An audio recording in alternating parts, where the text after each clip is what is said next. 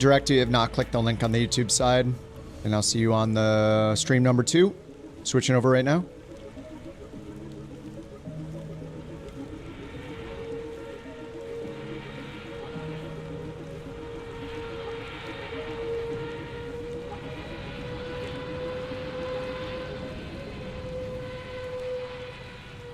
All right, hello, hello. Hopefully switched over pretty seamlessly. Late? What are you talking about? All right, let's go back to the main menu. Let me update the title of the Twitch stream real quick.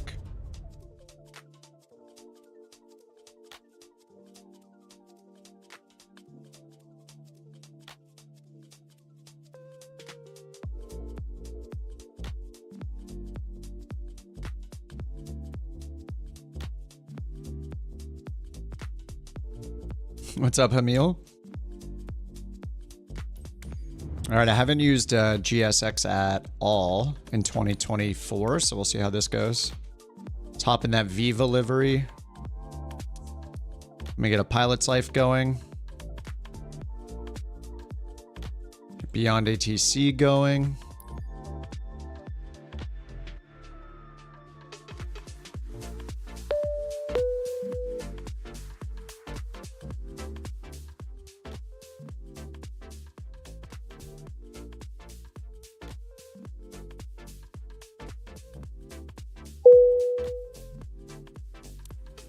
Oh, I think that was a pilot's life. Making ding sounds. All right, what's next here? Oh yeah, we did the... Oh, inbox? Friend request. Saturday event poll? I forgot they have events.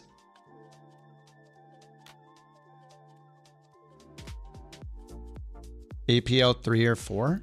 Oh, I just updated it. Oh, is it number 4? Yeah, it's number 4. Let me fix it, thanks.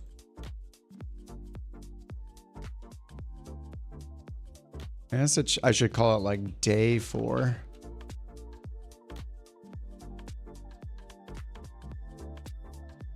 Oh yeah, we're in Denver. Denver back to Monterey. All right, this is going to be a long one. Ramp GA medium.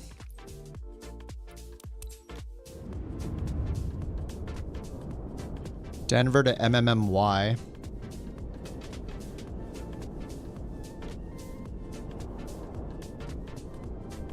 Viva 721.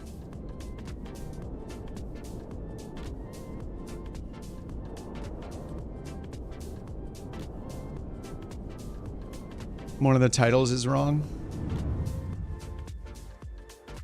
The thumbnail says 4, so it's 4. I fixed the Twitch one.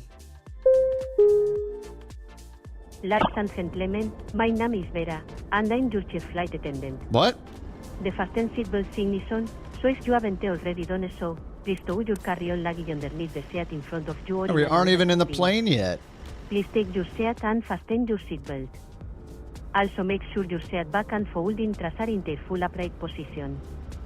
If you are seated next to an emergency exit, please carefully read the special instructions card located by your seat. If you do not wish to perform the functions described in the event of an emergency, please ask a flight attendant to assist you. This is the APL add-on for $7 or whatever. Everybody said was horrible, so I bought it. Including the lavatories.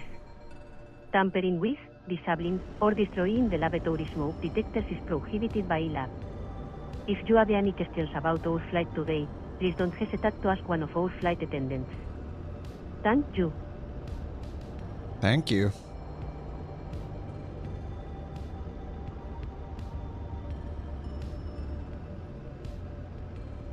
All right, Denver back to Monterey.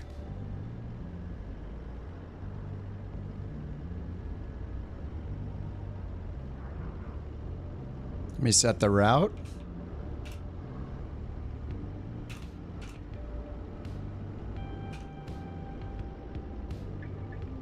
There's the route.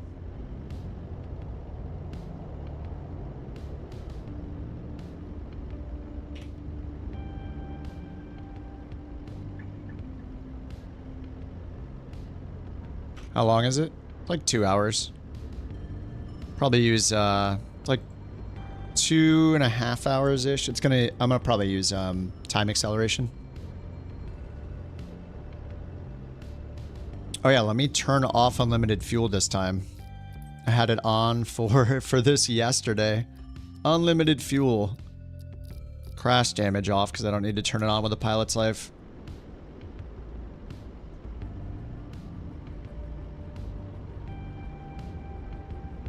Alright, get beyond ATC rolling.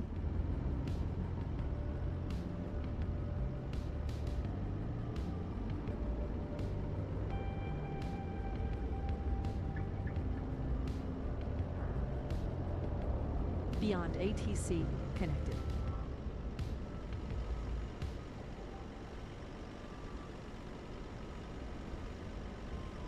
Alright, beyond ATC is loading.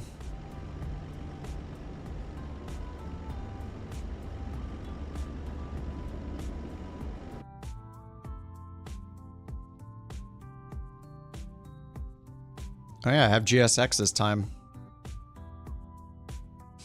Its parking is too small for my aircraft. Okay. Alright, let's see how GSX goes. I have not used it in 2024. Alright, reposition to a suitable parking. Alright, gate A, I guess. No, that probably messed up the rat, right? Oh no, it didn't come out. Nice, okay, cool. Oh. Another plane just appeared there. The heck? Alright, let's move again. I think I need to turn on GSX over here too, right? Sim settings, GSX. Okay, this is all already on. Wait for refuel, no. Auto select, auto deboard, auto everything.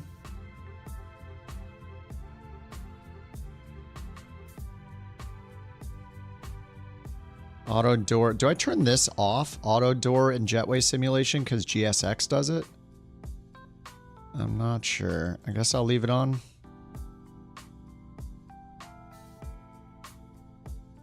Okay, let me move to another spot here.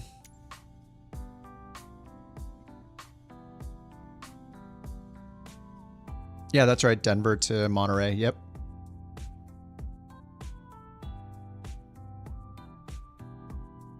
Default Denver is rough. Spawned in on a building. I think I have an add-on for Denver. Yeah, I definitely do. All right, let me reposition to another parking. Let's do gate A.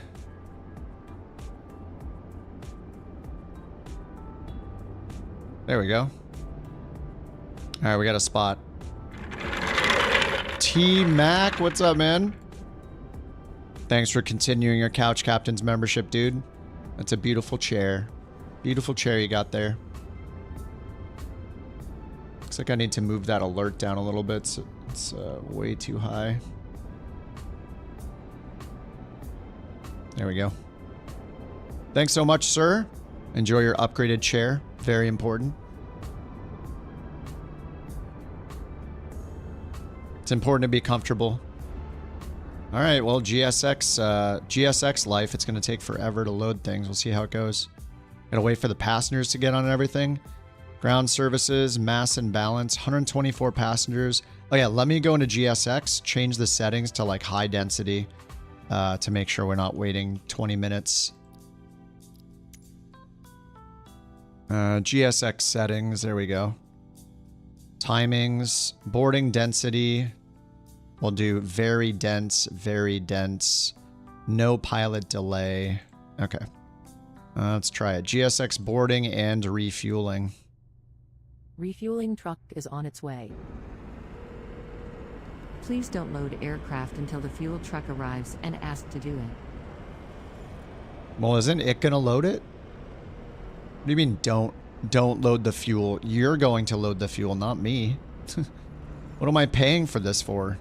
You better load the fuel. What's up, Cam? Denver to Monterey, Mexico.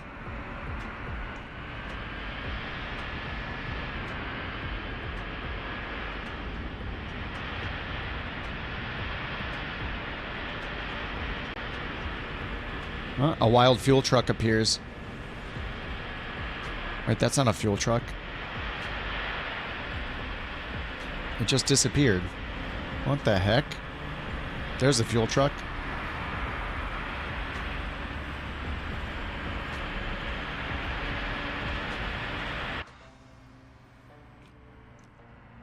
Alright, let's get the GPU on and the batteries on. Fuel truck is in position. Please don't load aircraft until the fuel truck arrives and ask to do it. I said she'll leave the fuel pumps off for now. Probably doesn't matter.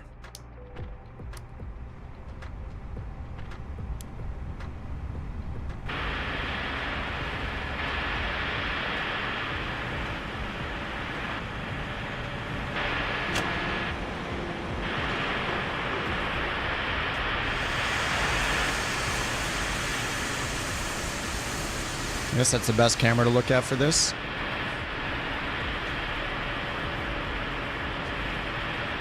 What's up, Chris?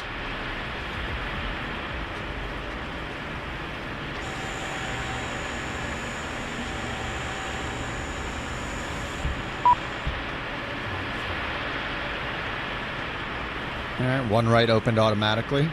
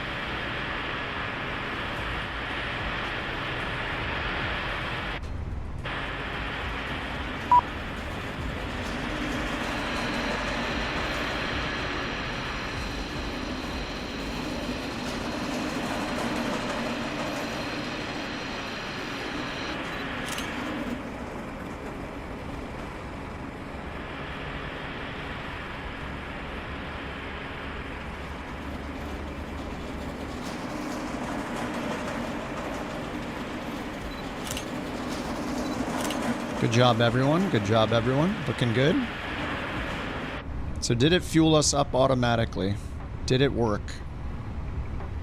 I should start getting the flight plan in anyway. Alright, AOC init request. So, gross weight, doesn't know yet. Online in 6 minutes. So, cargo not loaded yet, so fuel in tanks, 69 out of 18 planned. But he's done.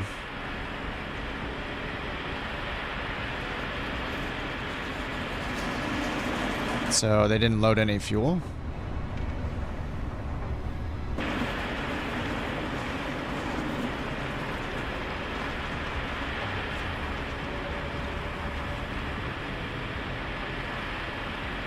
What did he do then?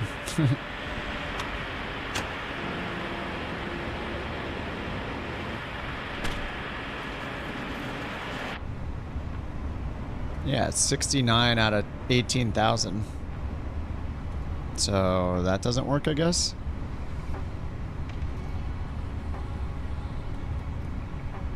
And how about this also not working? Wait for refuel before boarding is turned off. So that should do everything at the same time, but the boarding's not starting. So how do I fix this now? Because I already hit the load button, so... Or is it going to happen when he leaves or something like that?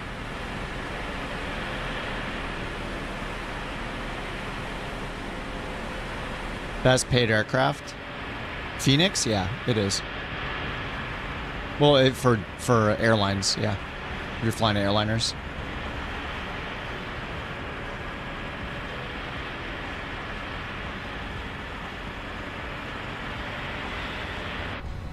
So how do I fix the fuel if it's not going to load the fuel? Do I do step climbs? I have them off.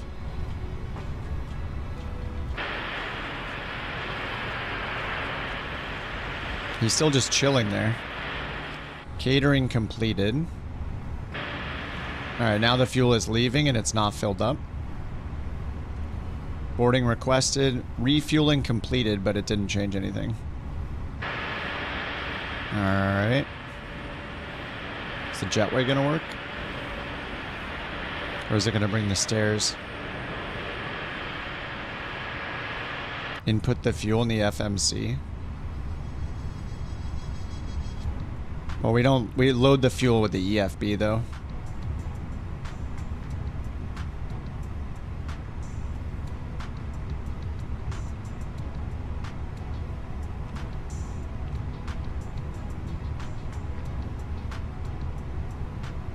If you want to watch the boarding, let it finish, then reset all in instant load. What the heck?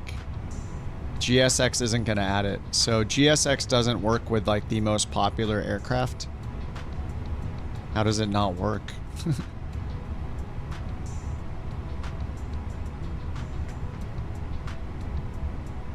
If you have the like most popular, best aircraft in the game and GSX, which is supposed to be the best pre-boarding thing, best, most realistic experience, and it can't even load the fuel. That seems like a big bug.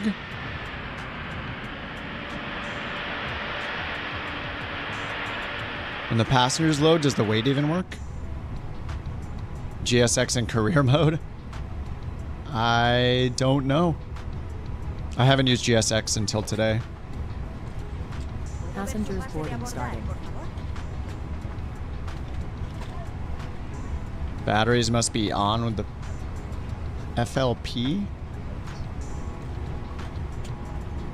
I mean, the first thing I did was go in here and load the flight plan through SimBrief, so it knows the expected mass and balance, fuel, passengers, cargo, everything. You hit load, you hit GSX, and then it doesn't load the tanks. All right, here comes the passengers. Okay, it's working with the passengers. Let's see if the gross weight is changing.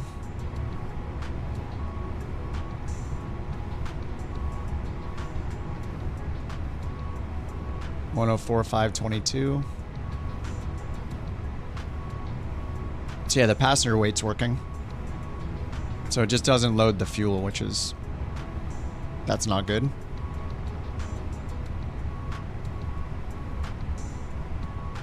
Is my sim link... I mean, it's bringing on the passengers right now, so... it's clearly working, it just doesn't work with the fuel. Cargo's being loaded, passengers being boarded, fuel did not change. All I did was click load with GSX, so... there's a problem with GSX loading fuel in the Fenix, I guess.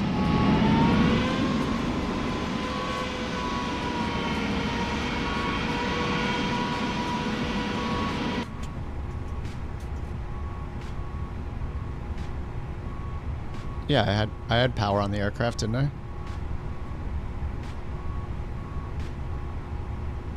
How do you only load the fuel?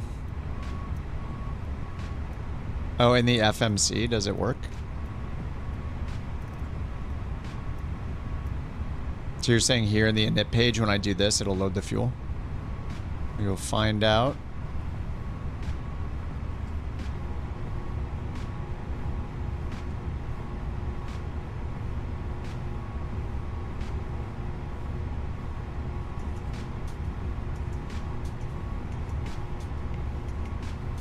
Menu maintenance. Okay. I expect the most expensive, like, ground handling add-on to work in one of the most popular planes. So it's that's a crappy bug to have. Hopefully they fix that. Maintenance, FMC, payload manager, doors, sim rate. Okay, maybe it's under config. Packs cargo. Load packs, ZFW.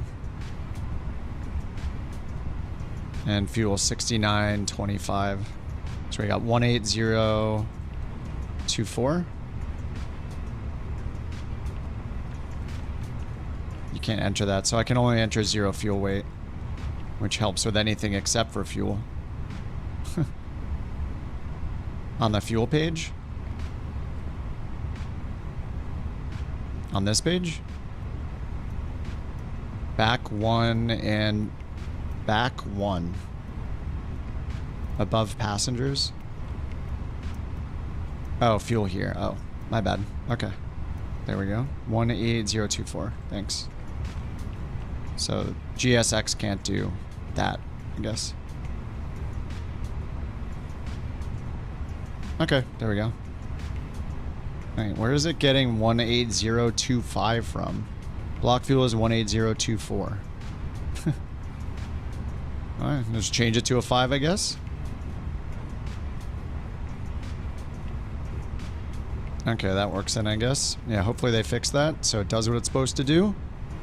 That would be sweet. How much is GSX anyway? I forget how much I paid for it. GSX.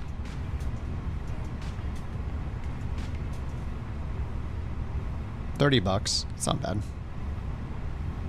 Alright, flight number Viv 721. Not surprised that there's a bug the moment I use the thing for the first time. Cruise flight 370. There we go. Wind. Request. Used 4090 is close to the price of a 5080. Yeah, but a 4090 has so much more VRAM. Right? Isn't the 5080 only 16 gigs of VRAM still? And the 4090's got... I'm pretty sure the 4090 has higher performance than the 5080, and it has 24 gigs of VRAM. It should be more expensive. Makes sense. Yeah, that's what makes it hard for you. I mean, a 4090 is an insanely good card.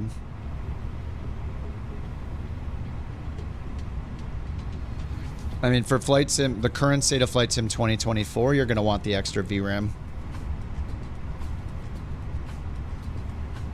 Now, if they fix the VRAM bugs, which I don't know if they'll ever, like, fully fix them, then maybe the 5080 would be just as good.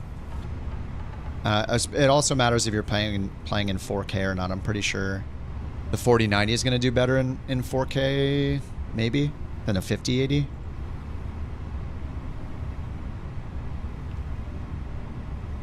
Okay, flight plan Denver, the Sabbath 2 departure. Runway 17 left.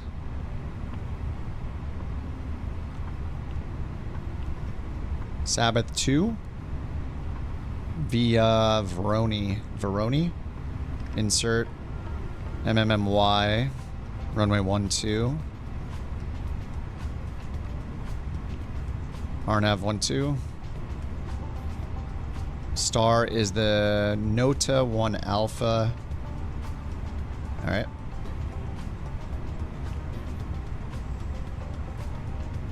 Alright, let's let our co-pilot grab the clearance.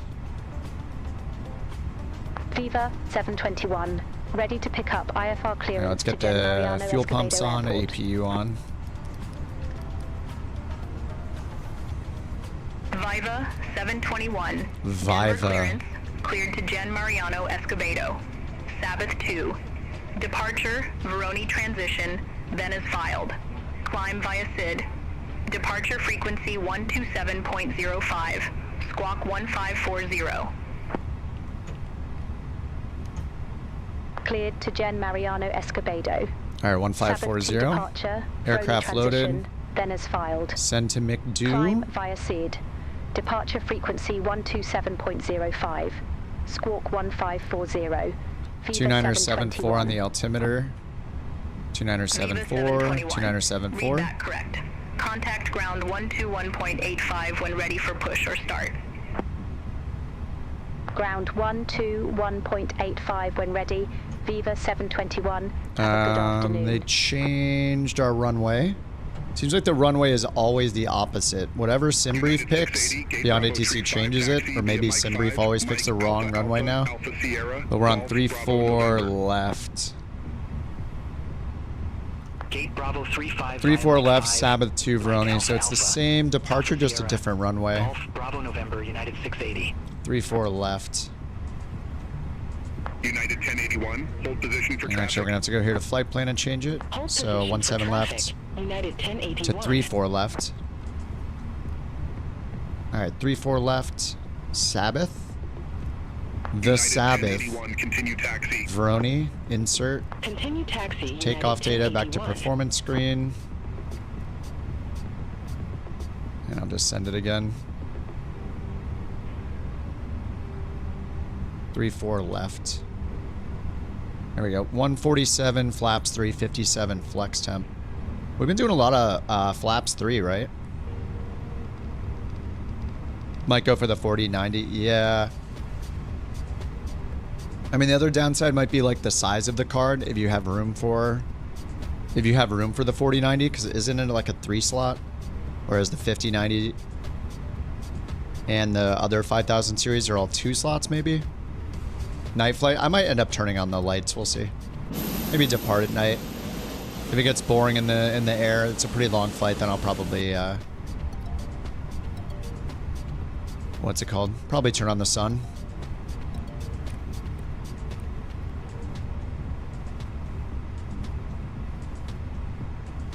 All right, this is done. Let's get all of our charts synced. Hopefully it did it for us. Yep, Sabbath 2. And we're going for runway 34 left. 34 left. Oh, it's very close. Nice. All right, here's 34 left.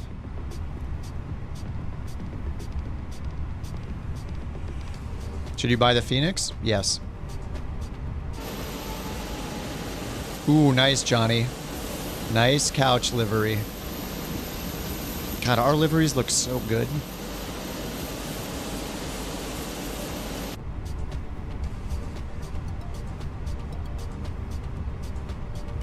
All right, let's request push and start. Let's get Viva the AP bleed 721, on. ramp Echo 3, request pushback. Seatbelts on. Beacon on. Viva 721, Denver GPU ground, off. pushback approved, face northwest. Pushback and engine start My name is approved, Vera, face and I'm northwest, duty flight Viva attendant. 721. The fasten seatbelt ignition, so if you haven't United already done 748, so, gate Bravo please 10, hold taxi carry via line Mike underneath 5. the seat in Mike front of Alpha you or Alpha in an Alpha Sierra overhead Golf bin. Bravo Sierra. Please Hello, take the Captain. seat We are and ready for fasten your pushback. seatbelt. Bravo 10. All right, they said Also, face make sure you northwest. back and hold in trazar in the full upright position. Bravo Sierra. If you are Northwest. seated next to an emergency exit, please carefully read the special instructions card located by your seat. So, this way. If you do not wish to perform the functions described in the event of an emergency, please ask a flight attendant to receive you. We remind you that this is an emergency flight. Departure checks The completed. smoking is 5 has prohibited been on the inserted. interior class, including the Contact lavatory. tower 132.35. Tampering with, Skywest cabin, or 5321. deploying the lavatory smoke detectors is prohibited by law. If you have any questions about our flight today, please don't hesitate to ask one of our flight attendants. Thank you. Thank you. United 1081, contact Denver Tower 1 tree 2.35.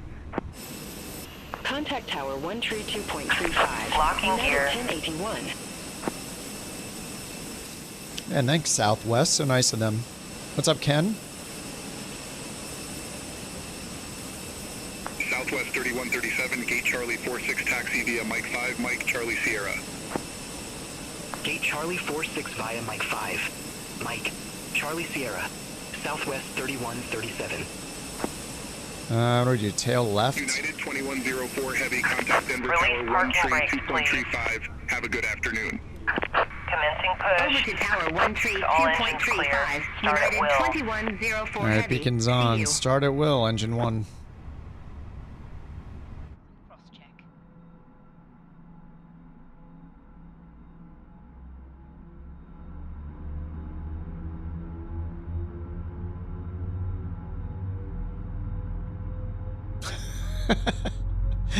The couch plane just floating.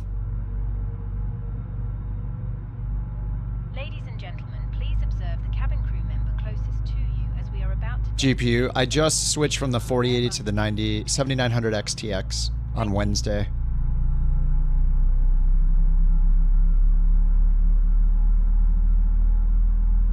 Ladies and gentlemen, welcome aboard our Airbus A320.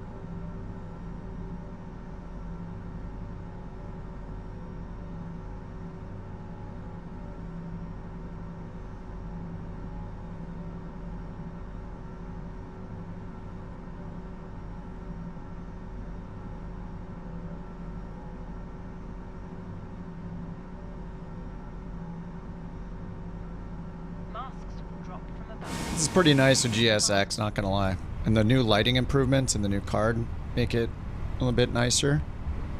Not worried as much about my FPS taking a total crap and ruining the entire experience, so that's nice.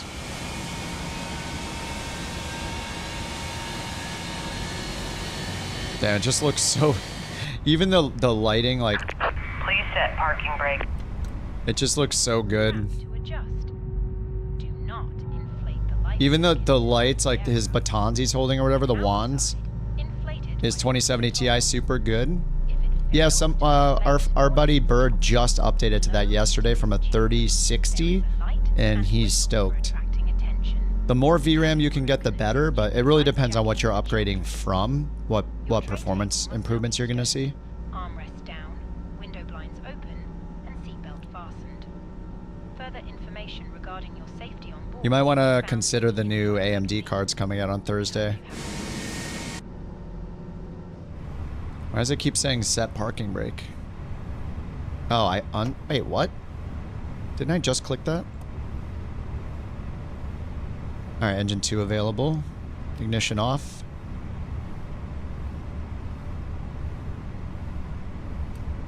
Flaps 3. Max. PWS to auto. What are they waiting for? Unlocking gear. Oh, okay. They were waiting.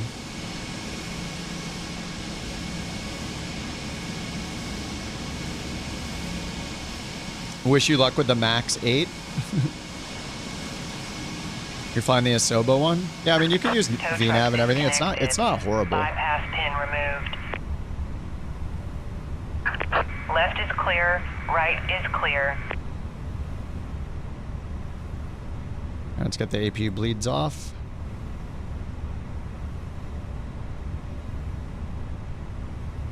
Strobes on auto. Alright, let's ask them for taxi clearance. And who are we? Viva what? Viva 721. Denver ground, Viva 721, ready to taxi. Alright, they said have a good trip. 721, runway tree, 4 left taxi via Alpha November Hotel, Alpha Alpha, Whiskey Alpha. Runway 34 left taxi via Alpha November, Hotel, Alpha Alpha, Whiskey Alpha, Viva 721.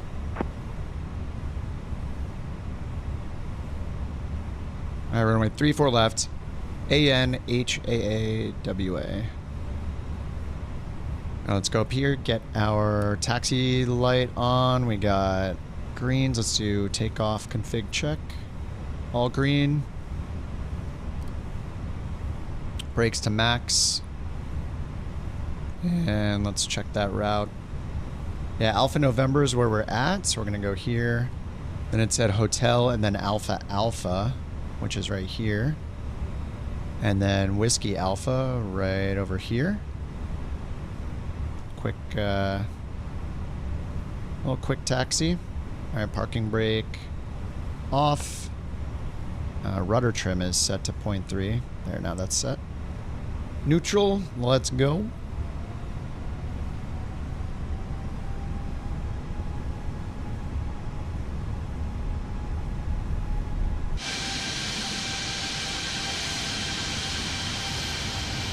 Damn. It looks so good at nighttime too. Especially like Ladies and gentlemen, twilight. we now request your full attention as the flight attendants demonstrate the safety features of this aircraft. When the seatbelt sign illuminates, you must fasten your seatbelt. Passengers? Oh, I didn't change the passengers. Did it actually? I didn't turn them on. Are they on by default? Yeah, I have the cabin turned off, that's right. We suggest that you keep your seatbelt fastened throughout the flight, as we might experience turbulence. There are several emergency exits on this aircraft. Please take a few moments now to look at your nearest exit. No, Rooster, you're gonna have to get off. Your nearest exit might be behind you. Hold on, let me stop. If we need to evacuate the aircraft, Tell us when you're off. lighting will guide you towards the exit. We'll watch. Doors can be opened by moving the handle in the direction of the arrow. EAS door is equipped with an inflatable Are you off? light which might also be You shouldn't have self-reported. Are you off? Oxygen under pressure airway. I don't know if he's off yet. I mean, you're holding everybody up, In the man. unlikely event of a decompression, Is he still on the an oxygen plane? mask will automatically appear in front of you. Oh, he's just still. To start the flow Yeah, of I'm too lazy to oxygen, go back pull there the to get mask you off. towards you. Hold your breath. Place it firmly over your nose and mouth, secure the elastic band behind your head, and breathe normally. Although the back Hope door you is can not hold your in breath flat, for 2 hours and oxygen is 26 flowing minutes. through the mask. If you are traveling with a child or someone who requires assistance, secure your mask on first, and then assist the other person. The sound pack. This Keep is your the mask A on Pilot's until a Life uniform one. crew member People say it's advises you to crappy. remove it. Okay, bye, Rooster. In the event of an emergency, please assume the brushing position. If you hear brush, brush, brush, lean forward with your hands on top of your head and your elbows against your thighs. Ensure your feet are flat on the floor. A life vest is located in a pouch under your seat or between the arms. When instructed to do so, open the plastic pouch and remove the vest. Slip it over your head. Pass the straps around your waist and adjust at the front. To inflate the vest, pull firmly on the red cord only when leaving the aircraft. I'm going to turn that down a little. If you need to refold the vest, blow into the mouth position. All right, auto brakes Push max. the whistle and I light just need to attract turn attention. right here. Also, your seat bottom cushion can be used as a flotation device. Pull the cushion from the seat, slip your arms into the straps, and hook the cushion. Oh yeah, to thanks, your Bob. seat. No, I need to set the You initial will find altitude. this and all other safety information in the card located in the seat pocket in front of you. We strongly suggest you read it before a takeoff. If you have any questions, please don't hesitate to ask one of our crew members. We wish you all an enjoyable flight. Oh, this looks like a runway, but it's not. I'm gonna go left and then right again.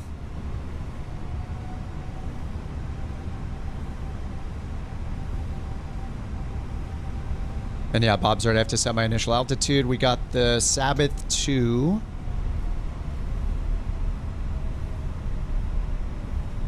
So the Sabbath 2 at Shoujo 180 or higher, it looks like. They all end up at 180 or higher.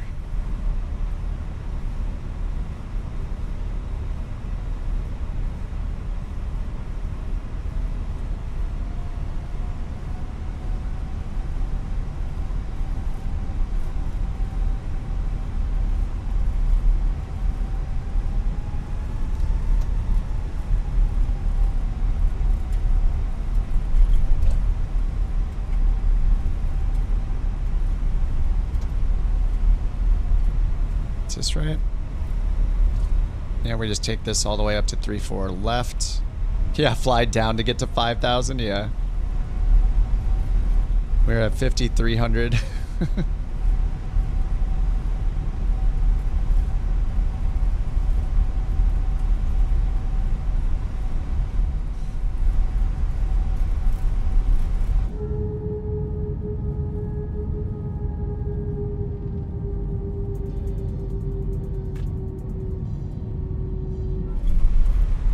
My God, this looks good, dude.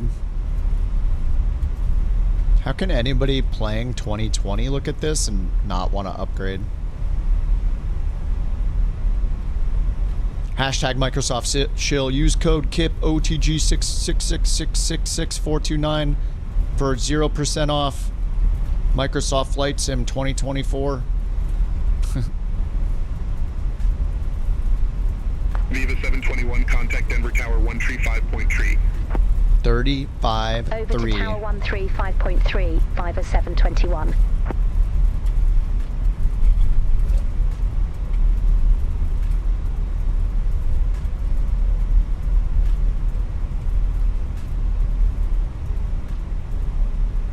Three, 4 left.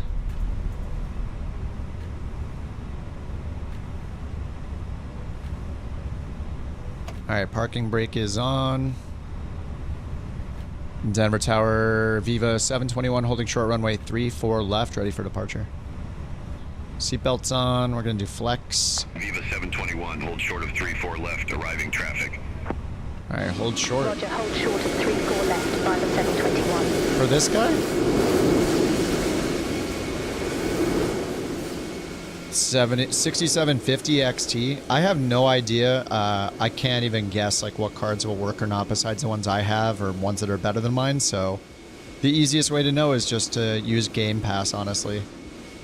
Use Microsoft Game Pass, get get the $1 trial for 2 weeks, load the sim, see how it works for you, and then decide. The code is actually Kiplup's BATC 25. It works for a flight sim discount. Alright, so it holds short for arriving traffic. Where are they at?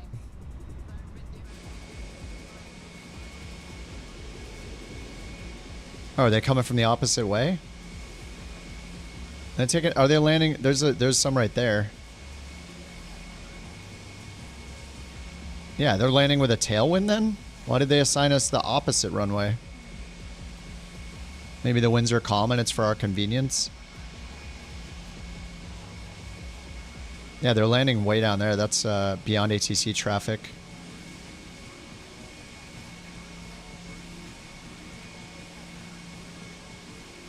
Like see the lights in the clouds barely.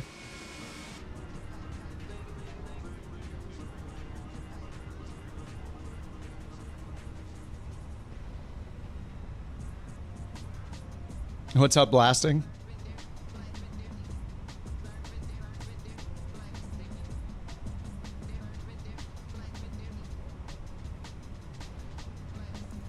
Alright, they're about to touch down.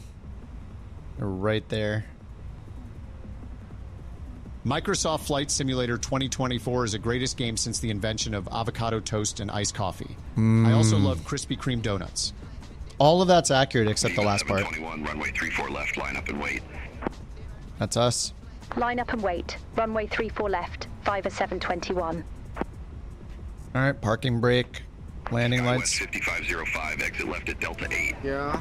Runway turn off. Exit left at Delta 8, Skywest 5505. Yeah. What would it be? Someone else's opinion? Flight attendants, please prepare for takeoff. No taxi light? I think you just use the landing light. Forget, it's been a bit. 721 Denver Tower, wind 050 at 7, fly heading 160. Runway 34 left, cleared for takeoff. Heading 160? Fly heading 160, runway 34 left, cleared for takeoff, Viva 721. United 1356, ready for departure, runway 34 left. Why are we going to do 340? United 1356, hold short of 34 left. Or he said fly heading 160. 34 left for traffic, United 1356.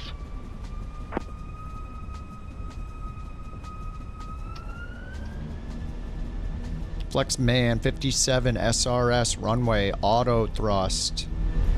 Volume.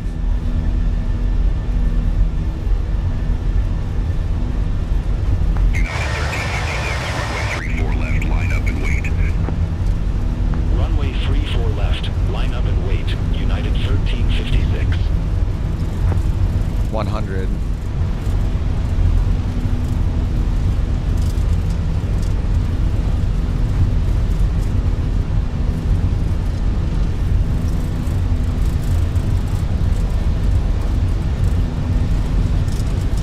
V1. Rotate.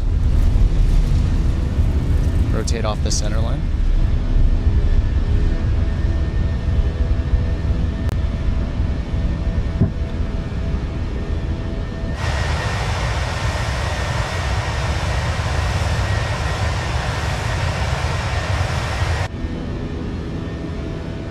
Cabin announcements are the pilot's life ones.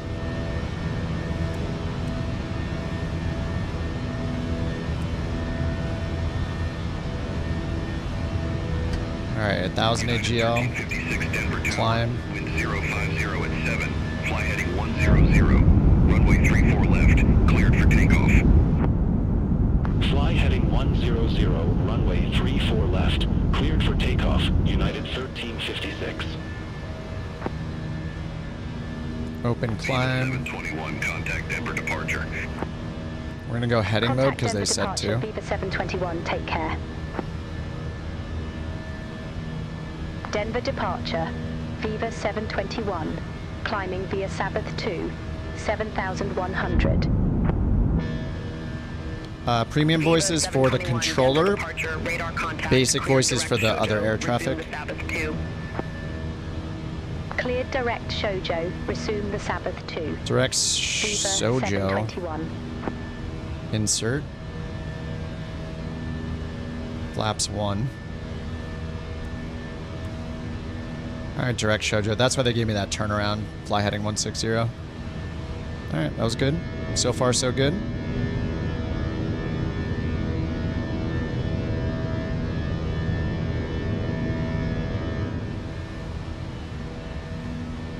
Alright, let's get the nose light, runway turn off light off.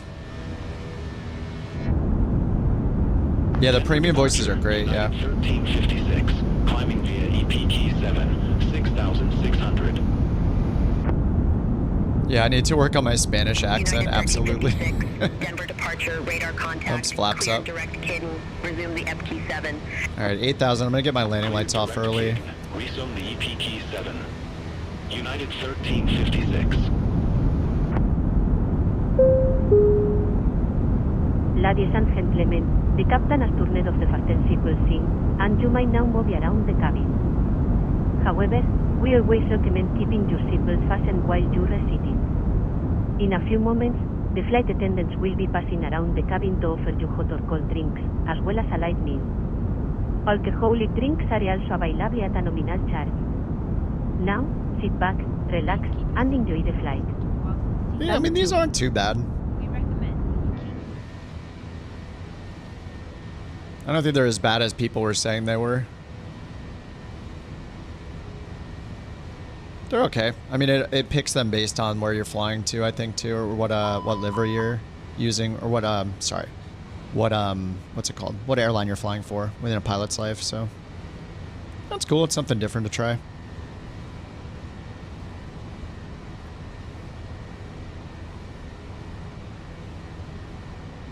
All right.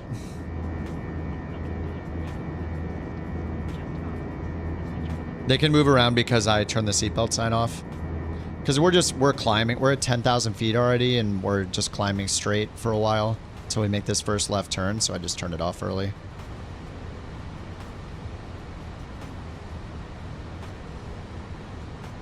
Oops.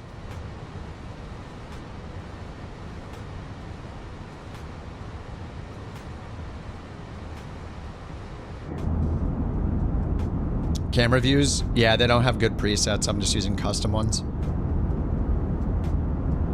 Just my Shift F1 through 4 keys for the 4 that I've set. I just set 1 in front of and behind the wing on the left, and same for the other 2 on the right. How do you install the beta? You have to install, well, it matters if you're on PC, Xbox, if you bought it on Steam, or Microsoft. But if you're on Steam, you have to go to the properties of the game, find the beta tab, and opt in. And if you're on Microsoft Store, either on Xbox or PC, you need to use the Xbox Insider Hub app. Download that app, and you can opt in and then restart your system, and then open the sim, and it'll update it automatically. Viva has the lax SOPs. Yep, exactly. This is true Viva SOPs that I'm following. I only follow 100% realism, as you guys know. I can't be stopped with the realism.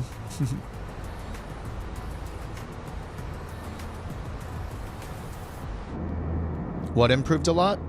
I mean, 24 was never that bad. They're just, people are little crybabies on Reddit when career mode has a bunch of bugs and they don't even try free flight.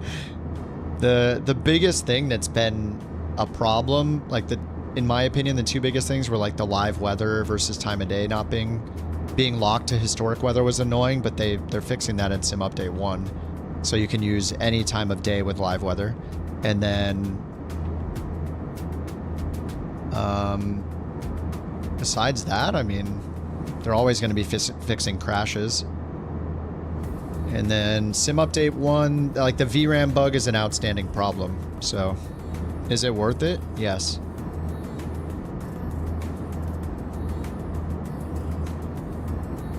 I mean, I play it every single day on stream. You can watch for a few days and see if it's worth it to you or not, but The biggest problem right now with Flight Sim 24, not talking about career mode, is your plane might not be available for it yet. So that's a legit reason to not use it yet. Like say the PMDG planes, the iFlies. The second one is VRAM, the NVIDIA cards, especially with VRAM. I had a 4080. I was just having tons of problems. So I switched to the AMD 7900 XTX.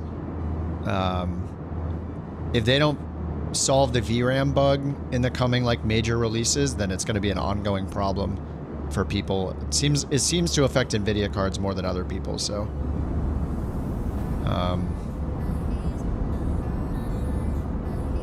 and it's with like certain planes too. Like, I don't know, it's kind of weird. Hopefully they can fix all those problems, but besides that, I mean, this sim's great. It said resume this Sabbath too, so we're at 18,000. That's all it said last was resume this Sabbath too.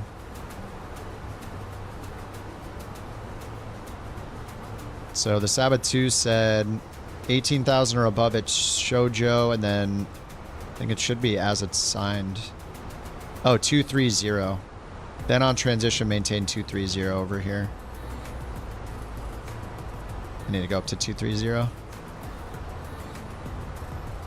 Whoops. United 2104 Heavy, contact Denver Center. All right, continuing up. 28375.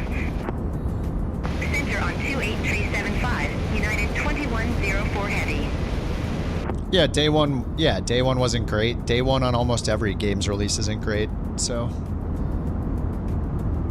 For all the people that it's the first time they've ever played a big game release on release day, they all went to Reddit crying about it, as if they've never played a game on release day before.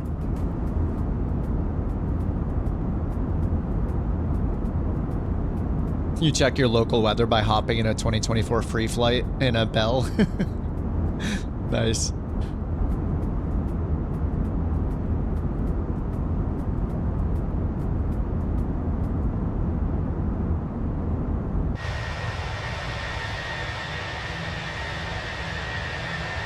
I see Trojan, Spider.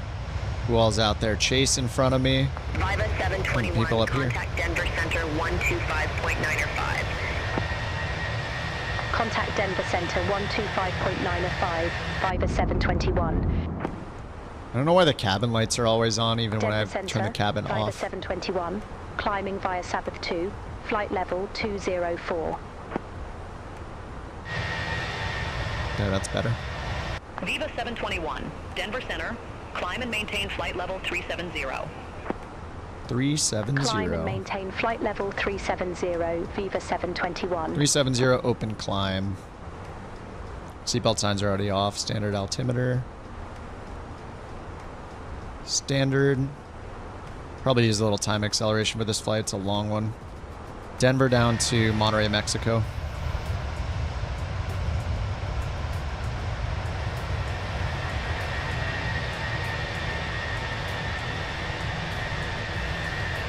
Can't believe how good it looks. Right now, my terrain level of detail is at 50 with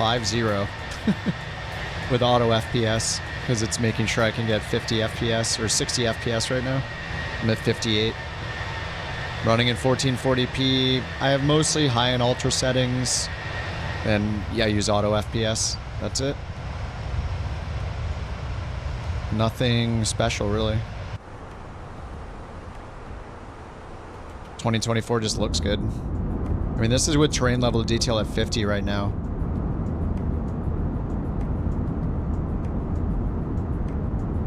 Probably mainly because of Denver scenery still being loaded in.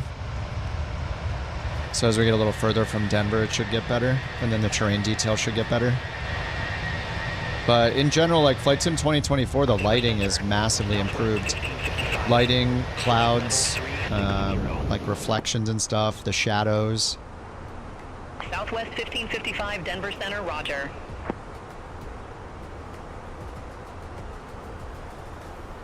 Alright, we're past Shoujo.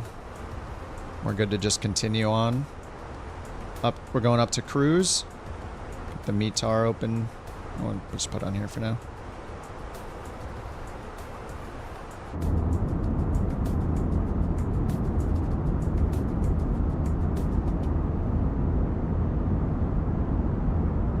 Yeah, I'll probably turn on the sun for this once it gets pitch black. I just wanted to see the sunset departure, and then I'll probably just turn it to sunrise. Contact Denver Center 128.375. The sim just looks so much better at daytime, especially like golden hour, dusk, dawn. Nighttime is cool. I just prefer flying during the day. Looks pretty Denver clear out Center, though. Viva 721, climbing via Sabbath 2, flight level 251. Viva 721, Denver Center, roger. Roger.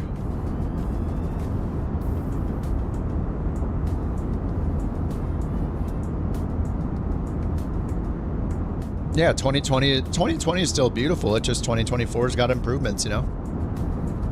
Everybody will eventually be on 2024, but yeah, if your plane isn't in 2024, there's no reason to, like if all you fly are PMDG planes or something, not really a point to switch over yet. Unless you want to try career mode or play other planes, but yeah, I mean, Sim Update 1 has been amazing. The beta has been good. There was just like one build that was really bad, but besides that, at least for me, Sim Update 1's been a really big improvement. Delta 2244, contact Denver Center 2535. Yeah, the city lights look so cool, mattering the time of day, where you are, like clouds with like the city lights coming up through like breaks in the clouds are so cool.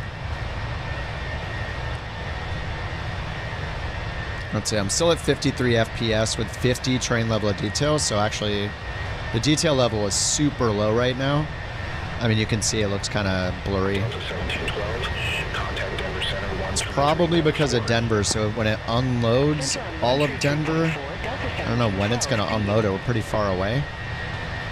Hopefully we'll see the FPS get better.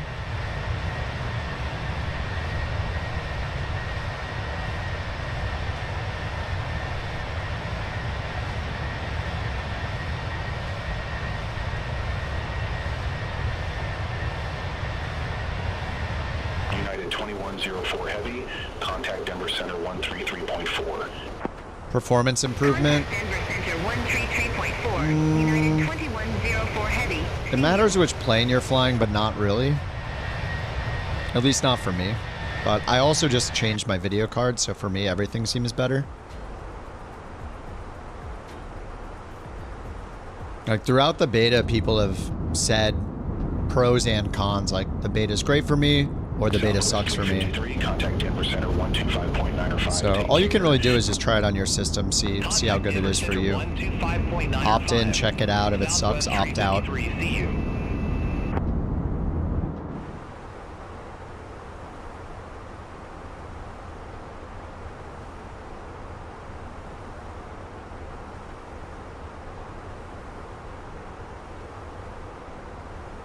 All right, this is already getting boring with the nighttime. I'm gonna switch to sunrise.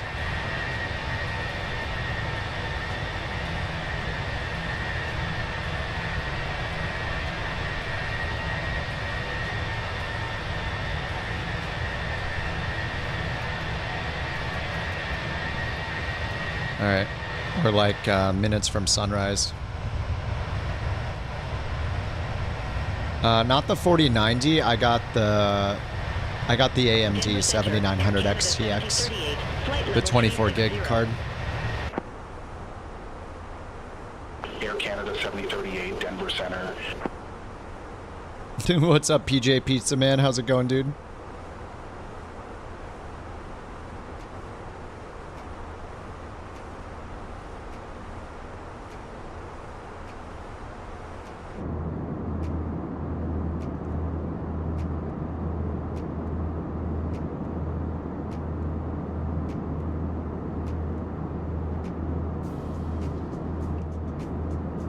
Yeah, the XTX is great, mainly because of the VRAM. I mean, it's been good. I just had it since Wednesday, so far so good. I don't really have any complaints.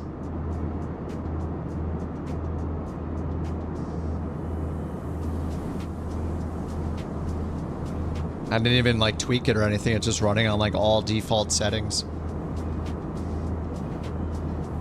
The wildfires? Luckily, we didn't have to evacuate. I know some people that did, but yeah, luckily we didn't have to. But it was a rough couple weeks with air quality and stuff like that for everybody in the area. So.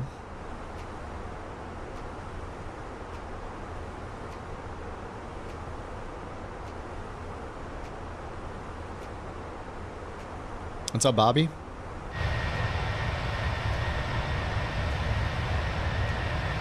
Oh, we get a nice sunrise. It better be nice. We paid for it. I'm gonna do some 2x speed here too in a little bit.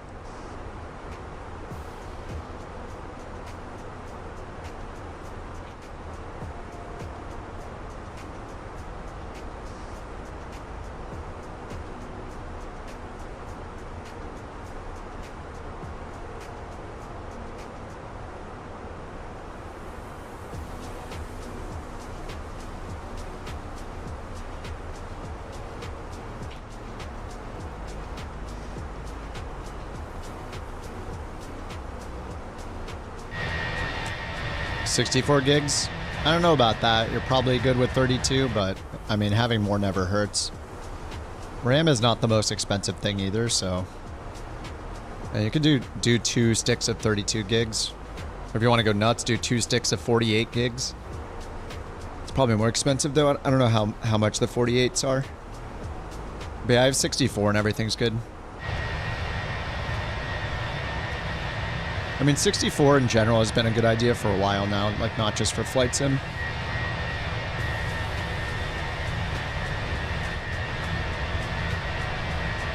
$46 gigs of RAM with the 350. Are you sure? Is that through Task Manager? I've had that happen before with other planes, not just the 350.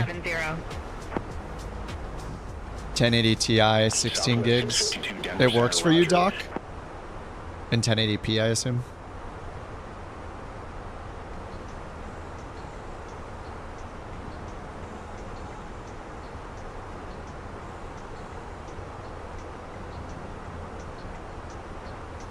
Alright, we're just waiting to call when ready for descent, it looks like. So, we got a ways to go.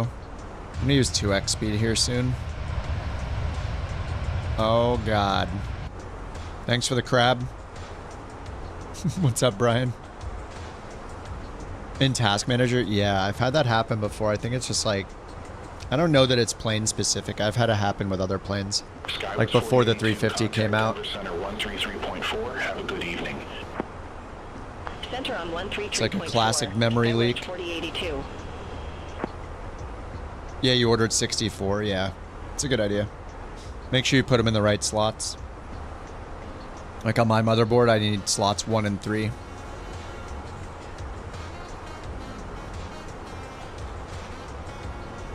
All right, 1,000 to go.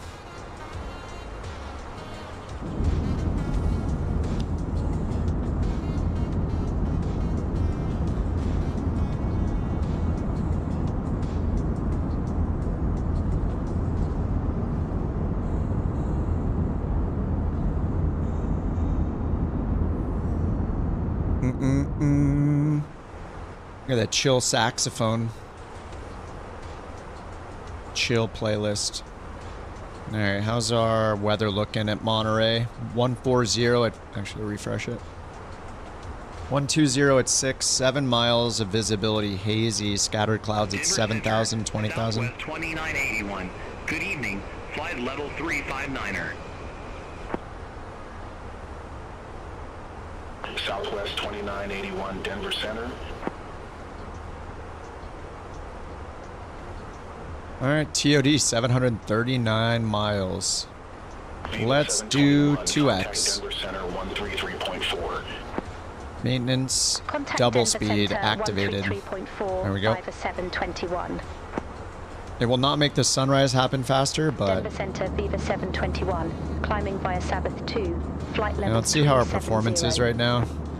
Still not good, actually. 46 frames per second. Viva 721, Denver Center, copy. Not great. We're pretty high up. I mean, we're in cruise. Wonder why we're stuck at 48.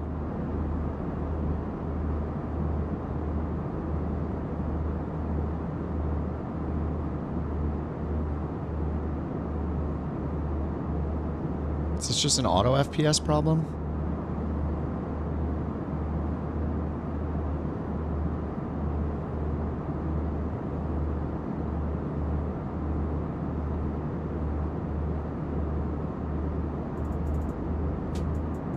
No, I didn't change my max FPS. It's just handled by auto FPS. My max is set to my monitor refresh rate, which I have set to just 120 for streaming. Auto FPS in VFR, yes. Does it not do anything when it's in VFR? I mean, shouldn't it be...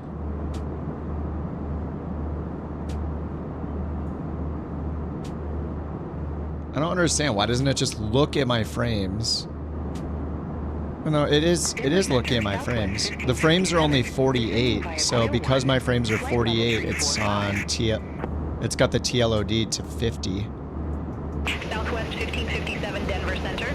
When I wanted to get to like 55 FPS. Good evening, Denver Center. United 1918, descending via Quail 1, flight level 300. United 1918, Denver Center, radar contact.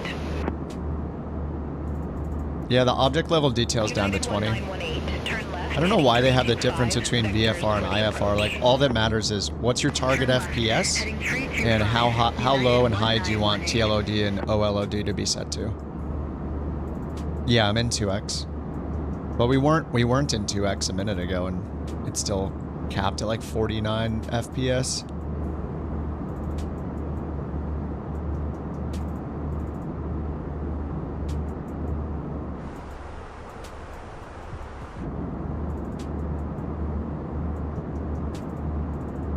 The colors are looking so awesome right now, though. Stuttering? What's stuttering? I'm not stuttering.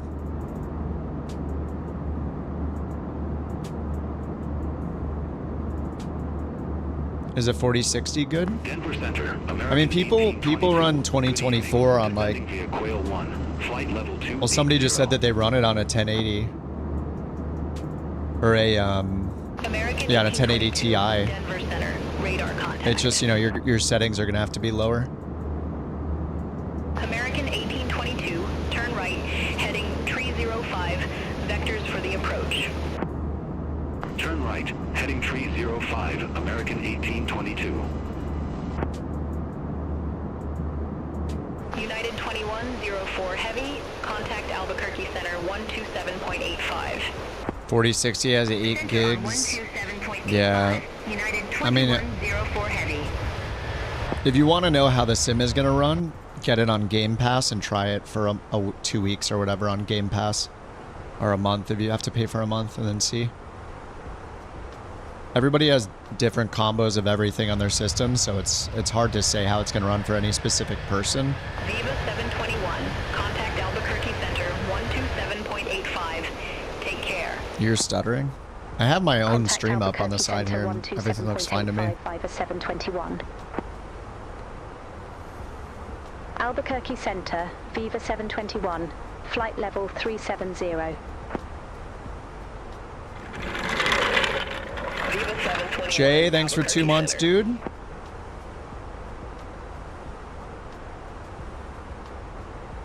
It's a beautiful sounding chair.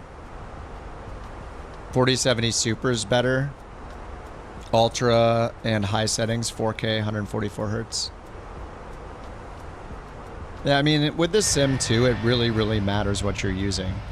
If you're flying in multiplayer with a ton of other airliners, and it's loading in all those airliners in full res through Flight Sim multiplayer, you're gonna have a much harder time than somebody who plays mostly solo, has no multiplayer traffic on, or doesn't own the planes that are being loaded in multiplayer, not flying with custom scenery. You know, there's so many other factors than just your resolution and graphic settings. It has a lot to do with how many other planes are loaded in, what external software you're using as well.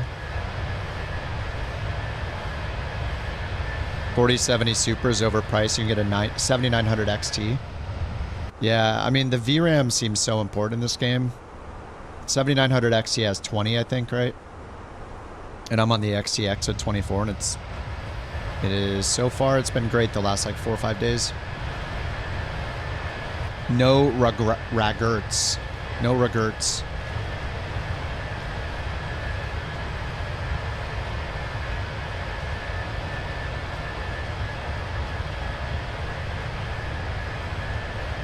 $90.70. It looks like it's going to compete well with the, what, like the 40, is it the 4060 or 4070? Or is it 5070? It looks like it's going to be competitive and a good price, so just wait for the benchmark, see what happens, and if it looks good, I think a lot of people are considering AMD because of how crappy, oh, it competes with the 5070 Super, so it's pretty much on par with that. And how much, is it cheaper? I forget what the difference was. What happens if you run it on a 4060?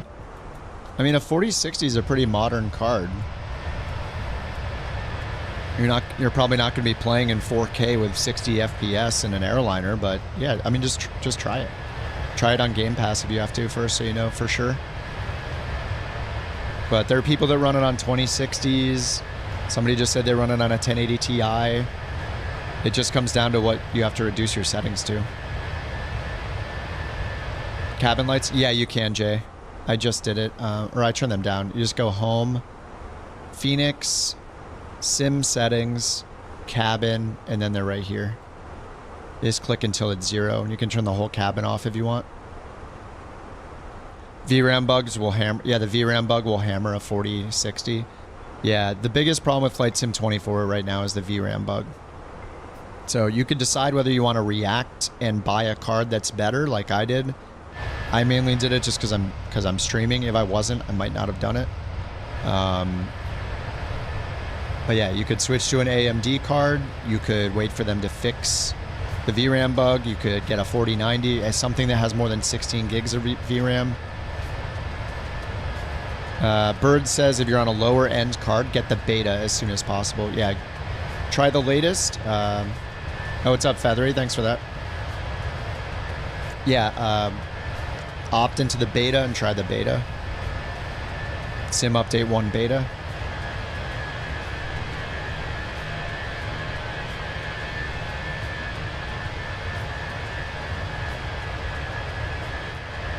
You saw a build with the 4060 first PC. It's a weird time to buy right now because of all the problems NVIDIA's having, because of the new AMD cards that are coming out on Thursday, and because of the VRAM bug in Flight Sim 2024. There's kind of a bunch of things happening at once, so I would personally wait to see what the benchmarks are for the new AMD cards. And like with Microsoft Flight Sim specifically, we have to wait to see how much, how many fixes they get going for the VRAM problems.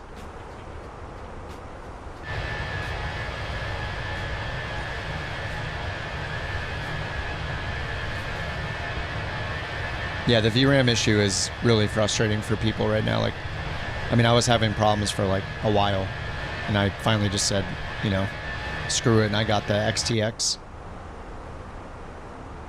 But, you know, obviously not everybody can do that, or not everybody wants to do that, so it's just kind of a weird place right now.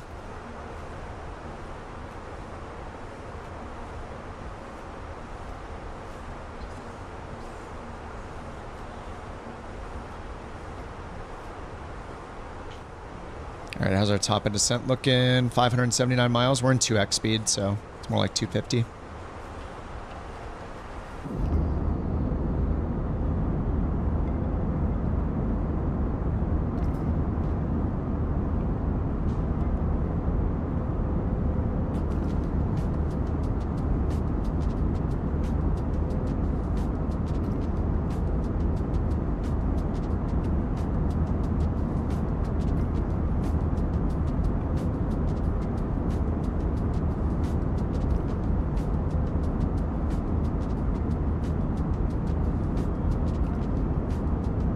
Auto FPS is definitely a friend, yeah. I don't think people should rely on lossless scaling, DLSS, or frame generation, though. I mean, most people don't have a problem with it. I do, just because of the whole premise of relying on fake frames and lower AI scaled resolution and stuff.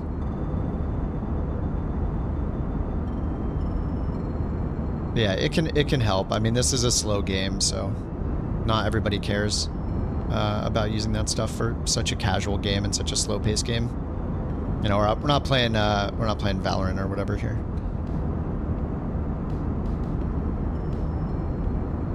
Flight Sim 24 1440 max settings, never had any issues. Nice. Yeah, 1440p. I mean, if you're doing 4K, remember 1440p to 4K, so 2K to 4K is more than double the pixels. It is more than twice as many pixels that you're pushing. So I'm doing 1440 and I'm happy with it. I have a 4K monitor. I'd rather have like 30 FPS higher though. So I've been doing 4K. I've been doing 2K. But again, I mean, my needs are different. I'm streaming. I am usually playing with multiplayer on with pretty high settings with a bunch of people around, loading in a bunch of airliners at once. So if you're not doing those things, then 4K is probably fine. It just depends on what kind of frames you want. If you're okay with 30 FPS, then you're probably more likely to do 4K. If you want 60 or 50 FPS, then 1440p is going to be better.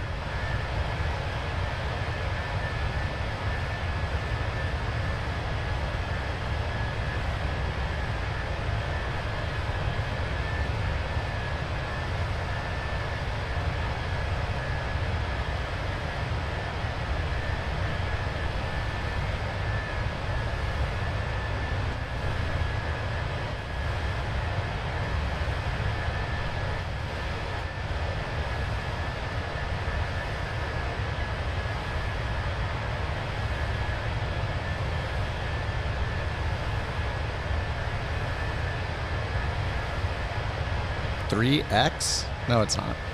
It's like 2.25 times as many. 1440p to 4K, 2K to 4K. It's 3.6 versus, or 3.7 versus 8.2.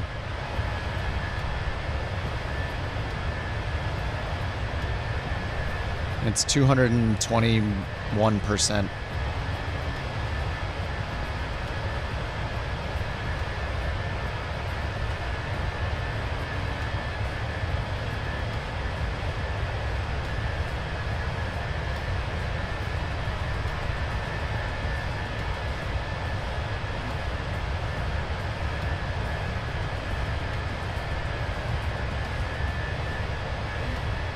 What was the Mexican flight? We're going to Mexico. We're going Denver back to Monterey for leg 1.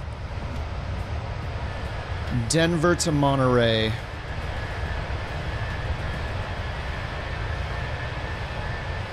Oh, thanks, Doc. Yeah, let me know if anything sucks.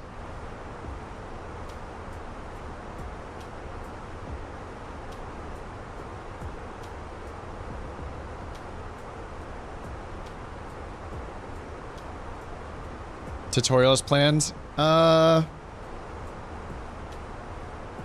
Not like set in stone. I mean, I still want to do a BBJ 1, like a 737 Max with the Boeing as like a first airliner tutorial. And probably I still need to do more for the PC-12. I might need to do an updated one for like what's coming in Sim Update 1 with the Vision Jet. Like they're adding checklists, which is pretty cool. And they changed how the toga button works. They removed it. So it's kind of annoying. But I just, I stream all the time. Viva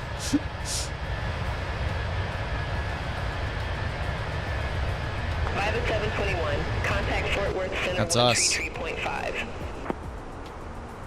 Contact Fort Worth Center 133.5, Viva 721.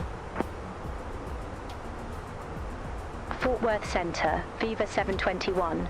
Good morning, flight level 370. Viva 721, Fort Worth Center.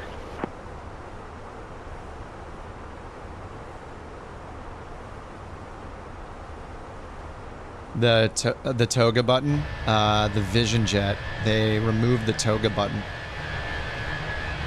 Basically, like in the Vision Jet, the thumb button is in reality the auto throttle disconnect button. The actual toga button in the Vision Jet is where your fingers wrap underneath the throttle handle and lever. So that is not modeled in the version in Flight Sim. The toga button, the toga like buttons you pull with your fingers underneath. So they had made the thumb button the toga button, which wasn't realistic, but it lets you hit the toga button. Now, to be realistic, and kind of, they changed the toga button, thumb button, to be what it should have been originally, which is the auto throttle disconnect. But they did not add in the toga button under the fingers. So now you cannot hit the toga button without binding a command to it. You could already disconnect the auto throttle with the lit up button, like to the left of the throttle. So they basically took away functionality and did like a half realistic change. It's kind of weird. I think it was a dumb move. So now people need to know if they want to use toga, they have to go in and set a key for it in their shortcuts. They can't just click the button anymore. So it's a little annoying, but so now my first tutorial is invalid because they did that. It would have been nice if they went fully realistic, which would be, sure, make the thumb button auto throttle disconnect, that's fine, but we also need a click spot either somewhere more accessible than under the throttle, but the throttle isn't modeled with the toga pull switches that are supposed to be under there, so they took away functionality is the net result. So it's kind of annoying.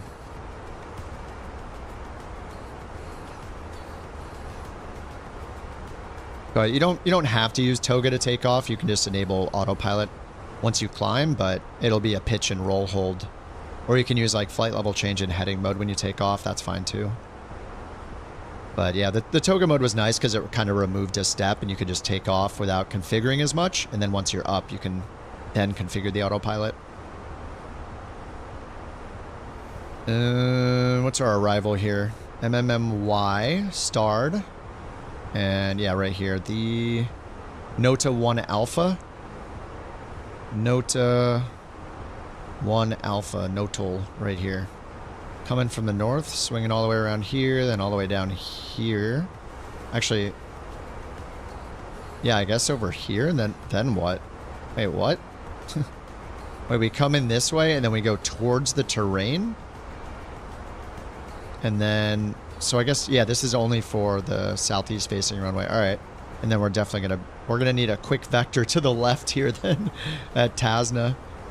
It's an initial approach fix. Okay, so 4,800 is our bottom altitude once we get there. Love flying the PC-12. Yeah, an A320 tutorial. Yeah, I want to do... That's what you fly. I mean, I flew the Boeings quite a bit before I got kind of into the Airbus. But the thing is, the Boeing is in the sim in career mode, so a lot of people are going to run into that pretty quickly.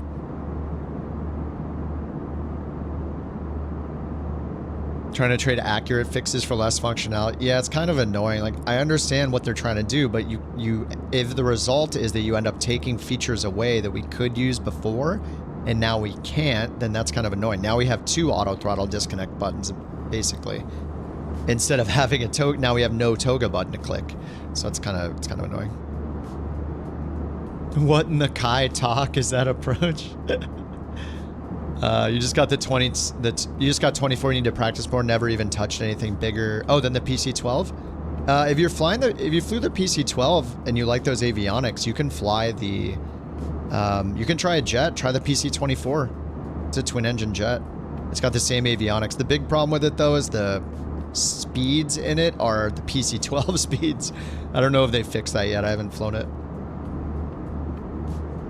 Or if you're comfortable with the Garmin stuff, I mean, you could totally try something like the Longitude. Both those planes are super fast. Or if you just like the PC-12 and you want to get in something... I mean, the PC-12 is pretty fast. And what, it can go up to like 31,000 or 30,000? Stressful lately? Maybe you should play some flights. Yeah, dude. Yeah, if you're like stressed out and playing competitive games or something, then you need to chill.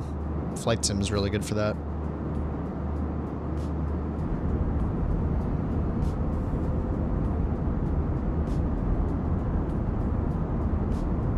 When you're connecting to Beyond ATC and SimBrief, you know how to fix the error. It says no traffic liveries found. Yeah, you have to have one of those traffic models installed. So just get I would just get FSLTL. It's up to you. But to use traffic in Beyond ATC, it has to have 3D models of all the planes it's going to inject. They're all like FPS friendly models. So you need one of those 3 model providers. FSLTL is free. So is AIG, but get FSLTL, go to, it's in the fly-by-wire installer. If you've ever installed the fly-by-wire A320 or A380, it's in the same installer. Do not install the FSLTL injector though. All you need is the base models. Do not install the FSLTL traffic injector because Beyond ATC does that for you. You do not need the injector. You're just downloading the airplane models. So it's just called base models. So you'll just install that. It takes a while. It's huge. It's like, I don't know how many gigs and gigs it is. It's pretty huge. And then just make sure that it put it in the right community folder. It'll be called FSLTL _ base models or something like that. Oh, not competitive games just came out to your parents. Yeah, hit up that flight sim, dude.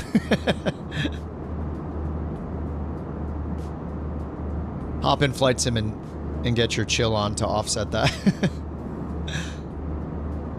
930 is quite a bit faster than the Vision Jet's pretty slow. The 930 is fast for sure. The Vision Jet's like a glorified slow turboprop in a way. FSLTL defaults to installing flight sim 20. Yeah, if you...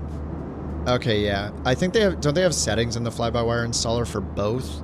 Anyway, yeah, you might have to look around to see if it put it in the wrong folder.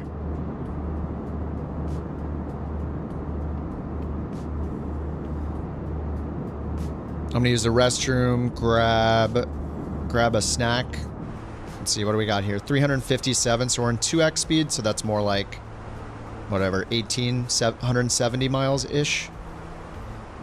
So I'm gonna leave it right here. I'm gonna go use the restroom and grab a snack. I'll be back in like 5 minutes or so. Hopefully back in time for top of descent. Hopefully nothing happens while I'm gone. Be right back.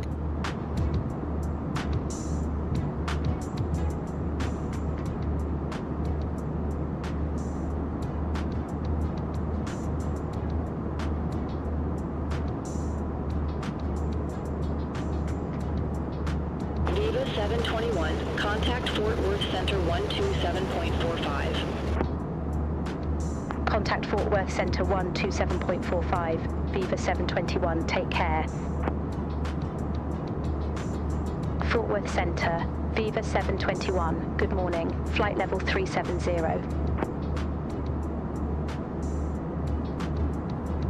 Viva 721, Fort Worth Center, copy.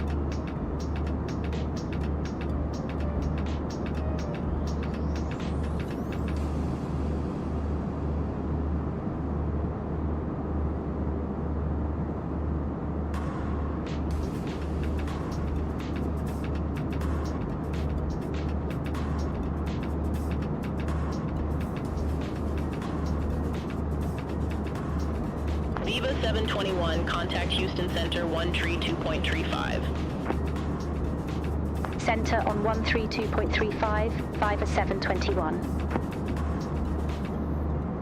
Houston Center, Viva 721, flight level 370. Viva 721, Houston Center, copy.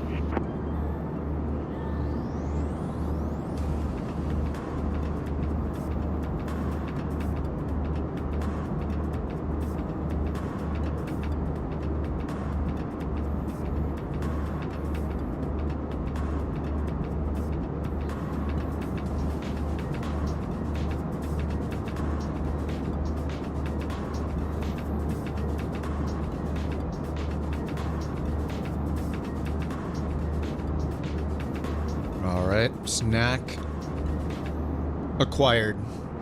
What's our top of descent now? 261, so it's about 130 in real time. We're in 2x. 47 gigs, it's huge.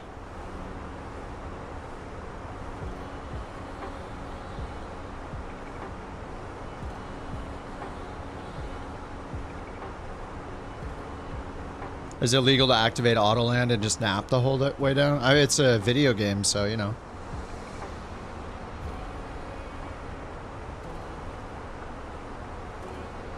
You do what you want in video games.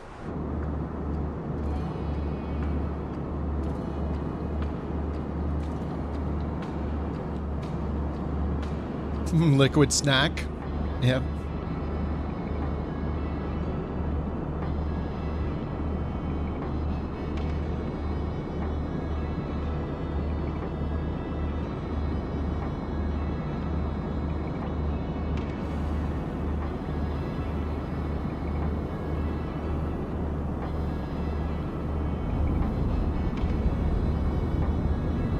FS traffic. I haven't tried it. I think I bought it in the marketplace in 2020.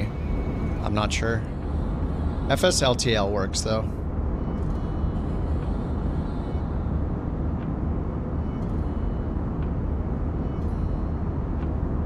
I haven't used AIG like since it first came out. I remember the setup being kind of annoying. I forget exactly why.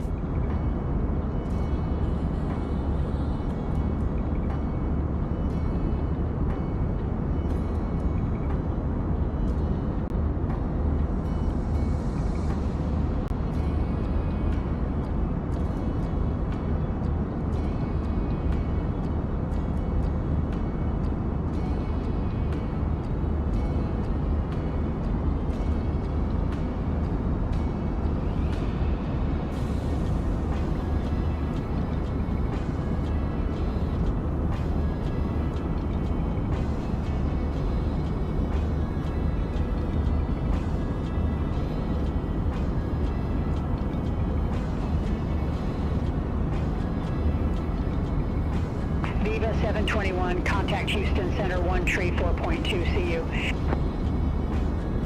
Contact Houston Center 134.2, Viva 721.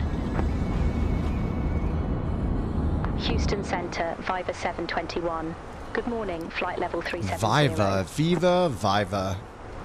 Check the weather. Viva 721, Houston Center. 110 at 58 miles, few clouds, 7,000, still hazy, and 2985. No, Tyrant, it's beyond ATC.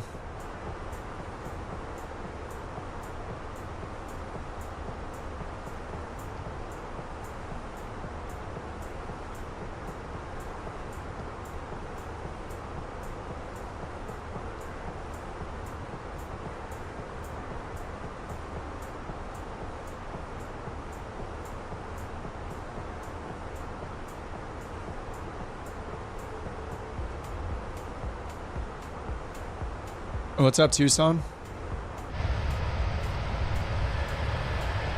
Viva Aerobus.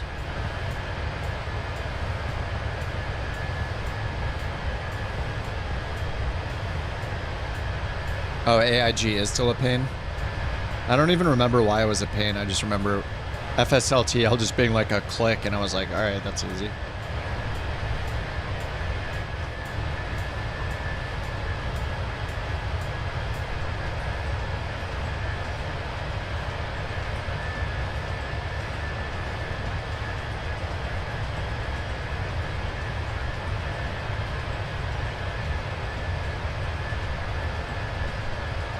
What's up, JP? You're learning the 321, got it all set up. Nav wouldn't follow? See you. I don't think I've ever run into that. 0.6, Viva 721. It's hard Houston Center, to Viva 721, flight level hard to 370. diagnose without knowing exactly what you did and what steps and what order and what the flight plan was and all that. Viva 721, Houston Center, roger. Roger. All right, in real time we're less than 100, or you know, this is essentially 80 miles out or 90 miles out.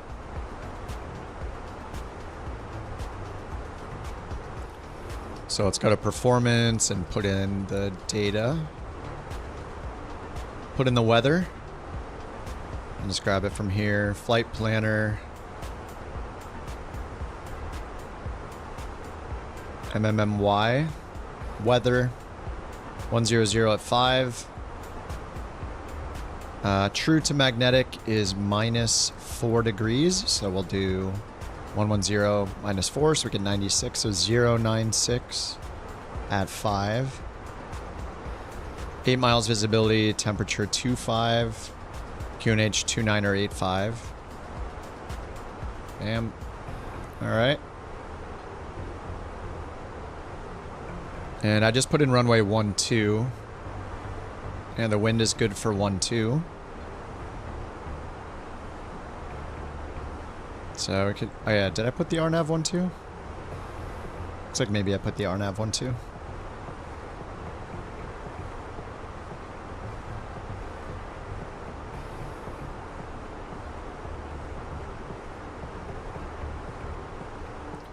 Let's check the charts. Are the charts broken again?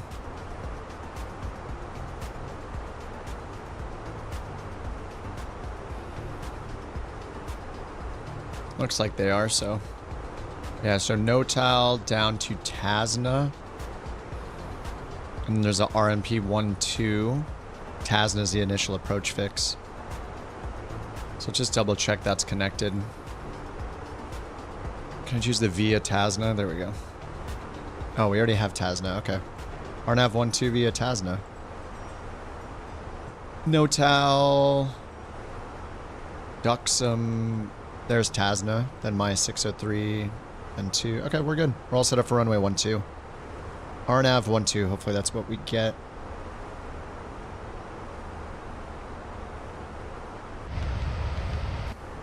Wasn't on the approaches tab? I was looking at the arrival, that's why. NOTA 1 arrival. I mean, if the arrivals aren't showing up, nothing is going to show up. It's a flight sim bug. When you have the sim open for like a few hours, all the charts stop working. Or it might be based on the time of day, but this happens to me every single day. They work for a bit, then they stop working. Unfortunately.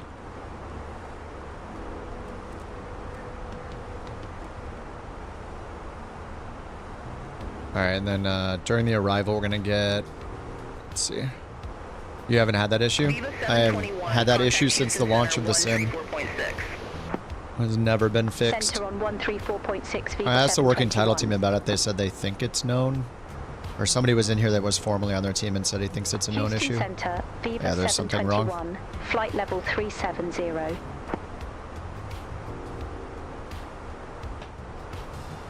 Viva 721, Houston Center, roger.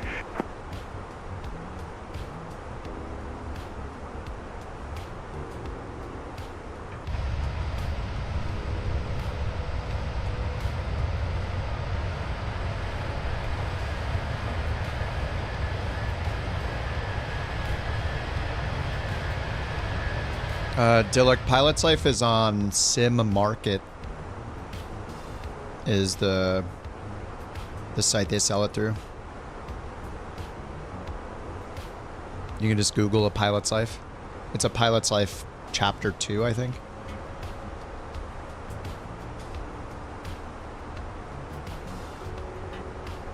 Wow, Couchbot, is that legal? I don't know if that's allowed.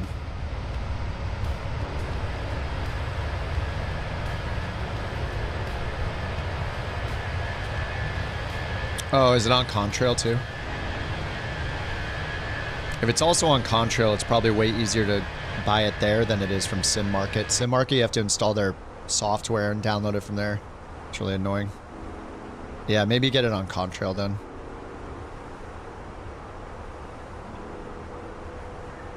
I have yet to use Contrail.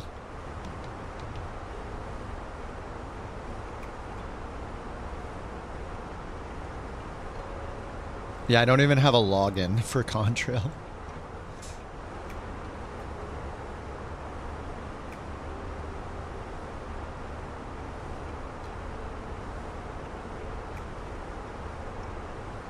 I don't know, it says email has been taken. Maybe I have. I don't have a saved login for it then.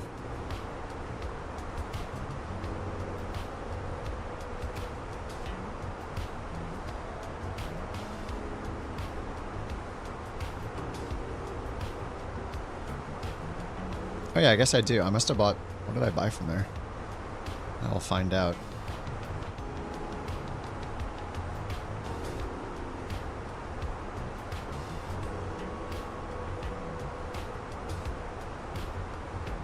Nothing. Oh, wait. No, I found. What did I buy? Oh, I bought a gift card. It must have been for a giveaway or something. September 2nd, 2024, I bought somebody a Contrail gift card. I don't know if it was a giveaway or... Wasn't for me. Any issues with sim rate? I mean, not outside of the usual ones, which are like the plane, you know, every plane behaves differently with sim rate, mattering how fast you do it. Alright, we're 84 miles out. And we just need to tell Houston Center we're ready for our descent when it's time.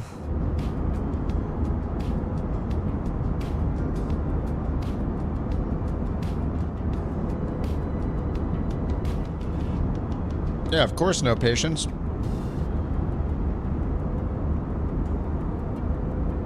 Glad to help.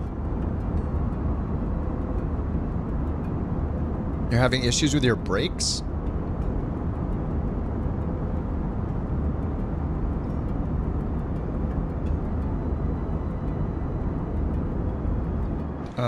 Clover, are you using the command called set parking brake? I was having problems with that command. I don't even use it anymore. It's the one that you use if you have like a two-way switch, like an on-off switch for your brakes, and it messes up with like every plane in 2024. I'll have it set and my brakes will just randomly turn off. So I don't even use that anymore. I just literally look and click the parking brake now because it's so buggy with that specific command. I think toggle parking brake works fine, but if you use the one called set parking brake, it's meant to be used with like an on-off switch where it's always in the on position, then it's super buggy. First time you're flying the A400M, how do you trigger heading mode? Middle click. It matters if you're using the lock interaction mode or the legacy interaction mode, Steve. When you're flying an Airbus, these kind of switches, these kind of knobs have a push, a pull, and a turn function. So if you're not in legacy mode, I'm in legacy mode right now, so you can see that when I point at it, you can probably barely see it, but as I move my mouse at different parts of the switch, it gives me an up arrow, a down arrow, or a rotate left or right arrow. Viva 721, contact Houston and mattering which direction you pull it, it will do a different thing. So I believe right click is either push or pull, and middle click is the opposite of that if you're using the lock mode where it highlights things blue. When you push any of these knobs, you're basically telling the computer, here, you have control over this. So if I push the heading mode up, that's telling it to go into nav mode actually. If I pull it towards me, that's like I want control over the heading, so it'll go into heading mode. So same with altitude and speed. Well, altitude's a little different. Pushing it says you manage the descent based on constraints. Pushing it does. Pulling it means just descend to this altitude at a reasonable rate kind of thing, and then you have vertical speed over here. Speed is the same way. You push it, it manages it. You pull it, you tell it what speed. But yeah, you could try legacy mode if you want to get the little individual up, down, rotate cursors. Or you can try lock with right click and middle click. Expect Notal 1 Alpha, runway 12, Viva Alright, 721. runway 12 is still our expected runway. 35 miles out, let's turn off double speed. McDo, maintenance, 4X, and then normal. Okay, we're back to normal speed. Alright, so in 31 miles, ready for descent. And we got everything in here. This is bringing us around that pattern we looked at on the arrival. It leaves us off right here at the initial approach fix for runway 12. And we already got the weather in, but should probably get ready to look. VOR Yankee. We should just see if it got updated. Excuse me, if it got updated. 1105. 1105. This is at 140 Zulu. And sim time right now is... where's our sim time? 1324. 140. So it's 240 Zulu in real life. So this is real life METAR. Yeah, it doesn't translate the time. 140 Zulu. This should refresh any second now. It just turned 240 Zulu. But it's still 140 Zulu on the 3rd. Alright, within the next few minutes it should refresh. And then we'll update it. Let's put in our, we can just put in our ATIS frequency too. But that should also change. Viva 721, contact Monterey Center 27.7. Center on 125.6, Viva 721. Monterey Center, Viva 721. Good morning. Flight level 370.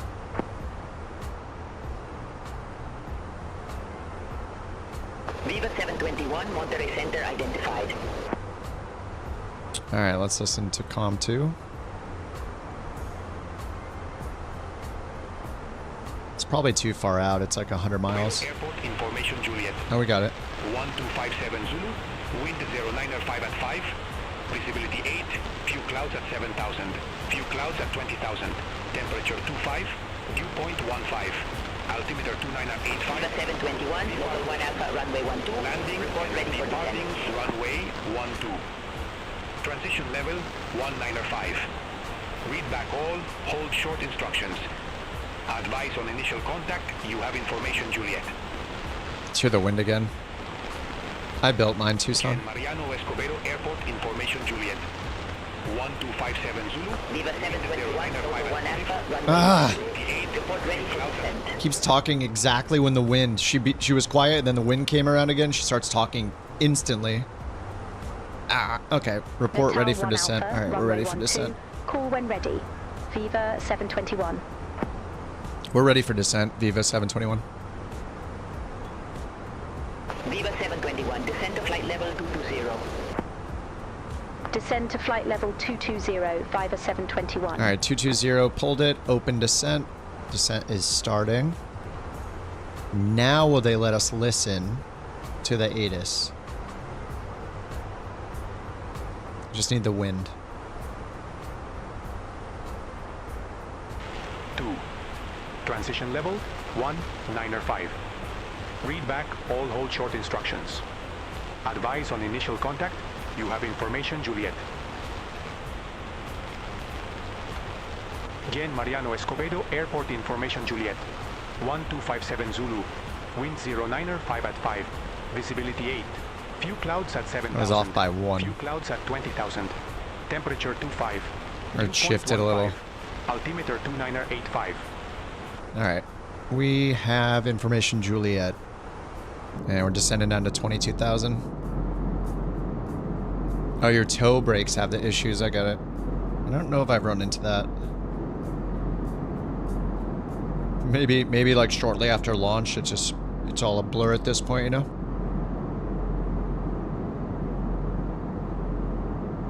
Yes, Drew, you can start directly in the 320.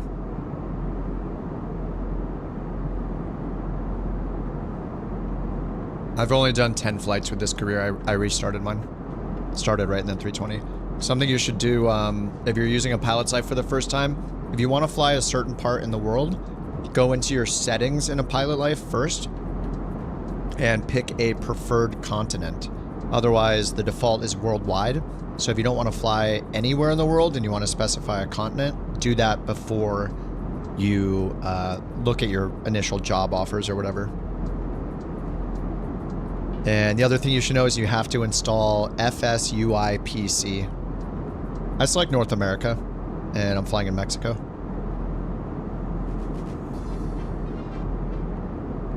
Or for an airline that's in Mexico. We just flew to Denver, though.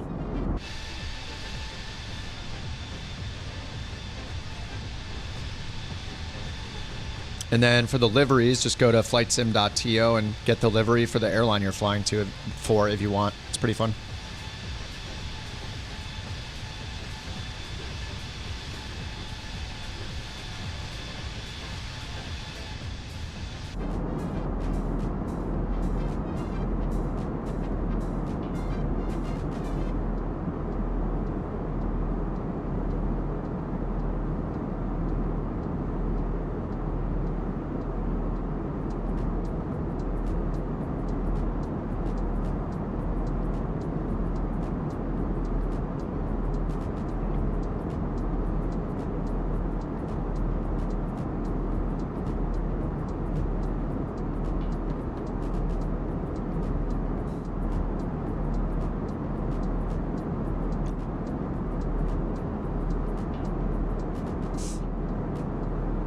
Finishing my in-flight meal here. All right, let's move the zoom in. Can we just go straight, make a left turn, and land? What are there, mountains or something?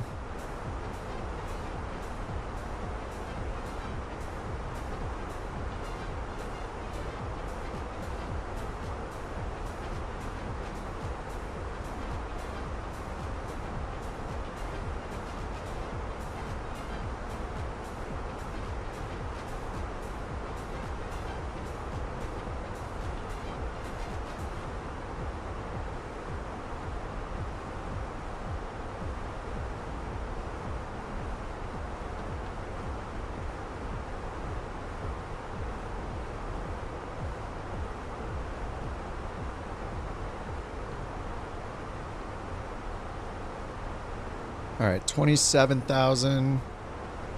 We're doing open descent, so it's going to ignore constraints. They told us to go all the way down, but there are no constraints until we got 18,000 or above here. And let's check the rest.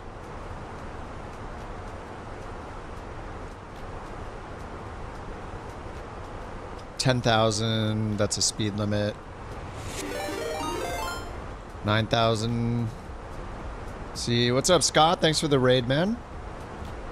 Let's look over here for the rest. 18, so our first mandatory altitude's Vetnu 7,000. But they told us to go to 22 right now.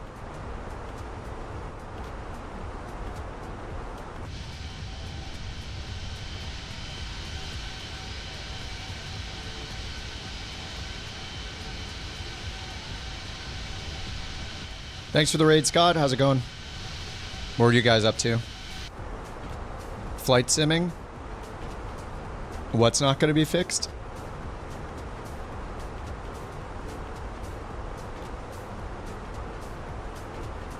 What's up, Thegger? The Great One. Oh, the Great One.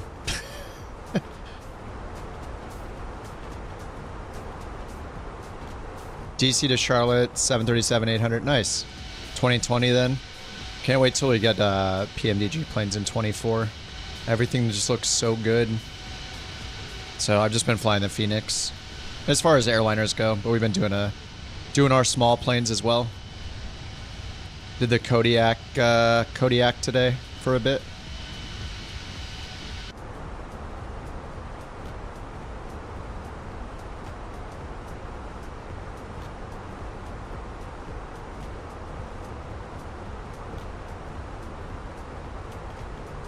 The WASM crashes? I feel like I don't have that many crashes. I have like 1,000 hours in Flight Sim 2024 already. What's up, Drew? You've been trying to decide on an ATC use beyond and say attention, so not sure which I prefer. I feel like SI is more relaxed, beyond ATC has little character. Yeah, I mean, Beyond ATC just released like the LLM, so it's got a little more character to it than it used to. At least you can ask it things like weather. You can ask it about silly stuff if you want. Sometimes it'll reply, sometimes it'll tell you to shut up. But I can't support say intentions because they're weird. They've done a bunch of weird things and cringy things, so I don't support them anymore. I was one of the first annual purchasers probably for their product, but they, yeah. And it's monthly. I don't care about the subscription or the cost. It's just a principles thing. They've been super weird. They make cringy Reddit posts. They were caught like promoting their own product with different Reddit, like personal Reddit accounts and comments, like pretending like they're customers. It's just a bunch of just gross behavior. I can't support anybody that does that cringy kind of stuff. I don't care how good the product is.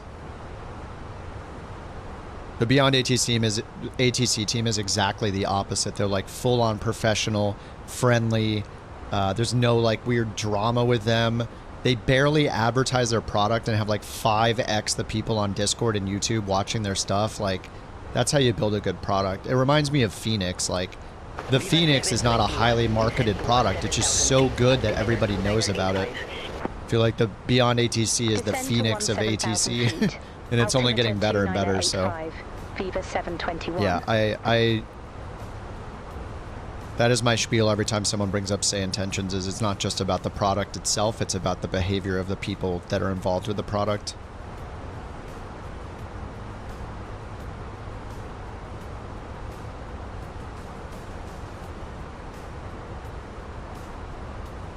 Alright, they said descend to 17,000. Alright, 17,000, altimeter 2985. Okay, we're in the descent, 2985. Okay. Let's do our landing performance calculation for runway 12, arrival 12. Refresh the METAR, winds are 1005. Apply, let's grab our landing weight. Fuel prediction... 126, that's 131.8, 131.8. All right, low braking looks good. Let's see where we're gonna exit. Runway 12. Decide if we want medium braking. Yeah, 12 is landing here. So low brakes will bring us like over here. We're gonna exit at Echo no matter what. It looks like we're not gonna make Charlie. Delta is not the right direction, so we'll exit Echo, so we'll just use low. Alright, low auto brakes. And we're at 20,000 still.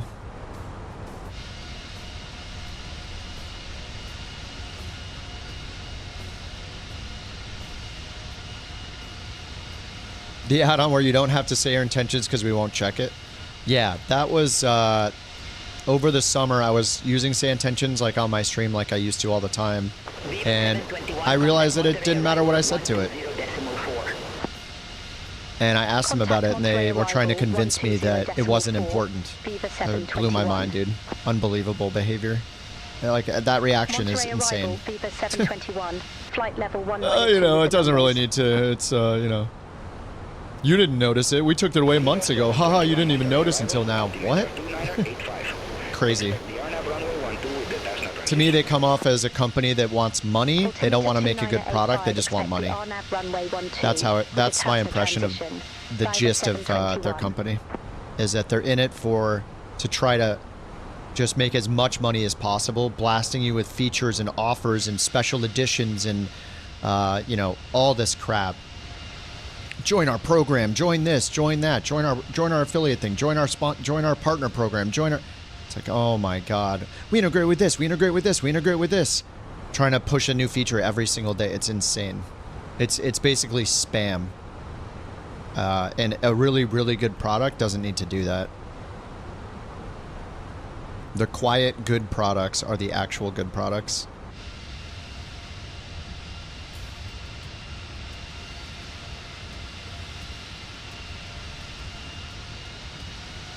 Which stream, Gray? You agree on say intentions? Loved it for VFR. VATSIM? Yeah, I can't do VATSIM either because they ask people for real-world identification. Like another thing, it has nothing to do with the product itself. It has to do with the principles. Yeah, exactly, Scott. Yeah, when you're good, you tell everyone. When you're great, they tell you. Yeah, that is it exactly. Where was I saying anything? Oh, you were watching that stream? Yeah. Beyond ATC used that, like the next day I was using Beyond ATC. I was like being super sarcastic and I was like, oh my God, I can't believe it actually cares what I said to it. I was like, that's amazing. I was being super sarcastic and they put that in one of their Beyond ATC videos. And I was just like being just being a dork. But VATSIM is just like, it could be a great service. I've used it in the past, but when I heard that they've asked people and banned them for not providing real world photo identification to prove their real name, that's absolutely crazy. So I just quit. As soon as I found that out, I just closed all my accounts. I mean, I had multiple accounts with fake names anyway, because I don't give anybody my name, but I closed them all anyway. It's insane. It's like a legal problem waiting to happen. And just an invasion of privacy. But you know, a lot of people don't have standards where they're actually going to stop using something when they find out something really, really concerning like that about it. They'll just say, well, it hasn't happened to me yet. And that's their excuse. Don't need principle. I only have principles when it happens to me. That kind of mentality. Are there any other livery sites with lots of 24 livery? Flightsim.to is the best one. I don't know if there are other ones. If you buy any planes, like if you buy the big boy planes, like you're buying like a Fenix, you're buying a PMDG plane, an Any Builds plane, all of their individual manager software have liveries provided for like all of their planes. So if you're flying the Fenix, get the the Fenix liveries manager, open that software. You should already have it. PMDG commit whatever center.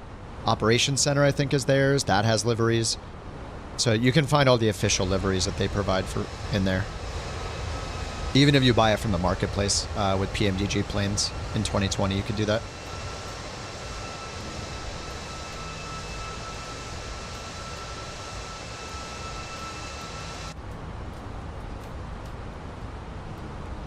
All right, we're at 17. That's our current constraint and the last thing they told us to do. Fly-by-wire, no, I think they're the one that does not. I don't think they have liveries. But you can just get those from flightsim.to. Yeah, fly-by-wire doesn't have a liveries thing.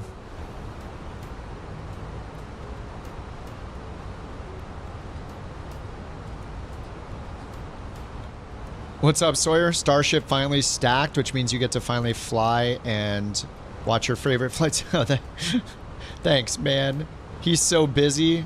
I'm checking in here. What? What happened? 24 liveries? You can just use 2020 liveries for most of them. I mean, this is a 2020 livery for the Fenix. Some of our custom ones for our community work still in the Fenix. Some of them don't, some of them do.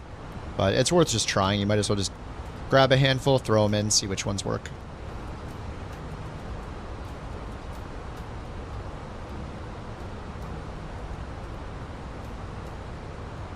All right, we're making our big right-hand turn. 17,000. We got local altimeter set, and we're just going to wait for them to give us a descent, and we will activate approach mode when we get closer.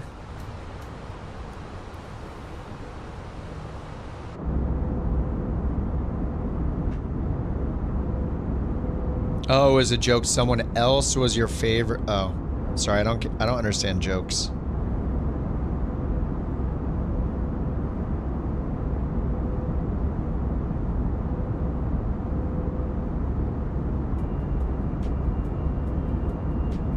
Oh, good. Time for a bot joke? Great. I'm sure this will be great. Why did the flight simulator pilot break up with the GPS? Because it wouldn't stop recalculating their relationship. Every time they got close, it just said, please follow the flight path.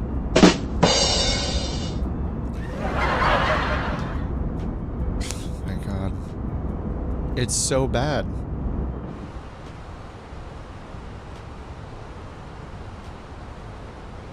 It's so bad. Peak humor. Thank you very much for triggering the bot joke there.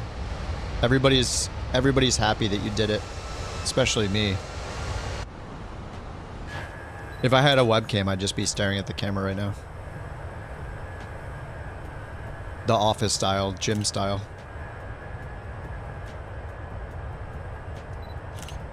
That was horrific. Alright, that's AI for you.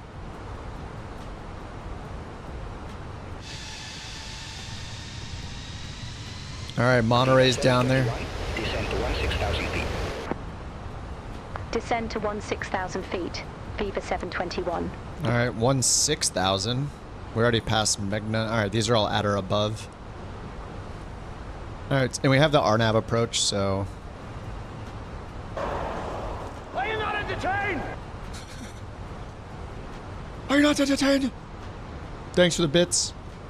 Thanks for the bits, where? 16,000. RNAV 12 Tanza transition is what we have.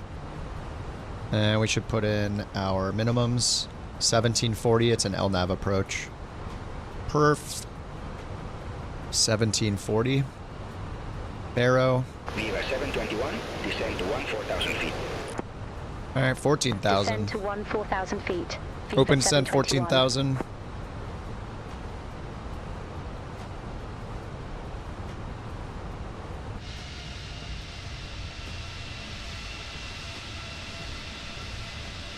Monterey.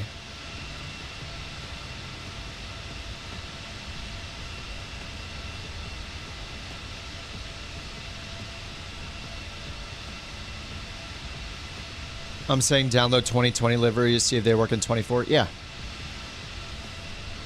Oh, the base is Sobo 737? Yeah, not the max? The 737 NG? Yeah, I would just try them. I mean, worst case scenario, they appear as hot pink and, you know, they don't work.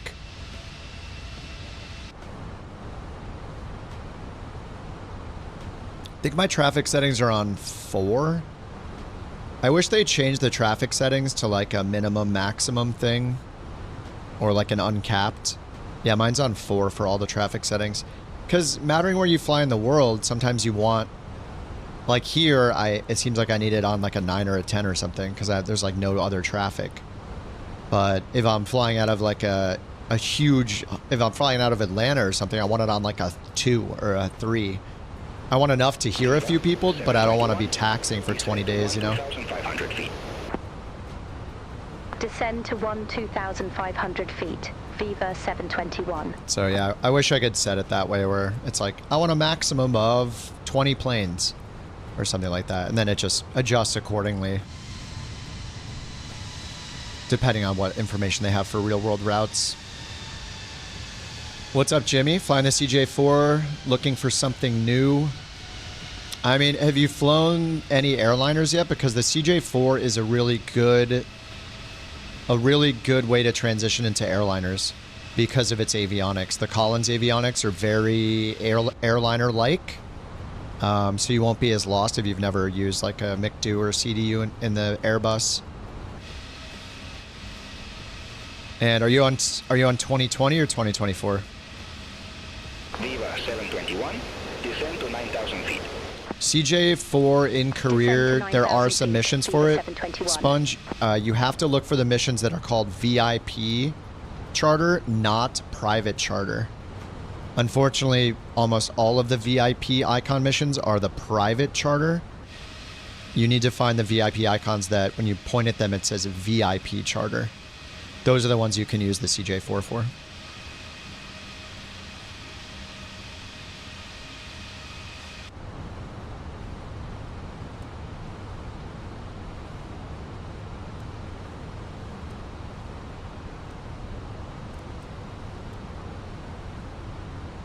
All right, going down to 9,000. So let's get our landing lights on, seatbelt, turn off lights.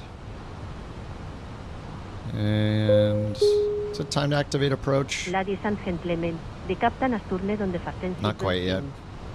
Please return to your seats and keep your seatbelts fastened. Thank you. Thank you.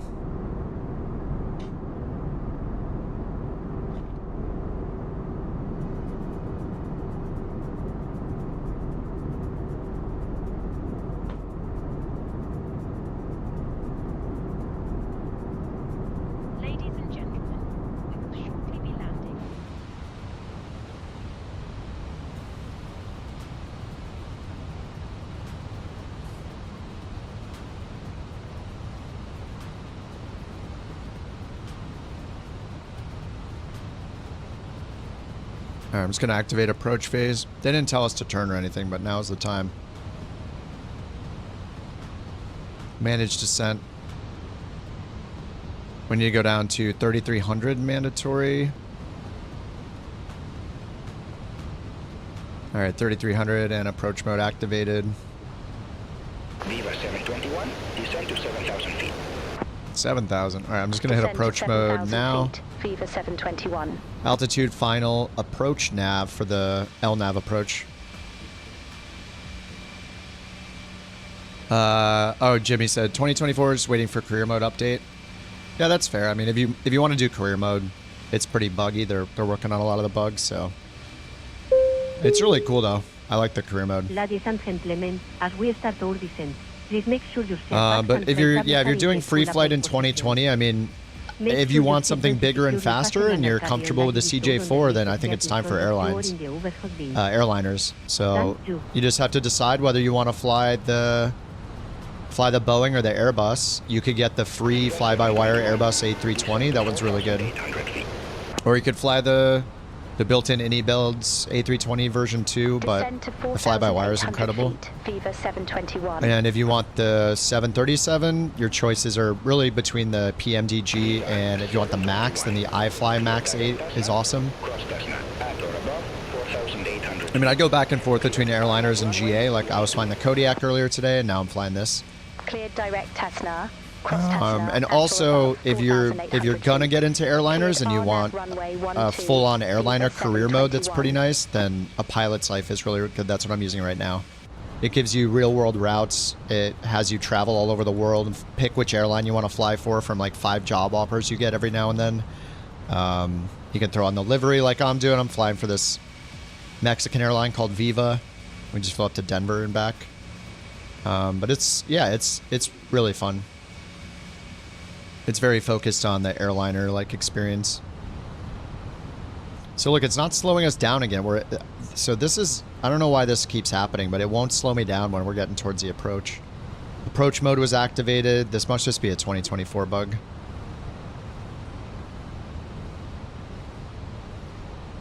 What's our approach speed? 134.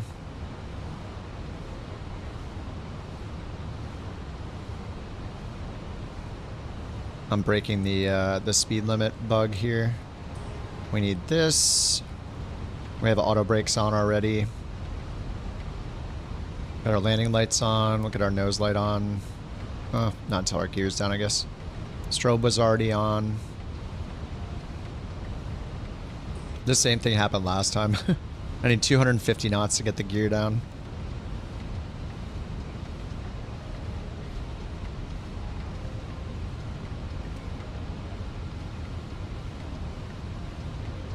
All right, there's 250. I'm gonna get gear and flaps. Oh, I can't get flaps 1 yet. VFE is at 230. Contact tower 118.1, Viva 721. You found the 737 earlier? Viva 721. I think they're like landing the Airbus is just so easy with the auto throttle landings. Viva 721, Monterey Tower, wind 095 at 5, runway 1. Alright, what about 7 mile final? Runway 12 cleared to land, Viva 721. What's up, MPH? Blown away by the graphics? Oh yeah. 2024 looks incredible. We don't even have things like SimFX. When we get SimFX, it's this add-on that adds in all these awesome effects on the plane, like wing condensation and wingtip vortices and steaming, like piping hot brake, like smoke coming from the brakes, all sorts of awesome effects that we don't have yet. But yeah, it's just gonna get better and better. What happened with New Sky? I just like a pilot's life is just a lot more directed. New Sky is more like freeform, or if you want to run a VA. But I like a pilot's life a lot because it gives you a 10 flight schedule over and over, so you know exactly where you're going next and next and next, and you just fly the flights like. And it takes you from one airline to another, so you end up maybe changing your type of plane that you're flying, or changing to a different part of the world. So it's pretty nice. I think it's one of the best ones for just strictly airliner flying.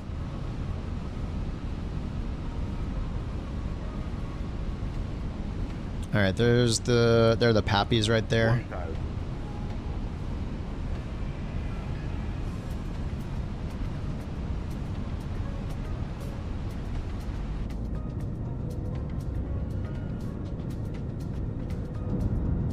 Flaps are full.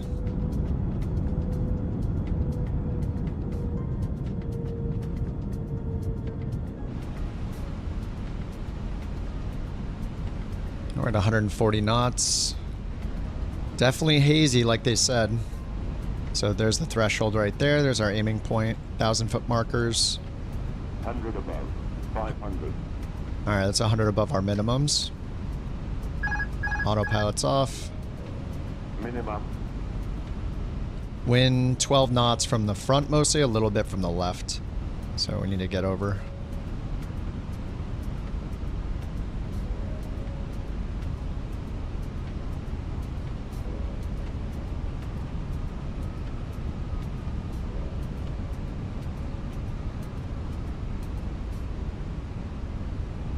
Oh man, I'm high and off center. Oh no. 100. 40. 30. 20. Retard. 10. 5. That was a little sketchy.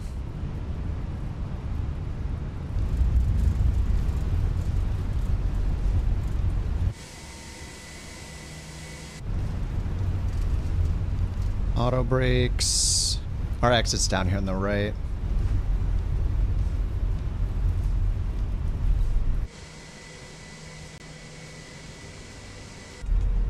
Alright, auto brakes off. Exit right at Alpha. Exit right at Alpha. I thought I was pretty much lined up with the runway until I turned autopilot on, then suddenly I found myself like way off. Ladies and gentlemen, with the APU on. comfort, please remain seated with your seatbelt fastened until the captain turns off the fasten seatbelt sign. This will indicate that we have a part at the gate and that it is safe for you to move about. At this time, you may use your cellular phone if you wish. Please check around your seat for any personal belongings you may have brought on board with you, and please use a caution when opening the overhead bins, as heavy articles may have shifted around during the flight. If you require the planning assistance, please remain in your seat until allotted passengers have the plan. One of our crew members will send you to assist Viva you. 721. On behalf of myself, Vera, and the entire crew, I'd like to thank you for joining us on this trip, and we are looking forward to seeing you on board again soon. Have a nice day. Have a nice day.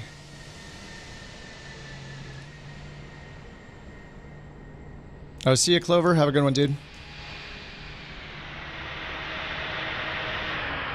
Yeah. The brakes are an issue. Oh, for tomorrow night, yeah. I keep running running into this Fenix bug with the hot brakes after I land, and it doesn't go away until I restart the plane, restart the flight, like back out and back in. Here comes Chase. Coming in, 321 CEO. It's the Fenix 321, but it says Asobo.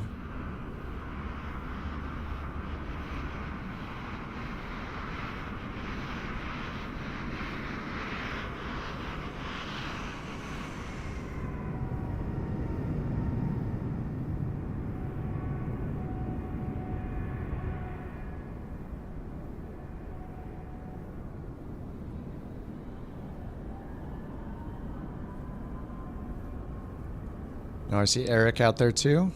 Johnny. Who else is lining up? Spider.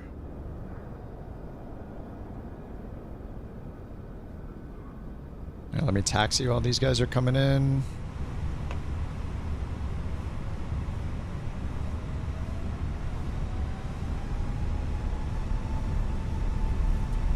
Can I get the APU bleed on? I don't even know what happens if you have the engines on already and then you turn the APU bleed on, if it takes over, or it says APU bleed.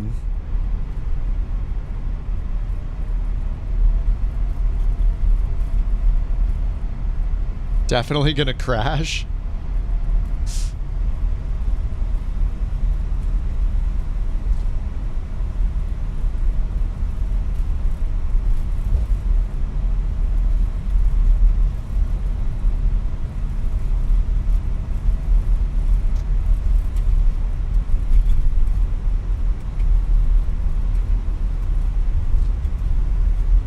The sounds are just too good in this thing. Just like that low rumble, it just... It's so good.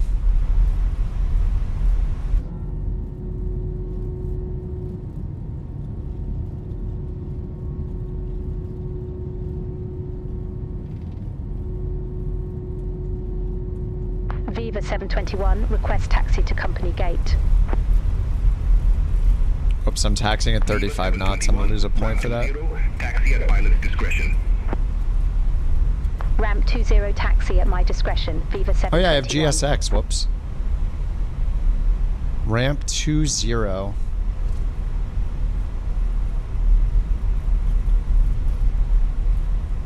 God, I hate this. Why can't we go back? It's so annoying. I'll just pick gate 4. I don't know. Uh-oh, is somebody there?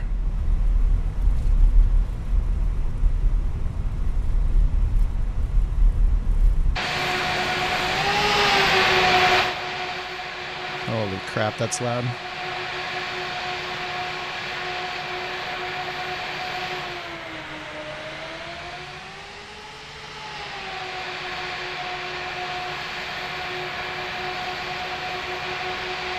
I need to pick a different spot here. Let's find out. MPH, thanks for the prime, dude. MPH 1190. Thanks so much for the prime, MPH. Welcome to the Couch Captains.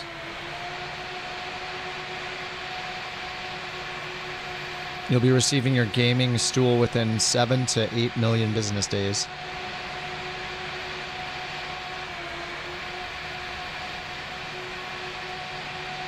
I don't really want to park on one of these other planes.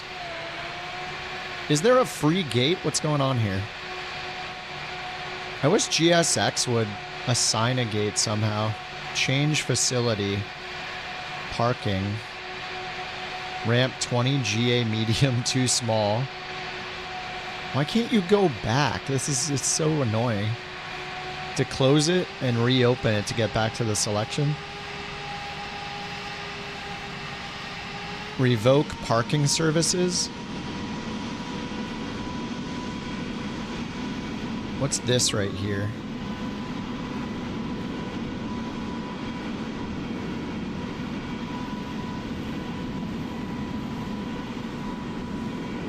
All these are too small. Too small. They're all too small.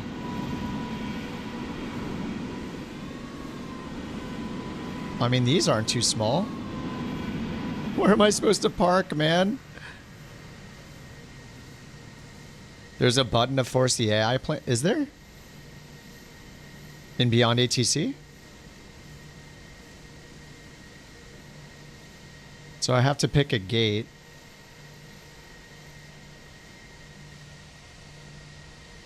Dang.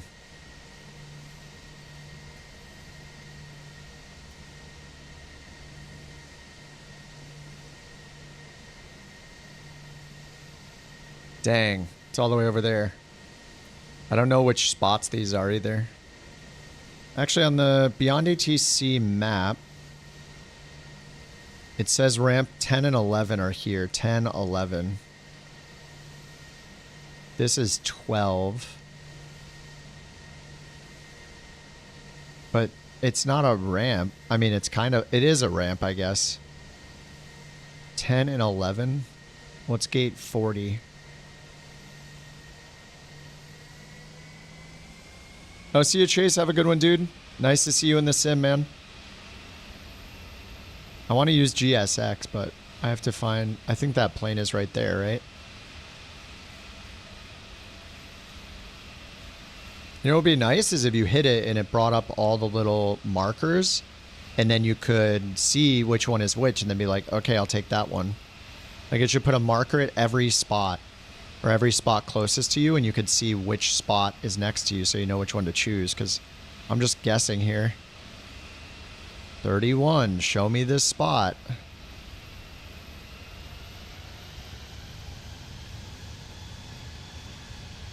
I want to see the marshaller. I guess I could stop and put on my parking brake and go to the drone camera and look around and see what it see which one it highlights each time. Until I find one that's empty. It's gonna take forever. All of those are taken.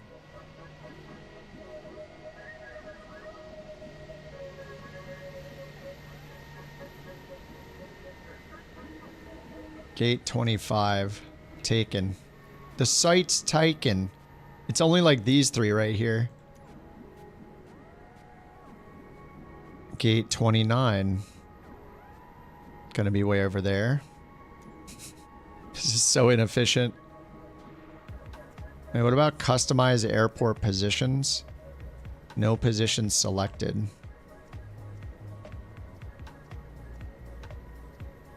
De-ice area. Is there no way just to highlight where they are? After you select the gate, go to the services and you can kick AI. Okay, let me see. So if I just choose any gate, gate 2, activate. Oh, it just removed the plane on that one.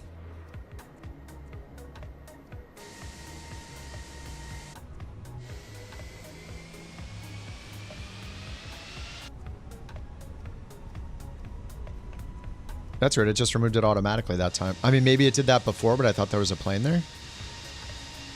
That's kind of awesome then. Okay.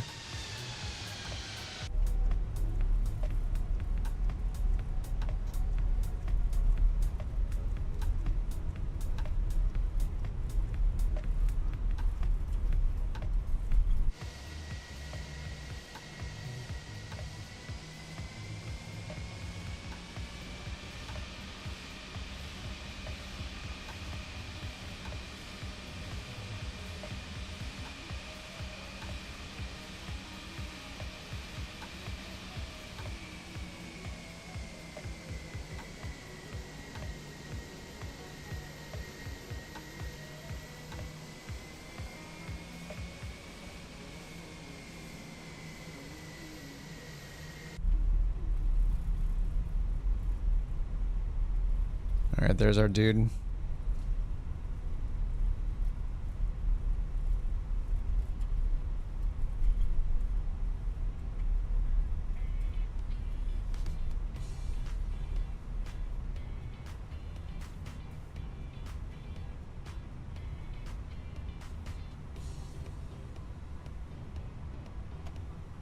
Yeah, that's good enough.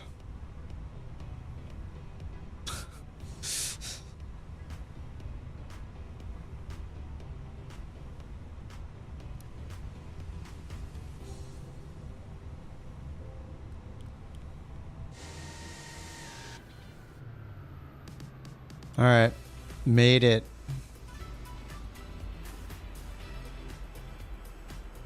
Yeah, Johnny, when I have time. You see I'm taxing. Thought you were supposed to be down already. All right, let's get, let's check this. Flight has been submitted.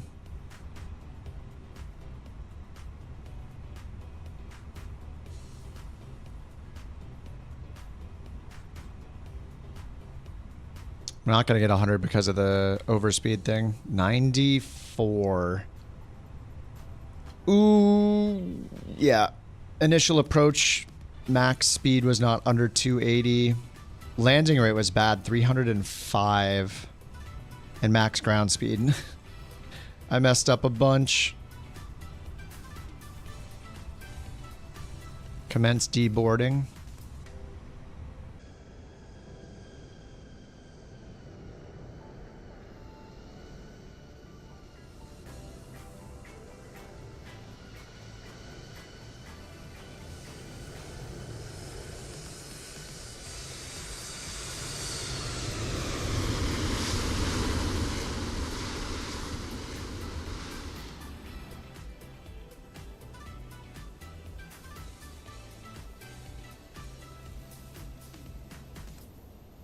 Gangnam Style, yeah. You'll give 5 memberships. Does that only depend on your taxiing accuracy? I've gotten 0-0 before, like perfect, and it never saw him do that.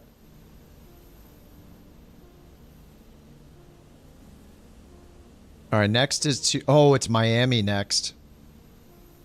Monterey to Miami. Viva 730.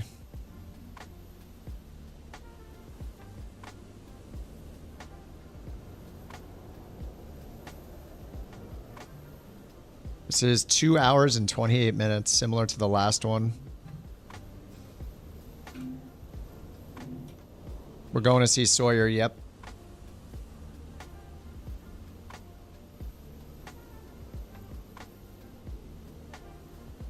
Viva 730. All right, I did SimReef dispatch. I got that going already.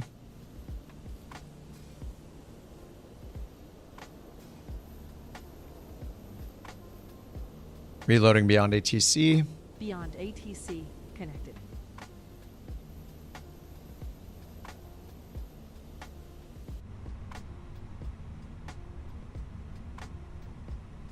Let's get the GPU ready. Ground services, GPU. Why isn't it doing the deboarding? Oh, the seatbelt sign is that way? And the beacon. Oh, that was why, yeah, the seatbelt sign. Whoops. Now we get the APU off.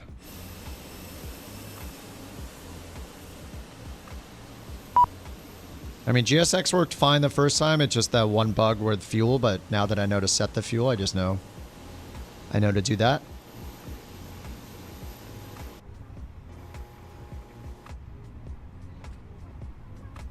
MMOY's your second home? Nice.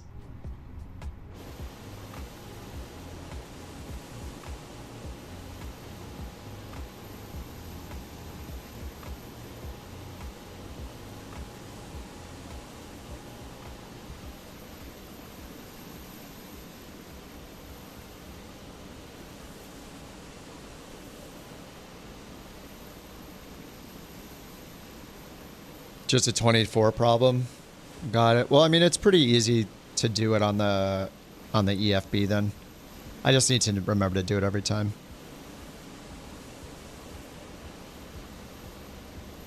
Bugs, bugs, bugs, bugs.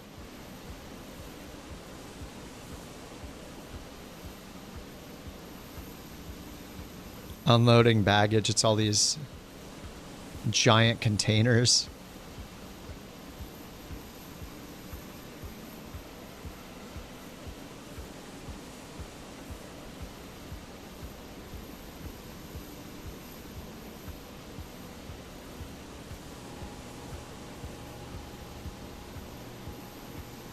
Autopilot gave you a heck of a time.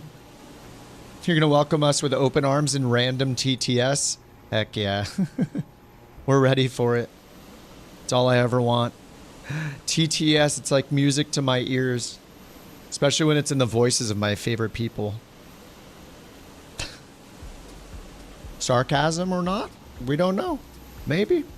Maybe not.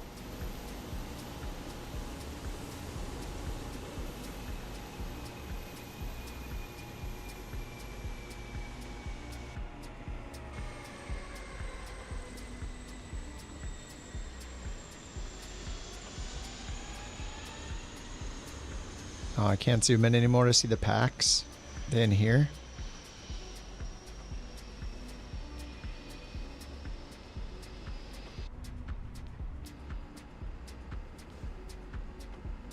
What's Juulin? Juul's back in the 350. I think I might actually force... I don't know.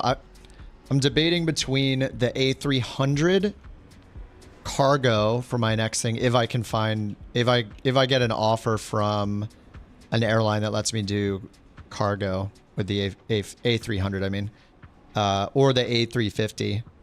Force myself into the show of any builds that is an any builds plane, or you know, A300 seemed to have really good performance when I did my test. It's just so... I mean, this is a Microsoft problem. Like, why is it loading this? Why doesn't it load the FSLTL plane? I might actually need to do... Oh, sorry, Spider. I don't know if the person that told me this is here or not, but I think somebody told me that you can do your own model matching if you have the patience, and I'm almost like willing to do that at this point because I want to see as accurate a planes as I can, but I really don't want... I want to avoid Microsoft's multiplayer loading, where it brings in the full resolution of all these planes is crazy. Even when you have like, look, I can see the inside of the BBJ with wine glasses. Like, why the heck do I see that? Why is that rendered? It's insane. But I could have sworn somebody in chat probably a couple weeks ago told me like you could do that. And my initial reaction was like, oh my God, I don't want to do that. It's not my problem. But, you know, with the lag, it kind of is. It's become my problem. Oh, you can't match with FSLTL? God, why doesn't FSLTL override the multiplayer ones for Microsoft? Like, maybe they can't?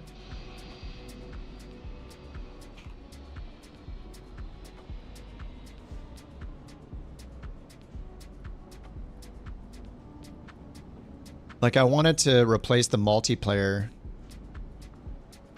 traffic with the...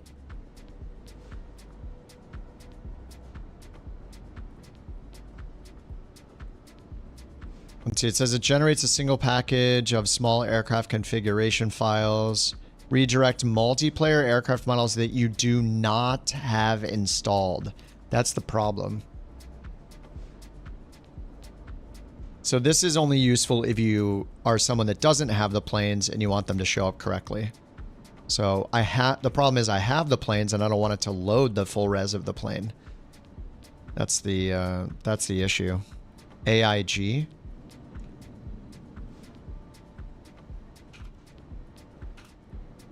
Let me see. That would be really nice.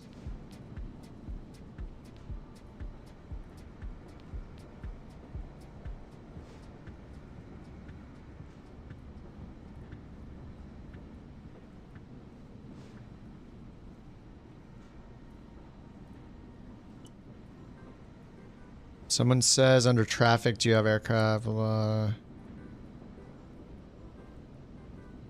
Set generic plane models to off. You know what? That might be a way to test it. What if it's that simple? Where's the generic? Where's the part where it shows the generic planes on or off? Is that a thing anymore? Is it in online? Did they remove that? Remember the setting in 2020 where it's like use generic, yes or no? If I turn on use generic for multiplayer, would that replace it with the FSLTL models? Use it in 2020 to make fighter jets F-18s instead of 320s. Yeah, that seems like the main use for it is if you don't have the plane, you can force it to be another plane so it doesn't have a stupid default. Did they took that out, didn't they? In 2020, you could say to use or not use generics. Like if I turn air traffic to low, is it going to turn everyone into a generic? And then replace it with an FSLTL model? IAE bit greater than CFM? I like both of them. Southwind. That's a cop out, I know. At gate 31, request pushback and engine start. Okay, I just want the option for FSLTL to replace the multiplayer planes. So like the BBJ is still loaded right now. Southwind 3201. If I turn it to generic, I wonder if that's the trick. Maybe you turn it to low so it loads in more generic planes and then it will fall back to the model matching. Because that would be awesome if I could do that. That's all I want to do. I want to see everybody in the plane that they're flying, but I don't want it loading the Microsoft Flight Sim model, the full model. I want it loading the low FPS FSLTL models. I mean, let me load back out and back in and see what it loads in.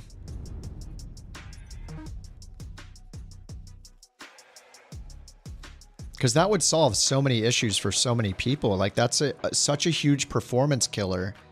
And people that don't fly with multiplayer have much better performance because it's, you know, their whatever injector they're using through VATSIM or whatever, it's going to load in.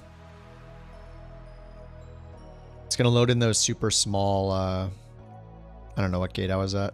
Oh, it's going to load in those super small FPS performant planes.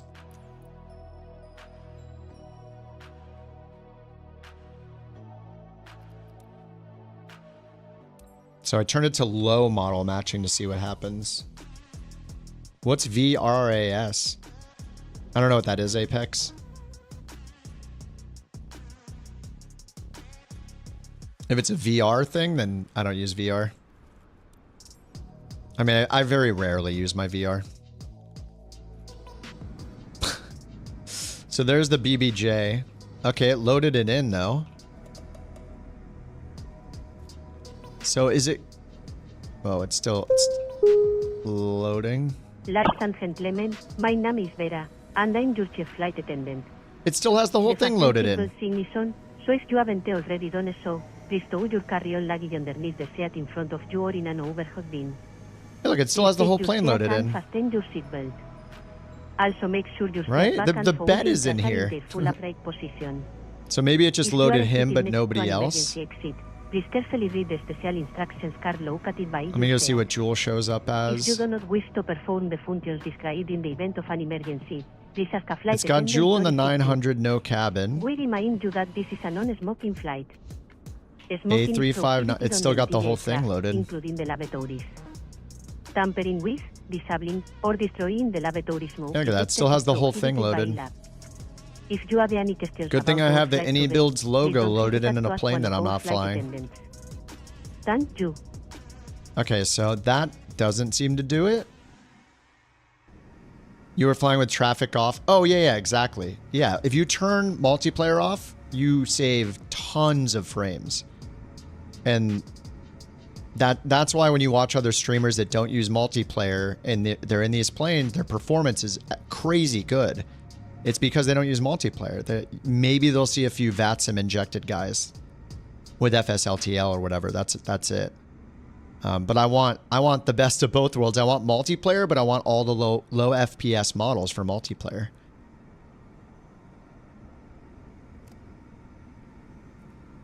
So is the only way to do that to use something like what's that program where you choose what gets added, like Add-on Manager?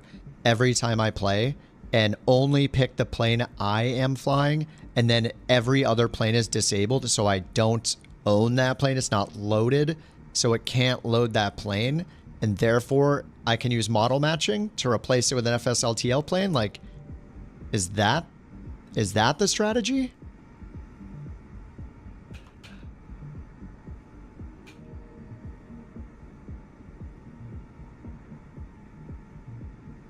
I don't understand why Microsoft doesn't do that. Like, why does it always load the plane that I own? Why doesn't it always, like, there should be an option to force generic models, which they have more of themselves. That should be an option in Flight Sim 2024.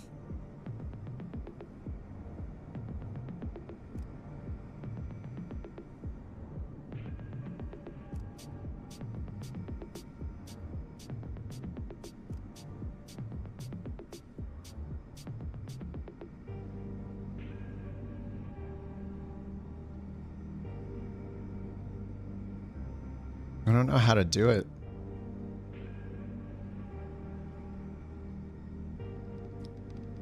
Even with Beyond ATC, it felt weird not seeing gamer tags. Yeah, I mean, and it's the way to fly together. Like, you have to use multiplayer. It's also weird if you even hop on VATSIM or something like that, or even New Sky together. It's kind of weird to not see the nameplates. I like seeing them. Match the correct model and AI aircraft with the shell. Yeah, so all they need to do is make it so... Okay, so if we turn on the Microsoft Flight Simulator live traffic, meaning their injected AI real-world traffic stuff, they have a ton of new generic models for those. All they have to do is do the same, or at least let us switch an option for FPS-friendly multiplayer models, so they can use those same models. There was kind of an option for that in 2020. It was called use generic models for AI traffic, use generic models for multiplayer traffic, and I don't see it in here anymore. It didn't change them to like FSLTL models, and they didn't have a lot of models in 2020 by default, so but I can't find it in here. It's got to be in here, right?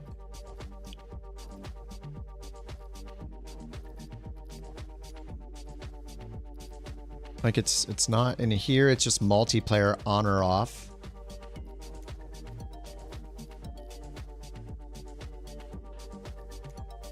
Flight model, flight interface. Just HUD, that's it. Advanced things. Developer mode, multi-window. The only thing that affects it, I think, is down here, which is just airport or air traffic right here. But look, it just says adjust the density, quality, and display distance for air traffic. If I turn this to off, then I believe it removes everyone. Yeah, it removes all the multiplayer, and then I have 1,000,000 frames all of a sudden.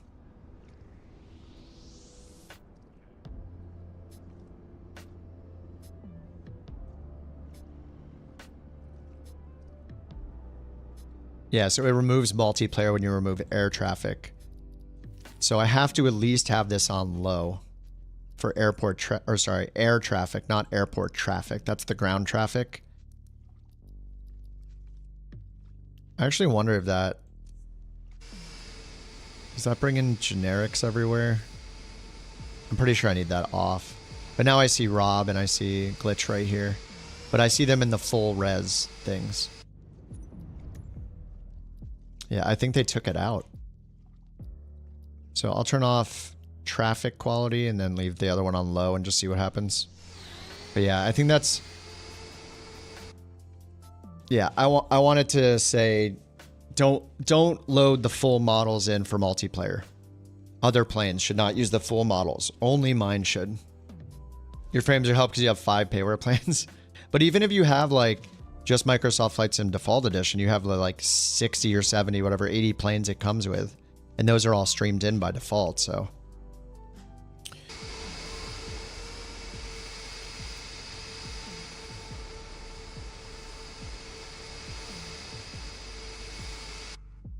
All right, reposition. Let's do another flight here. Phoenix import. Going to Miami. Ground services, GPU chalks and cones, mass and balance, load aircraft, GSX. I'm going to do boarding only and then, oh, there you go. Load fuel instantly. Yep. Okay. That's the way to do it for now. I don't really care to see the fuel come up and do nothing. So we'll just do board. All right. So that's boarding. Let's grab our SimBrief flight plan. Let's get the power on.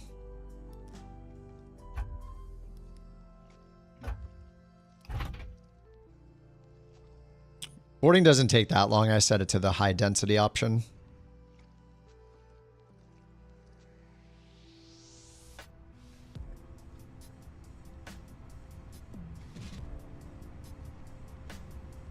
I think I might have messed it up. I think you do need the GPU first, right? What option? You go up here, GSX, and then scroll down and click on GSX settings, and then it'll open the external GSX program like in Windows. And then it's under like the traffic or I forget. It's one of the settings. You can change the density to higher or insane. Pink passengers? I have no idea. I haven't used the passengers in 2024 yet.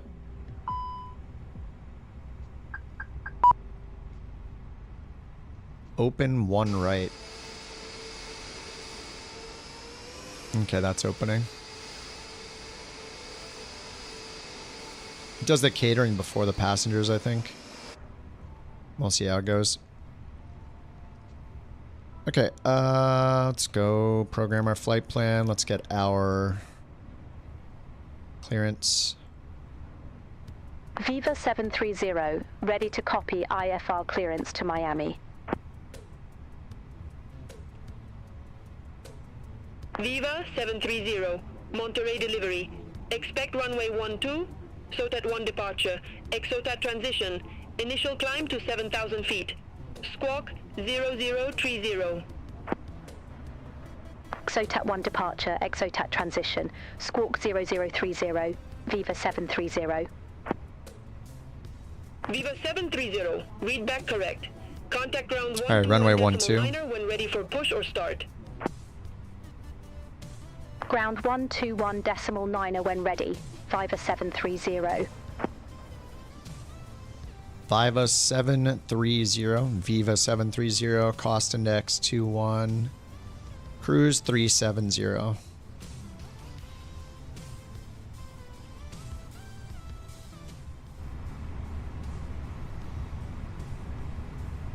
right, wind uplink, flight plan. MMMY departure on runway 17 left. Oh, wait, this is the wrong one. Wait, that was Denver. I gotta do the init again. Volaris 597 at gate 25. Request pushback. Cost index 10. There we go.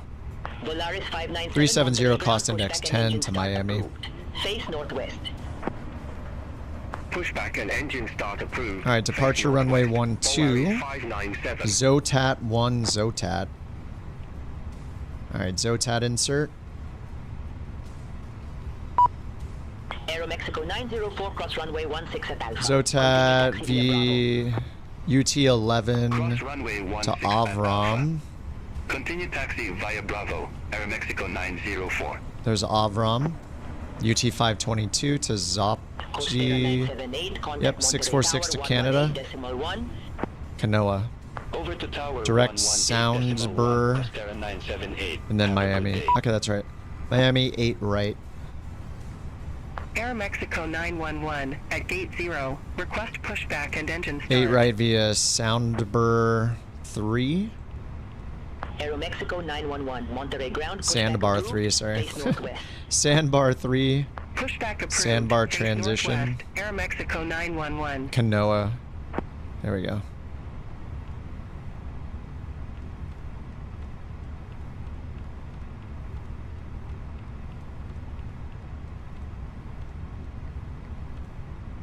There we go, Kanoa, J-Box.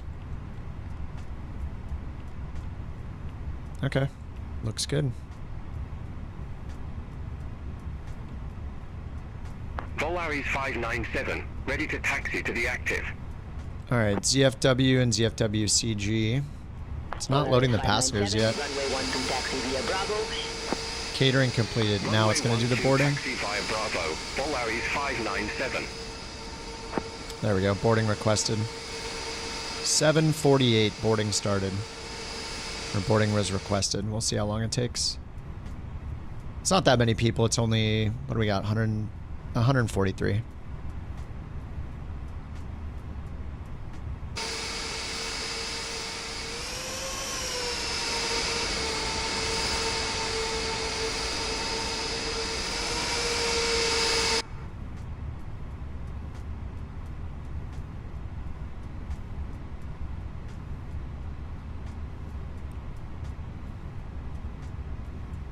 Air Mexico 911, request taxi. Air Mexico 911, runway 12 taxi via Bravo. Runway 12 taxi via Bravo. Attached Air Mexico tug? 911. No.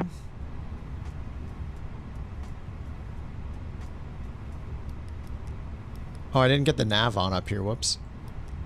I didn't do any of this.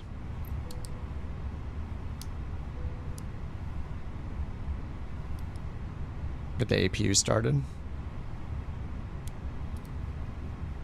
Are we gonna wait for the alignment anyway? It's on fast mode. Viva 4281, 7 gate 25 minutes. taxi via Alpha. Hold short runway 16. 143 packs, 94 rating, going down. Feels bad.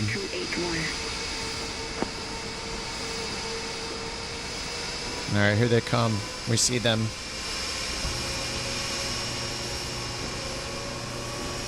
Does the Fenix for 24 have the ability to save conditions of your aircraft? Load the same aircraft?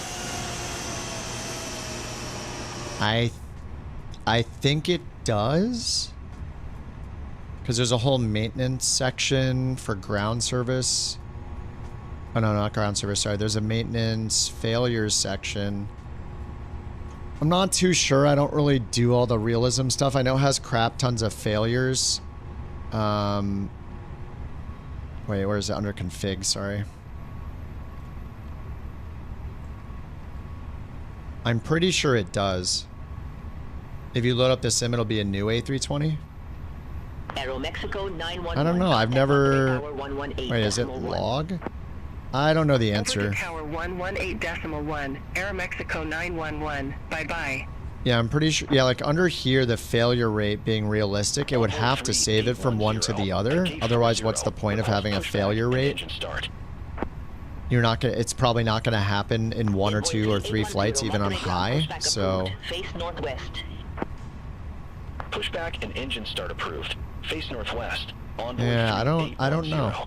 I would hope that it does. If you're in the same livery in the same plane with the same tail number. Contact Monterey Tower 118.1. Thanks for the crab, Jack. 118.1. Polaris 597. Viva 4281, cross runway 16 at Alpha. Continue taxi via Bravo. So many Vivas. 16 at Alpha. Continue taxi via Bravo. Viva 4281.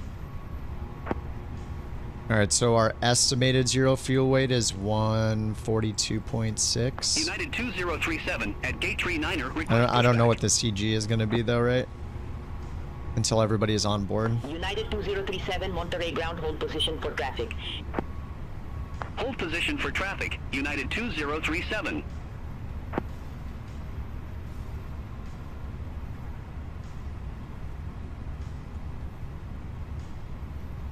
Yeah, the only way to get the CG is once they've all boarded, right?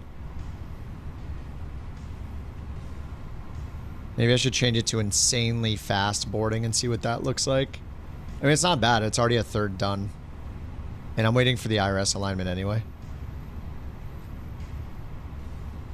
All right, Brian, have a good one, dude. 810. Request taxi to the active. Envoy 3810, runway 12. There, I just turned it to insane. I don't know if it takes effect right away or not. Hey, look, it does 1 per second, it looks like.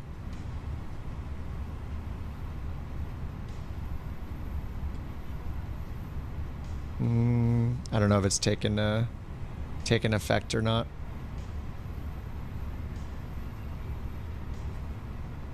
Alright, we got the APU on. United 2037, Monterey ground pushback and engine start approved. Face northwest. Pushback and engine start approved. Face northwest. United 2037. Viva 4280 at gate 3. Request pushback and engine start. Yeah, the only way to do this right, I mean, I know I get the preliminary sheet here, right? Load sheet, I can go com, AOC messages, load sheet.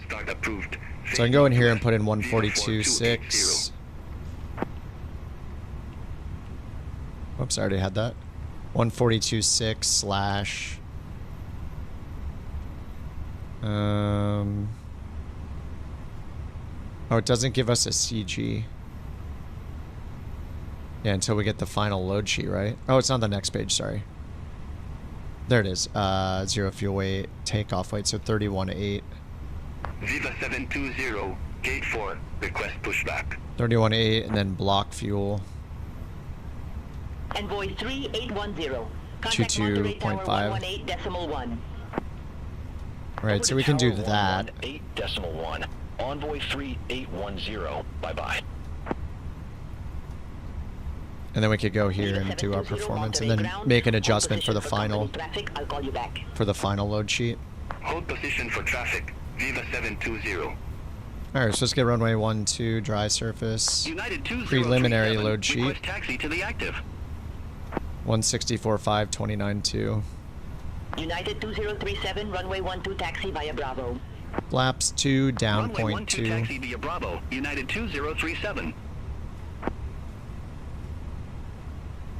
South wind 1123, gate 38, request pushback. South wind 1123, Monterey ground, hold position for traffic. I'll call you back. Hold position, south wind 1123. You know, one benefit to using GSX is that with the BATC traffic, it's kind of interesting because if you get going too fast, you don't really see anyone else taxiing and departing. Like I just speed run it instant. So now we're hearing all these other planes taxiing. So I've really been avoiding most of the beyond ATC traffic all the time just because I'm just ahead of all of them. But now we're getting a bunch of there's a bunch of planes getting taxi instructions right now.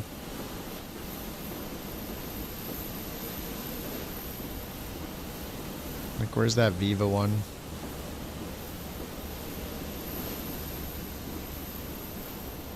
Viva 720, Monterey ground, pushback and engine start approved. Face northwest. Where are they? Pushback and engine start approved. Face northwest. Viva 720. Is it because I have the traffic on low? 118.1. Contact tower 118.1, United 2037. Ground people that serve a purpose? Yeah. Viva 4280, contact Monterey Tower 118.1. Yeah, people got taxi permission, but where are they? Over to tower 118.1. Where are all those planes that just got taxi permission? I changed my setting to low. Air Mexico 919 at gate 37 request. There's one coming into land right now. Aero Mexico 919, Monterey ground, pushback and engine start approved. Maybe it's limiting how many planes, including the injected ones, it shows. Pushback and engine start approved. Face northwest. Aero Mexico 919. So where's the Aero Mexico flight? There's an American Eagle.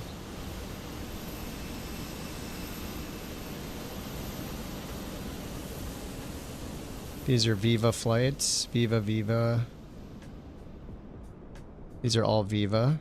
None of them are moving though. One plane just landed. These other ones I don't see anyone pushing back. Yeah, look, there's a tug moving, but there's no plane on it. I think maybe the low quality, the low air traffic or ground traffic's messing with it. So let me turn it to high. Viva 720, taxi for departure. There's another one calling for taxi. Runway 12 taxi via Bravo. All right, we'll taxi to runway 12 via Bravo. Viva 720. It's weird, right? Where are they?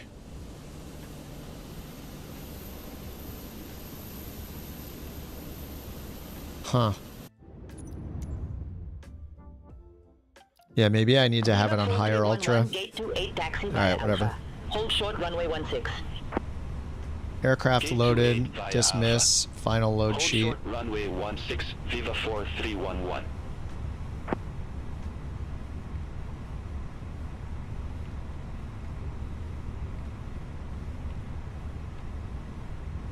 So ZFW. So now do we have to go in? I never understood this. Do I have to go in and go back to the init menu? Go back in here, change this to the final value? Zero fuel weight's now 131.5, not 142.6. Aeromexico 919, ready to taxi to the Because if I go over here and then I go to Phoenix, mass imbalance, send to MCDU, it's going to use this 31.8, 131.4. Taxi via Bravo. Yeah, 131.5, 31.8. 131.5, 31.8, fuel and tanks 22.4.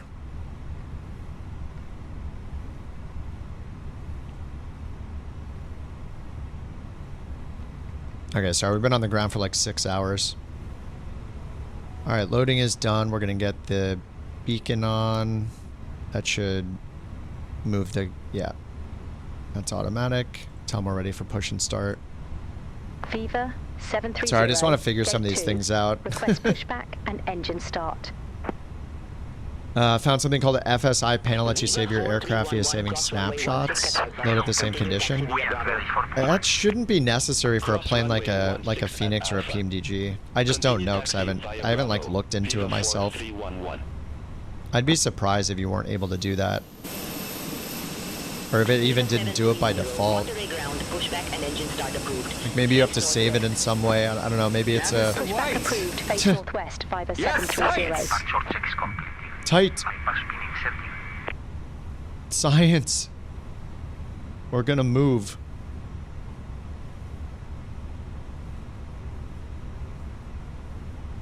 Aeromexico 919, contact Monterey Tower 118.1. Contact Tower 118.1, Aeromexico 919. Alright, 1-2 again, nose left.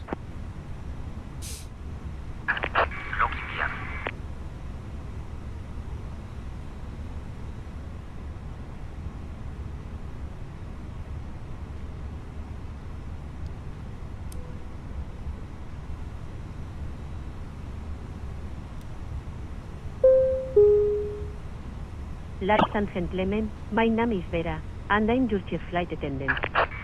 The fasten seatbelt sign, so if you haven't already done so, please stow your carry-on luggage underneath the seat in front of you or in an overhead bin. Please take your seat and fasten your seatbelt. Also make sure your seat back and fold in are in their full upright position. Alright, finally moving. If you are seated next to an emergency exit, Pilot's life? No, Pilot's life, there's not, I don't think there is any career mode besides Flight Sim 24's built-in career mode that tracks the wear and tear of your plane through the career mode. We remind you that this is a non-smoking If your flight. plane happens to track it through the plane itself, then it will, but including the lavatories. On-Air Company doesn't do it, NeoFly doesn't do it, Pilot's Life doesn't do it.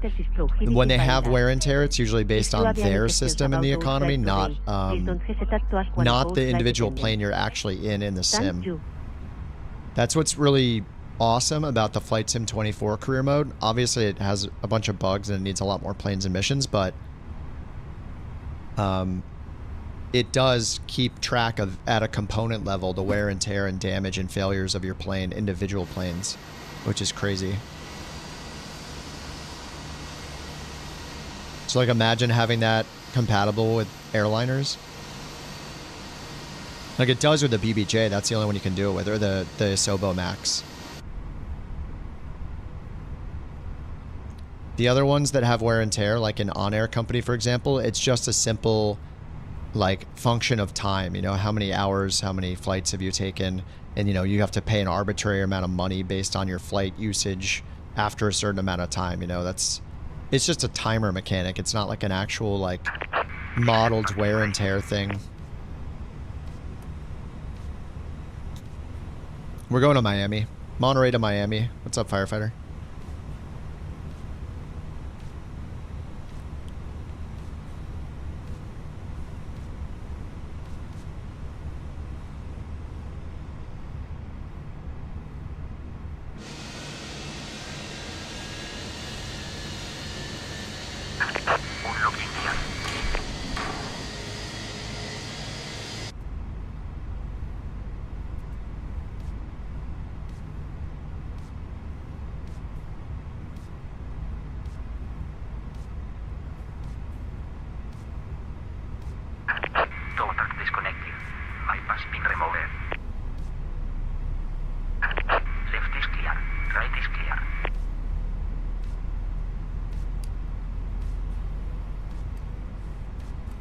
Flaps to down 0.2.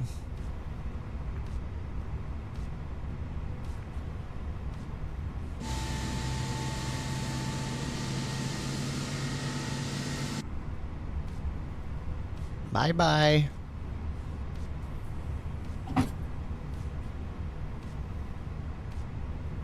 Bye-bye, see you.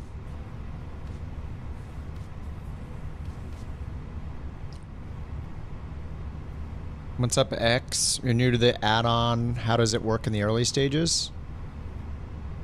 It's basically based around the airlines you fly for. So when you start, it'll give you 5 job offers. You pick which plane you want to fly, like say 320, 737, and then you pick which airline you want to fly for of the 5 it gives you. It gives you a schedule. You fly and it tracks your flights. It's got a scoring system out of 100 points. And yeah, based on your performance, and I think it's like once every real world week you get more job offers, so you can decide to switch airlines or not. Something I recommend when you first start is go into settings here, and on the right side, see where it says preferred region. There's a little drop down. Choose your preferred continent if you have one before you start with your career, because the job offers will be based on that continent. By default, it's all. So you could get, you know, an airline in, you know, South America, US, China, Japan. It doesn't matter anywhere. So if you have a preferred starting region or a region in general, then you'll want to choose that. I'm going to actually resave mine to all now. So the next job offers might take me somewhere else in the world other than North America.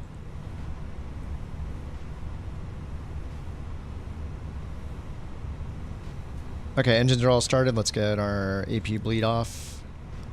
Request taxi.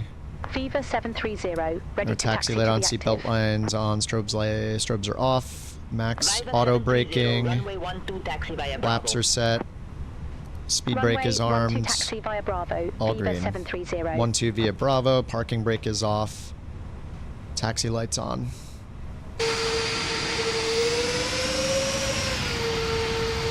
Sorry, that took absolutely forever, guys. It's what I do.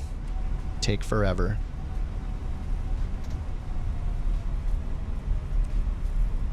GSX? You know, it's if you... Ladies and gentlemen, we now it's just if you want the realism. I usually have it off, but I'm just trying it in Flight Sim 24 for the first time. The pushback is nice. The... Insert the metal fittings one into the operant item by pulling on the I think with Beyond ATC traffic, it actually, like, I haven't even thought about this until just now, but it kind of makes sense to use GSX because, like, I've always instantly loaded my plane and, like, sped run the startup process and everything. And so I almost never am taxiing with other planes in Beyond ATC because they're doing a realistic startup time. So I feel like it's good to at least, if not using GSX, to not use the instant load boarding and refueling. Even the built-in ones like Fenix has, you know, you can do the realistic or the fast loading instead of instant. It probably is a better idea if you want to have more interaction with other planes. So yeah, I'm gonna do it for a bit. I mean, GSX is like $30, so. I mean, you've kind of seen what the gist of it is. It has like It's got gates, it's got all the catering and passenger boarding, it's got follow me cars. If you are traveling with a child or someone who requires assistance, secure your mask on feet. Yeah, simulated load time, packs and fuel, yep. Keep your mask on until a uniformed crew member advises you to remove it. Except in in 24 where the fuel loading doesn't work in the Fenix yet, so. Contact Tower 118.1 Viva 730. Ensure your feet are flat on the floor. A life vest is located. Yeah, I mean, X, if you fly airliners a lot and you want a career mode that gives you like a schedule and real world route stuff, a pilot's life's like the best one. I think it's simple to use. It gets you all over the world. You get a schedule up front. You're not hunting and picking for one mission at a time like a lot of the other career modes. So I like it a lot. You need to install FSUI PC when you install it though. It relies on that instead of Sim Connect. So it's just another thing you have to have running. It'll auto launch with the Sim, but it's a requirement. You will find the Viva 730, ready to go. Runway 12. In front of you. We strongly suggest you read it before the takeoff. If you have any questions, please don't hesitate to ask one of our crew members. We wish you a landing. Runway 12, cleared for takeoff. Viva 730. Flight attendants, please prepare for takeoff. Prepare for takeoff. You fly with a virtual airline? Does your virtual airline not have routes that you fly? Like if you have a virtual airline, that's kind of the opposite of using a pilot's life. Because a pilot's life is giving you who to fly for, which airline you are, like this Viva airline in Mexico I'm flying for, where to fly, what your schedule is. It's basically what a virtual airline does.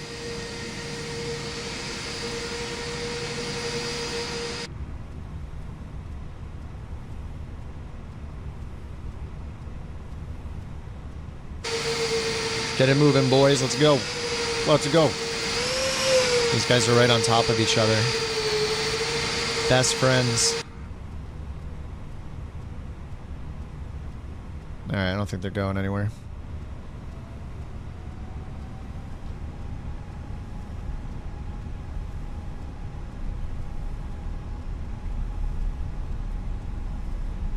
Southwind 1123, ready for departure. Runway 12. Oh, now they're, of course. Southwind 1123, hold short of 12. Affirm, hold short of 12, Southwind 1123. Alright, we're going right behind this guy. Man, SRS, climb, nav. Auto thrust. Flaps 2. 123, runway 12, line up and wait. What's up, Ghost? See ya. Line up and wait. Runway 12, Southwind 1123. All aircraft be advised information Lima, now current, altimeter 2990. B1, rotate. Rotate. Rotationals.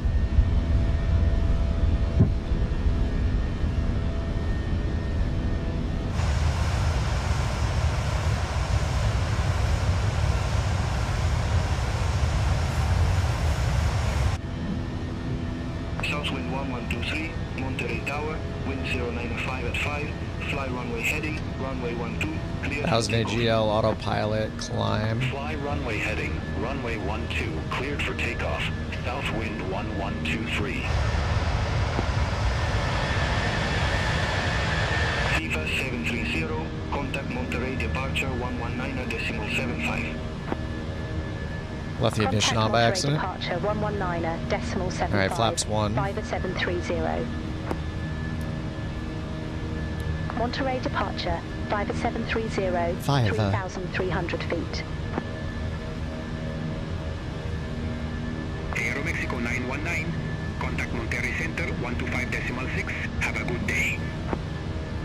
Contact Monterey Center 125.6, Aeromexico 919. Bye-bye. Bye-bye. departure. Identified. Climb to 18,000 feet. Climb to 18,000 feet. Viva 730. All right, 18,000. Ooh, who's that? What's up, Steve? 1,900 When will the new beta build be available? Well, there was one on Friday. We had one on Friday. Or do you mean publicly?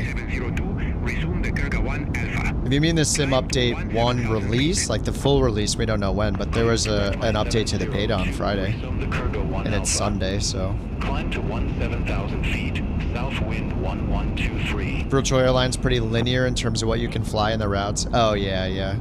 Yeah, I mean, yeah, if you're doing it separately from a... Yeah, I get it, yeah. But yeah, it's pretty awesome. Like, it gets... I'm bad about flying different places in the world, so that's why I like a pilot's life, is like, it's a one-time cost. It's... it has all the real-world route info in it, so... I don't know, it's fun to get different places in the world, fly for different airlines. Like, I'm doing my second schedule right now with Viva, and I think I want to get into maybe the A300 or maybe the A350. A little cringy with the bad performance in the 350, but it is pretty fun to fly. I'm like torn between how much it costs and how crappy the performance has been in it overall, but it is pretty nice to fly even with those problems.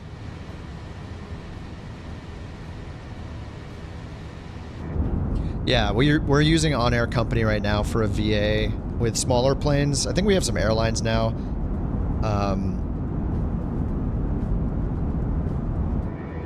It's just a lot of work. I'm not even doing the work. Friend of the stream, Lith, is doing all our work. He manages the whole VA with On Air, and he's just like... He's doing so much work to manage it. I'm not super into it. I like just hopping in and hopping out every now and then. But yeah, On Air Company is really complex.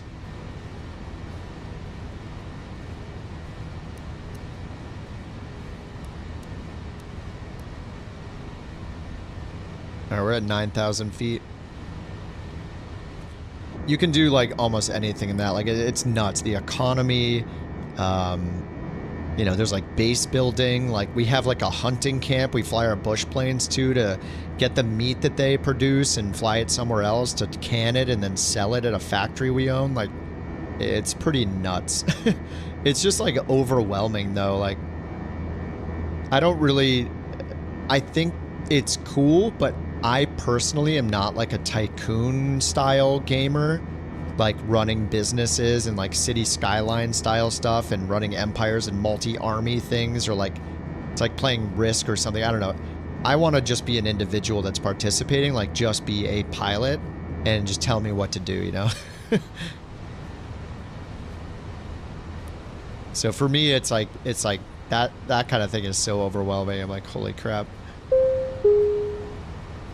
Ladies and gentlemen, the captain has turned off the fasten seatbelt thing, and you might now move around. Hey Cameron, welcome back. However, you flew 6 medium cargo missions this weekend. They didn't change much on the PC-12. Wait, are you on the beta? Are you on Sim Update 1 beta? The PC-12 got Lido, it got built-in charts and the avionics added to it on the MFD. You can look at the charts instead of the map. It got, pressurization isn't fixed, but it has cabin altitude and pressurization information now. They fixed the auto throttle, and the MCP D10 on the thrust works properly now, so you can use that and not overspeed the plane, or not over-torque the engine, rather. They made a lot of changes in the PC-12, and they didn't announce like any of them, except for the addition of the charts. That was in like one of the, I think it was the second beta update. But yeah, the PC-12 is great. Oh, it rubber bands on descent?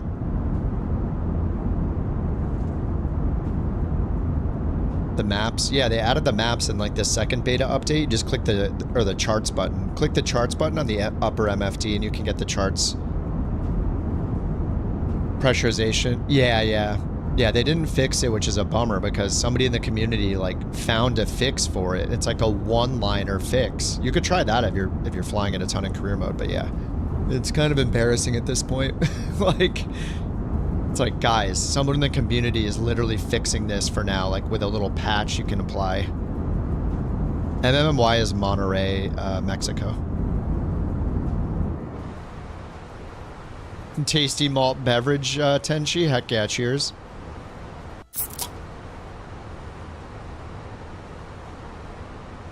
All right, 13,000. We're going to 18. Transition is, I think it's 19.5. Oh, it didn't do the Zotat 1 or whatever. I think it's because it's probably for multiple runways. It's for the 1-2 departures here. And we're going off the map. Zotat 1. Intercept, blah, blah, blah. In accordance with ATC instructions. Haven't been to Miami since you were a teenager. Viva 730. That's us. Monterey Center 125.6. Me and the Mountain went to Miami like, man, how many years ago was that? It was probably like 6 years ago or something. We went there for a weekend, just like a long weekend on Miami Beach. Just hung out in a nice hotel for like 4 days, just drinking and using the pool, hanging on the beach, like no plans, just getting dinners and drinking, just hanging out. It was great. Apparently we just missed all of the thunderstorms that came through, or like mini hurricane that came through like a day before we got there. Or maybe it was like a weekend before or something. It was before she was like she was a pilot, so we didn't, we didn't have all the weather details like we would today. Party City, it was really fun. All right, they told us to climb, maintain flight level 370. All right, 370. Good. 18,000 coming up. I think it's 18.5 or 19.5, but we'll change now because we're going above that. All right. We're definitely going to be using some time acceleration on this flight too. It's like 2.5 hours in the air. I mean, that's pretty fast. 2.5 hours. Monterey to Miami. Here's the route on the map here. I'm going to fly right over Cancun, past Havana.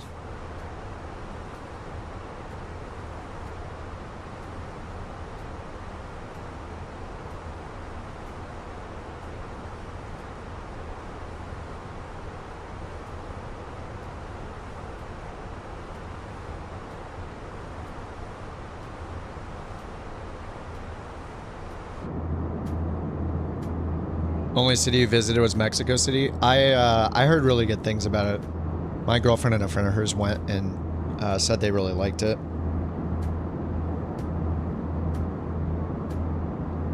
I haven't been though.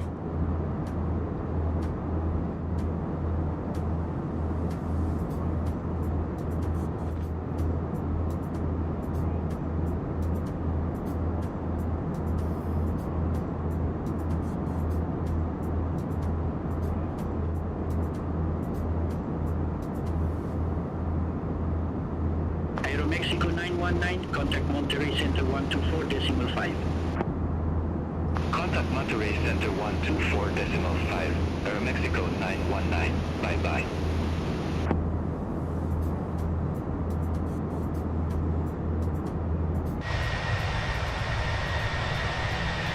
My frames haven't really gotten any better.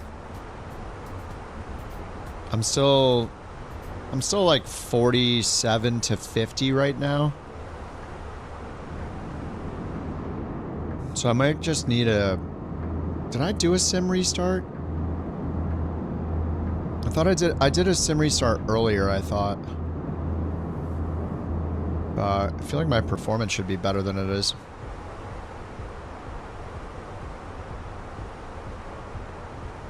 Not really doing anything I don't normally do.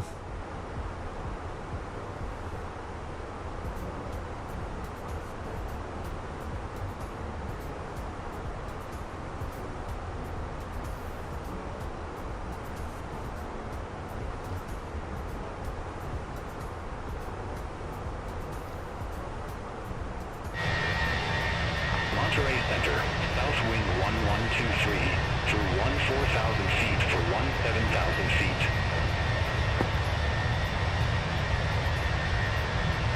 Southwind 1123, Monterey Center identified, climb to flight level 340. Climb to flight level 340, south wind 1123.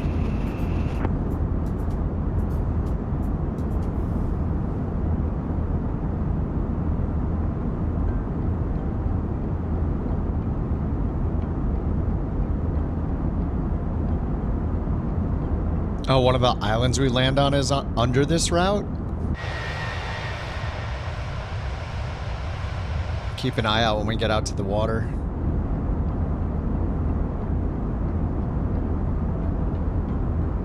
Wait, under this route, like to the south, or like we're flying like overhead over it?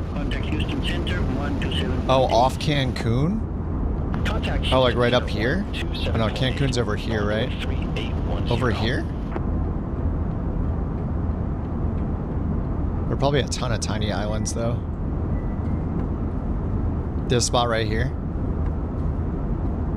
Oh, the blue spot up here?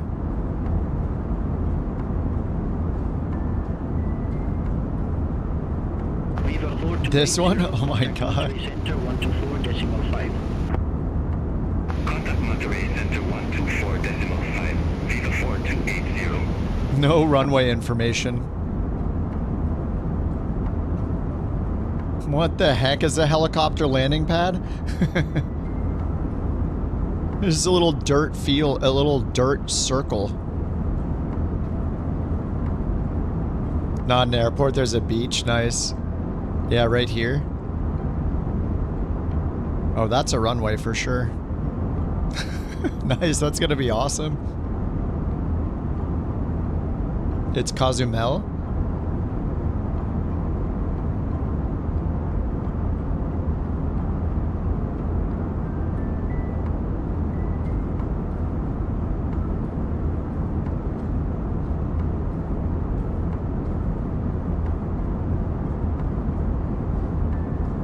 It's a water leg, you could do bush tires.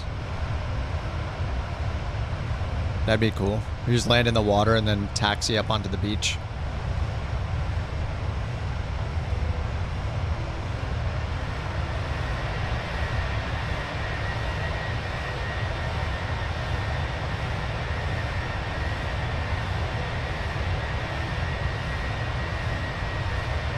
We'll do that a few times, nice. Yeah, I'm down, that sounds great. Can't wait. I mean, we could do one during the week if people want to. There were some people said they'd be okay with that.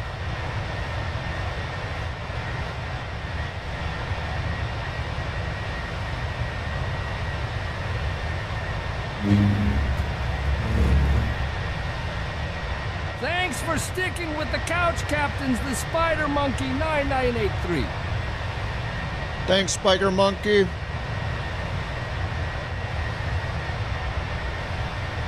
Thanks for 2 months, dude. Thanks for the Prime, man. Much appreciated, Spider.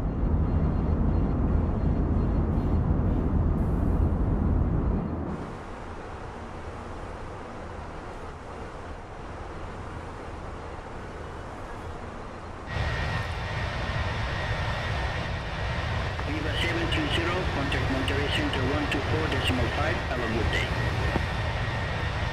Contact Monterey Center 124.5, Viva 730. I don't know if it is it Viva or Beba. I don't know.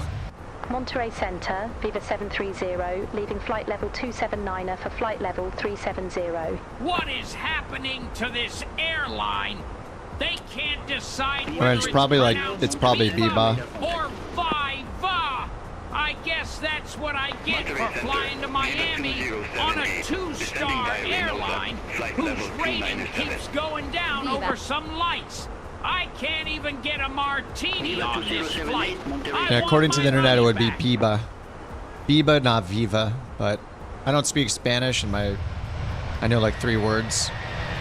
But yeah, I guess it'd be Biba. Biba, not Viva. So both ways it says it is wrong. And the way I've been saying it is wrong, but... Viva.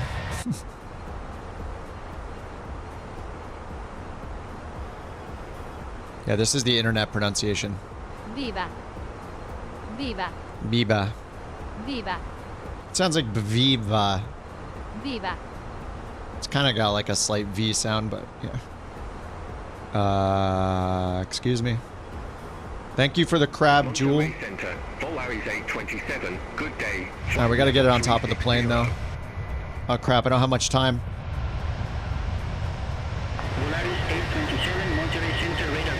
Here we go. Monterey Center, United 1594. Good day. Flight level 370. It's variable depending on what part of the Spanish-speaking world you're in. Well, this is in Mexico, so I'm not sure. I think they pronounce it Biba. Yeah, actually, well, the pronunciation I looked up said America's pronunciation. If that's accurate. I only speak American.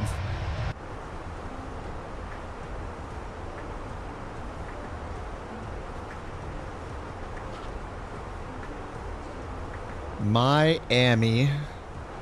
Sandbar 3. That'll eventually be our arrival.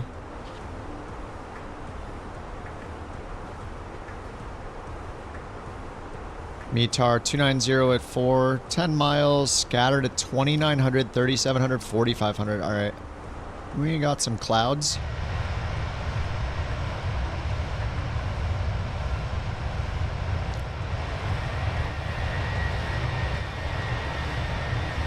Miami.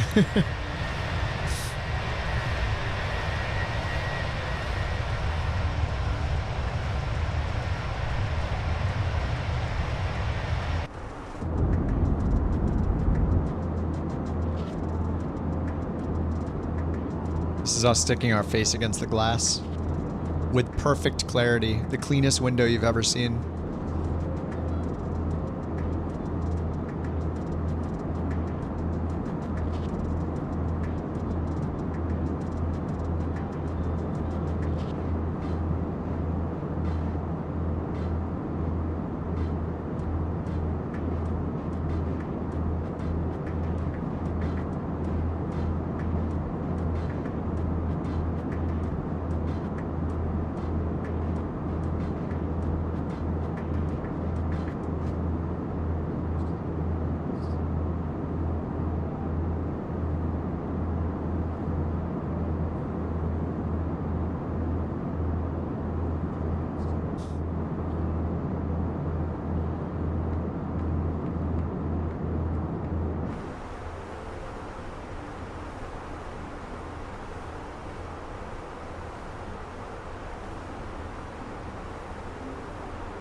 Alright, top of climb, 38 miles. 3,000 feet to go.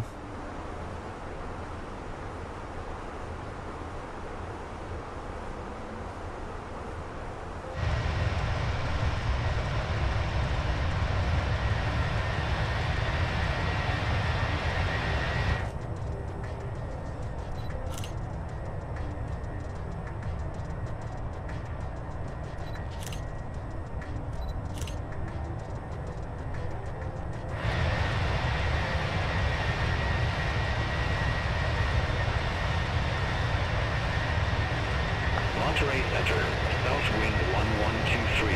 Good day. Flight level 250.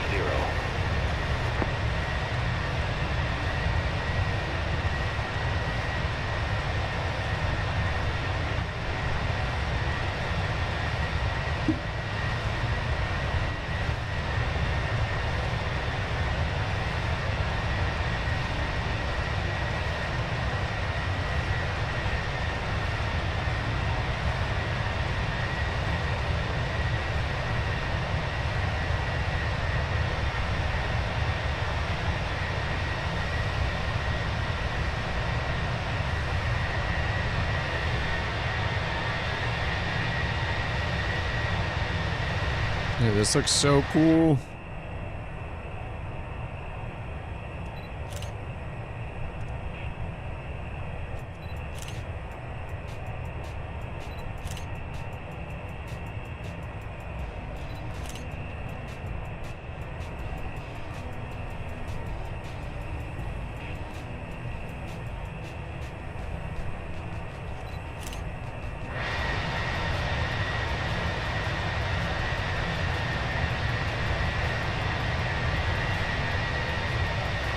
Double time? Not yet, no. I will once we get into cruise. We're just a couple thousand feet away.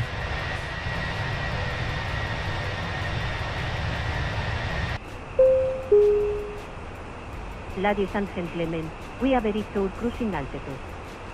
Sit back, relax, and enjoy the flight. Have a great journey.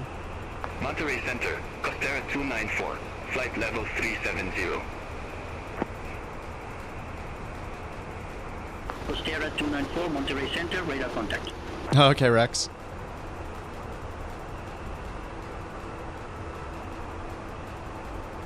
I can do 2x for a bit. Oh, I got 900 miles till top of descent. It's kind of a long one. I'm gonna end up doing 4x.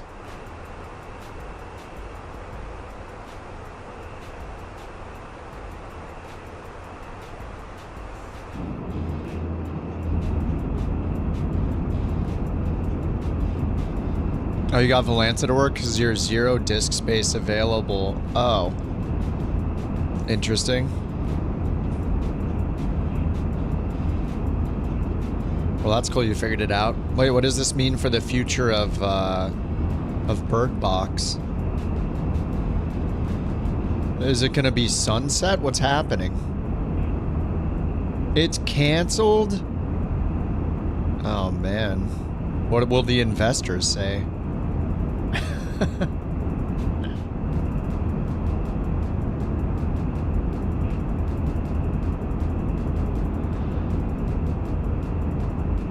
Which plane, Rex? Can't keep it stable with autopilot? It'll be a rough day for the markets. All right, Danger, have a good one, man. We're just lurking for the past few hours. Working after the migration, nice.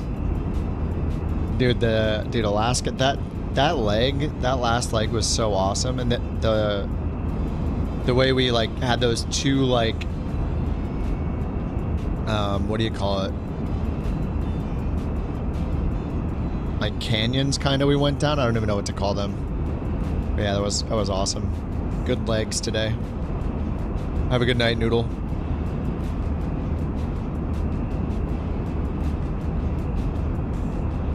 Oh, they're technically fjord. Oh yeah, that one was a fjord. Yeah, I remember looking on the map.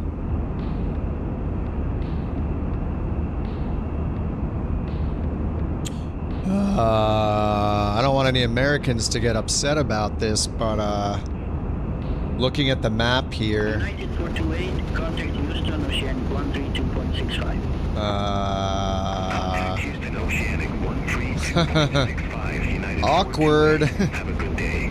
Volanta? Where are we flying?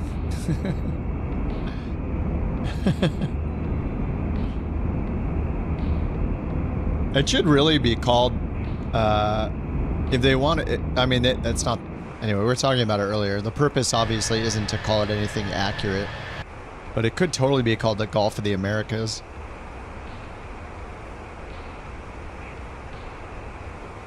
But I guess technically it is only between North and Central America, not really. You have the Caribbean Sea under Cuba, so anyway. It's so stupid. The Gulf of Cuba, yeah. Call it the Gulf of Cuba.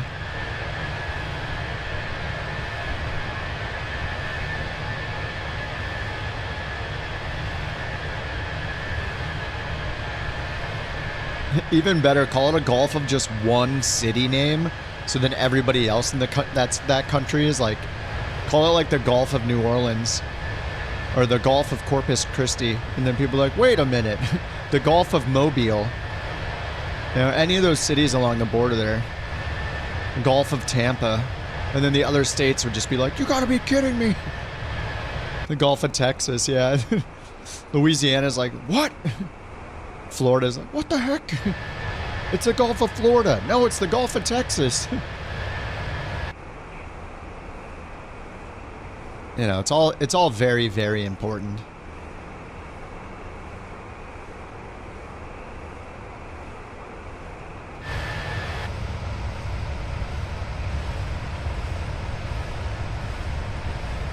Gulf of Fort Lauderdale Beach.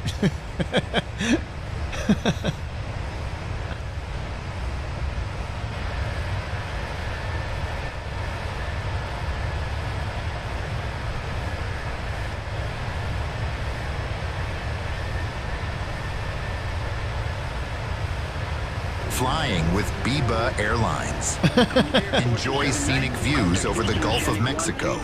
Give the middle finger to Americans as you fly over the body of water, now known as the Gulf of America, and enjoy a cocktail while doing it. Viva Airlines. You may not be able to pronounce our name, but you can sure pronounce where we fly. Mexico? Beautiful. What's up, Sawyer?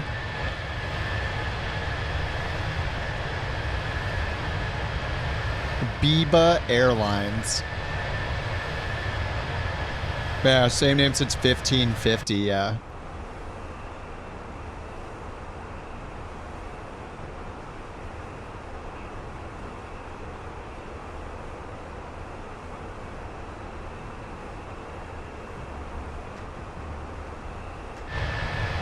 You did promise random TTS, that's true. It's ridiculous, absolutely ridiculous, that Volanta hasn't renamed the Gulf of Mexico yet. Should have been done day one.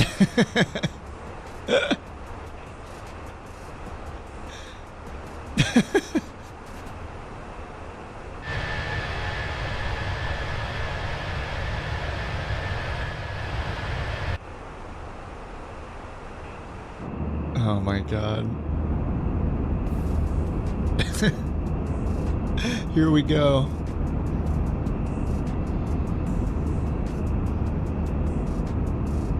Monterey Center, Polaris 976. Good day. Flight level 370. Polaris 976, Monterey Center, radar contact. Alf of America. Beautiful name. Very strong. Very popular. But the bureaucrats, the globalists in Volanta, they're slowing it down. They love Mexico too much. They don't love America. Volanta should show it right now. Everybody wants it. Total diss. Total diss? Total diss. I was supposed to say total disgrace. What's up, Smile? Nice view. Yeah, we just, and the view when we were back over the east coast of Mexico there was awesome. But yeah, we're just over the water now. On our way to Miami from Monterey.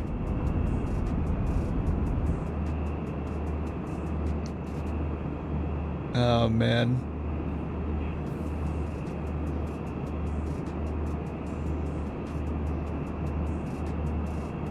Are we having a reunion over on Twitch?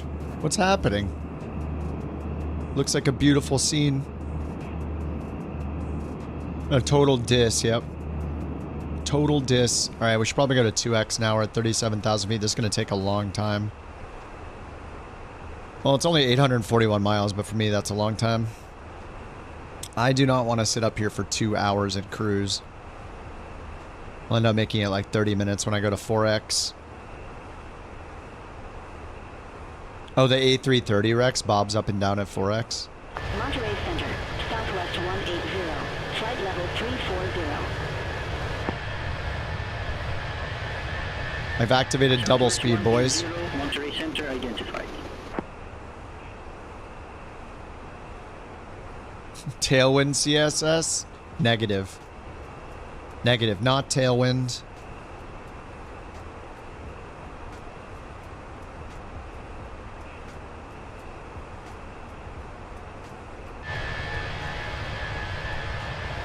Love their color palette, though.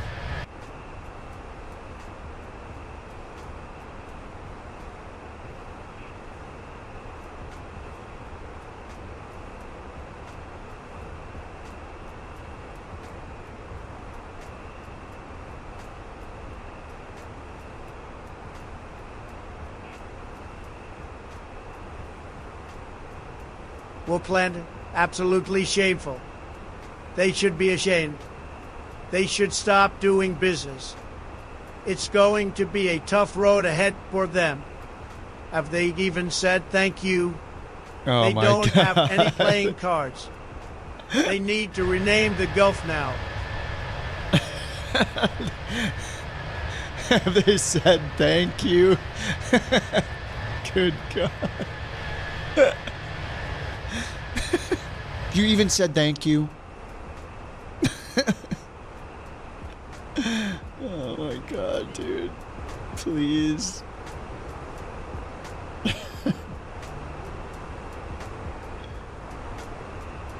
Got the streaming sauce, the message reader. Yeah, we have some TTS features. Voices are pretty hilarious. We have a good time. There's a lot of jokes in there. The voices are great. I made myself an AI voice as well, so people can, when I go AFK, pretend that I'm saying stuff.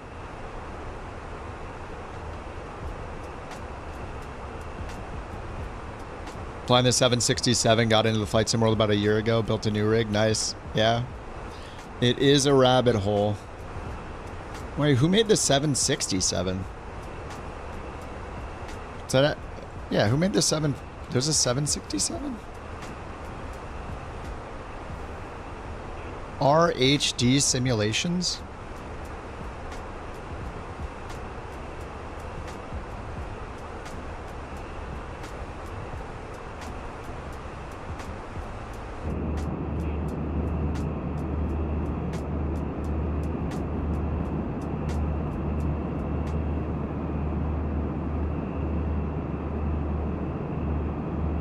What's up, Pipstad? How's it going? Oh, you're a 767 FO? Oh, that's awesome. Yeah, what's 60... I tell you what, boy, I don't want to support anyone who doesn't call it the Gulf of America. Where else is America gonna spill gas oil, propane, and propane accessories? It's as American as apple pie and tariffs. Damn it, Volanta, change it back. Oh, you're a real-world pilot, actual 767. Awesome. I thought you were talking about the sim. I was like, you're flying a 767? There's a 767 in the sim? And then I looked it up, and there's one that has, like, mid ratings that I didn't know about. Damn, that's awesome, man. Well, good to have you hanging out. There was just an update for Beyond ATC, guys. I'm downloading it right now. I gotta switch over. Supersonic air travel is here with Viva Mexico Airlines. Viva. Through manipulation of the time coefficient of the universe, we are able to double and even quadruple travel speeds. Fly Viva Mexico and rip time in half. There's an experimental version out for Beyond ATC. I'm downloading it right now. As you can see, radios, it says allow... Oh my God, yes! Yes! Radios allow COM 1 and 2 on-off states, volume level, and transponder state. A new option in the options page is enable cockpit radio controls must be turned on. It is off by default. So you can turn off or turn down COM 1 while you listen to COM 2 for ATIS or something. Dude, that is so awesome. Vectors completely rewrote vector handling engine from the ground up. More on this in the bottom of the patch notes. Traffic. Add flight plans to traffic so they fly waypoints more reflective of real life. Currently, the traffic flies directly from the end of the SID to the start of the star. In this release, 2/3 of traffic flights now have flight plans. More will be added as we move forward. Dude? Okay, so they only had SIDs and stars with no en route waypoints, but now they do. 2/3 of them do.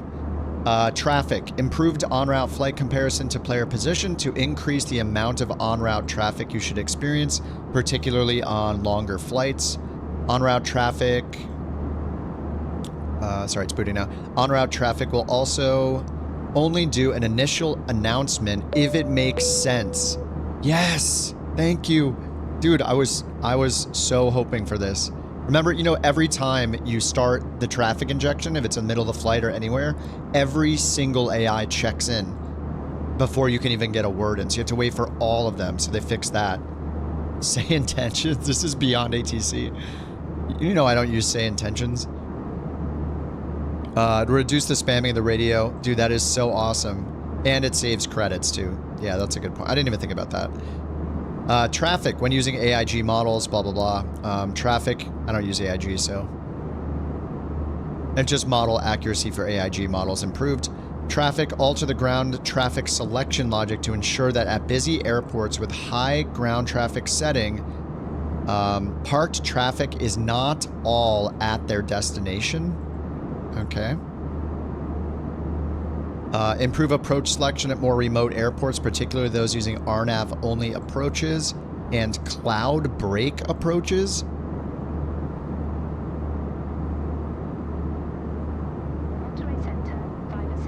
Whoa, the volume.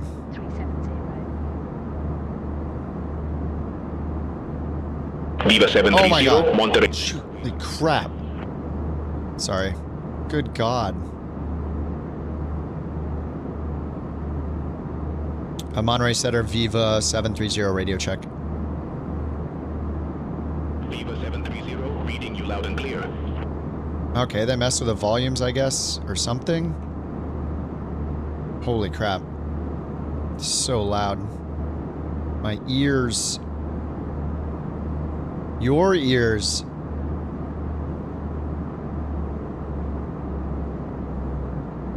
Monterey Center, Viva 730. What's your favorite flavor of ice cream and why is it cookie dough?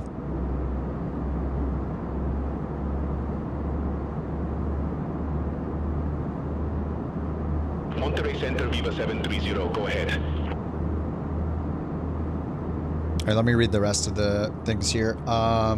Fixed a bug where you could be asked to descend to a low altitude early in vectoring before being told to descend to a higher altitude later in the approach. Awesome. I think that was the one where, like, during the departure. There's like 5 or 6 more things. Airport operation updates. Further airport operation ops changes for runway allocation and split frequencies based on user feedback. So improve Contact user Merida Center radio 125.2, Viva 730. If your flight plan does not Merida contain Center, a star, Viva 730, flight level you will no longer 370. be vectored from when you call descent, only given altitude instructions. This should prevent users from being vectored out 400 miles away from their destination. That's the big one. Heck yeah. Heck yeah. That was a big bug. Okay, big bug. A huge bug. Huge. User data. Added latest AirAct cycle, SID star pronunciation data, and more from the pilot portal. Fix, if you have either voice quality setting to off, no noise will be generated on a call-in. I don't know what that means. Oh yeah, let me change the volume setting here. Here it is. Enable cockpit radio controls. That's a new option. All right, so I turn that on, so now we can use the cockpit radios to turn the volume up and down individually or mute COM 1 as we're listening to ATIS on COM 2. All right, 2 more. It says fixed an issue with requesting an altitude change that would result in the LLM not understanding the requested altitude. I've run into that. Okay, cool. Finally found and fixed a bug that would cause the system not to hand you off to the tower. This has been in since day 1. And I've been looking at it for it since day 1, and we finally eradicated it. Good riddance.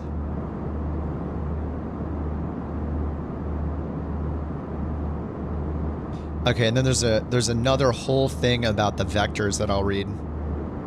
My altitude, I think I'm at 35? 37. Okay, let's read there's a huge paragraph about the new vectoring. So it says, our old vector engine was a hit and miss when it came to vectoring instructions. 70% of the time when it worked very well. 30% of the time when it failed really badly. This was due to it tuning to attempt to make the vector system sit in a middle ground where it would not under-instruct or over-instruct, and the problem arose when the situation called for more aggressive instruction that wasn't able to adapt to the situation. If you followed it perfectly with no wind, etc., it would be perfect, but if you were blown off course, those tiny errors would be compounded into large errors. This is a brief announcement from the flight crew. It says, with this patch, the vector engine is completely new, rewritten from the ground up to dynamically adjust its handling to the situation. This allows for aggressive vectors to get you back in position to avoid terrain or soft corrections if the system detects you're starting to drift slightly off course. Since this system is new, it may fail in the situations where we didn't test it. That means in some instances, the new system may appear worse than the old one, but rest assured, the new system's far more capable and easy to tune. We need your help to put it through its paces. Let us know what's working and not, so we may get it tuned for every situation. We will keep this experimental a bit to tune it and then move it to early access when it's stable. They said, I'll make a video explaining more about how we solve these issues. It's a quite interesting topic.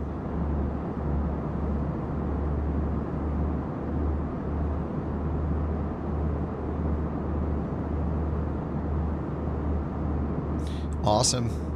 I mean, that's a big patch. We'll see how it goes.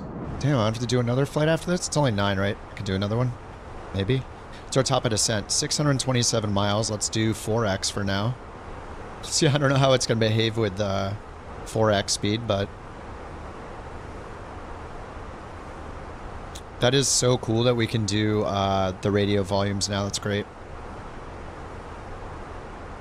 What's actually awesome about that is, I don't know how well this is going to work, but if I tune in the ATIS frequency now, I can now... Oh. Right, so if I tune to ATIS... Here, let me tune in the ATIS for the destination. Like, it's just going to be static.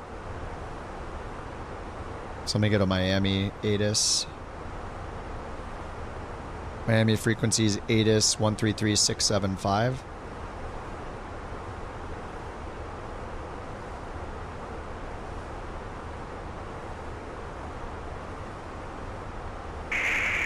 Oh, we do hear the static, but VHF2 is not on.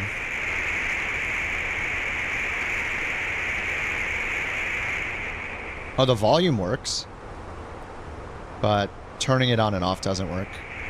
So maybe it's per plane, but, well, the volume works, so that's great. So I guess for now, at least in the Fenix, it could be a Fenix thing too. Let me test this one.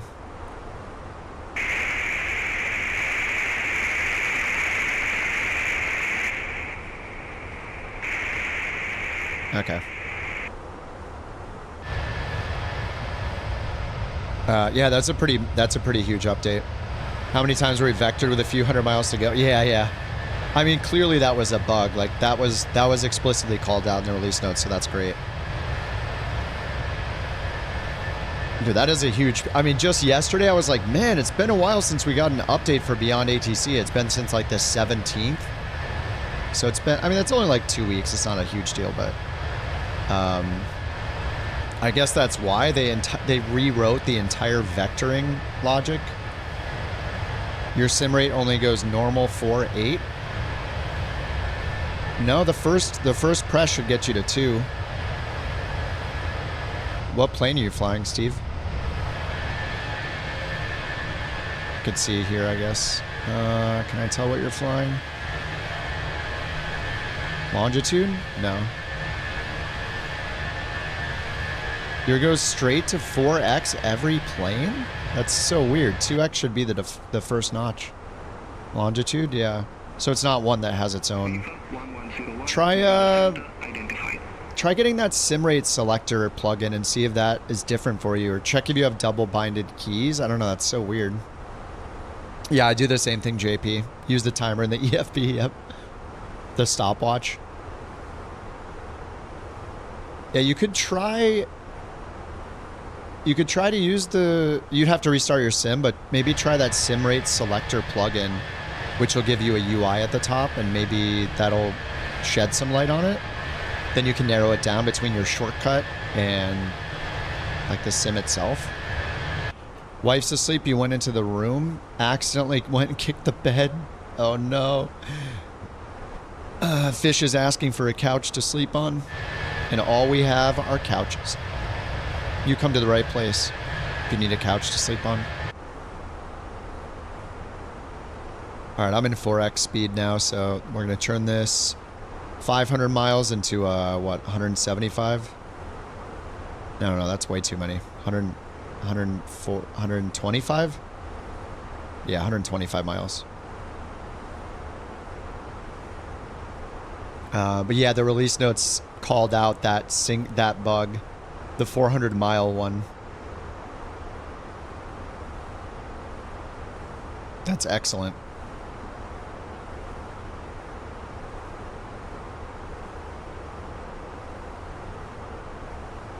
Yeah, it says this should prevent users from being vectored out 400 plus miles away from their destination. So the problem was, it says if your flight plan does not contain a star, you will no longer be vectored from when you call for descent. And this should also prevent users, or this should prevent users from being vectored out 400 plus miles away from their destination. Hopefully that's also like, yeah, I see. So it's probably the same logic, right? Because I didn't call for descent. I would just be in my climb still. Oh, why are we climbing right now? 4x speed's being a little crazy. Yeah, I'm going up and down myself. All right, we're going to go to 2x. Until that settles down a bit. 77 knot tailwind, though.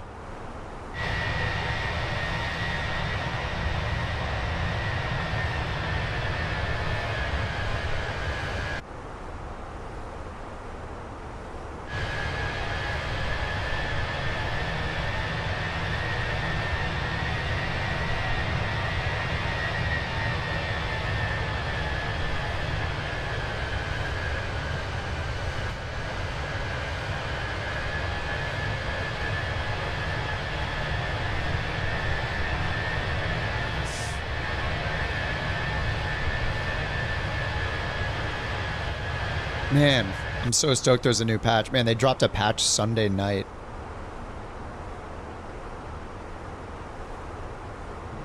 Sweet. Dogs love to leave squeak toys around our bed.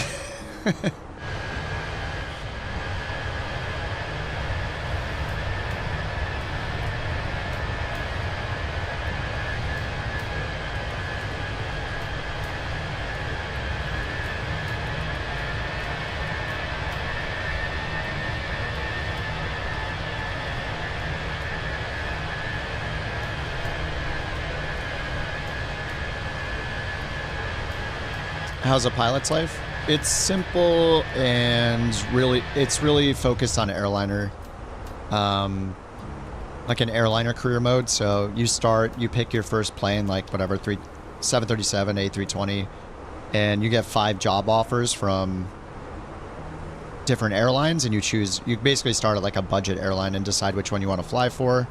It generates a schedule for you. You can kind of like regenerate a bunch of schedules until you find one that you like, and then you accept that schedule. So here's my current schedule, and then you just fly them in order. So I chose ones where it's like continuous, so I'm always leaving it there. You can choose between like round trip continuous flights or random flights. So I chose the continuous one, so we go from the previous airport to the next one, like in one long chain. Or you can do like round trips from hubs or just random wherever that airline flies to.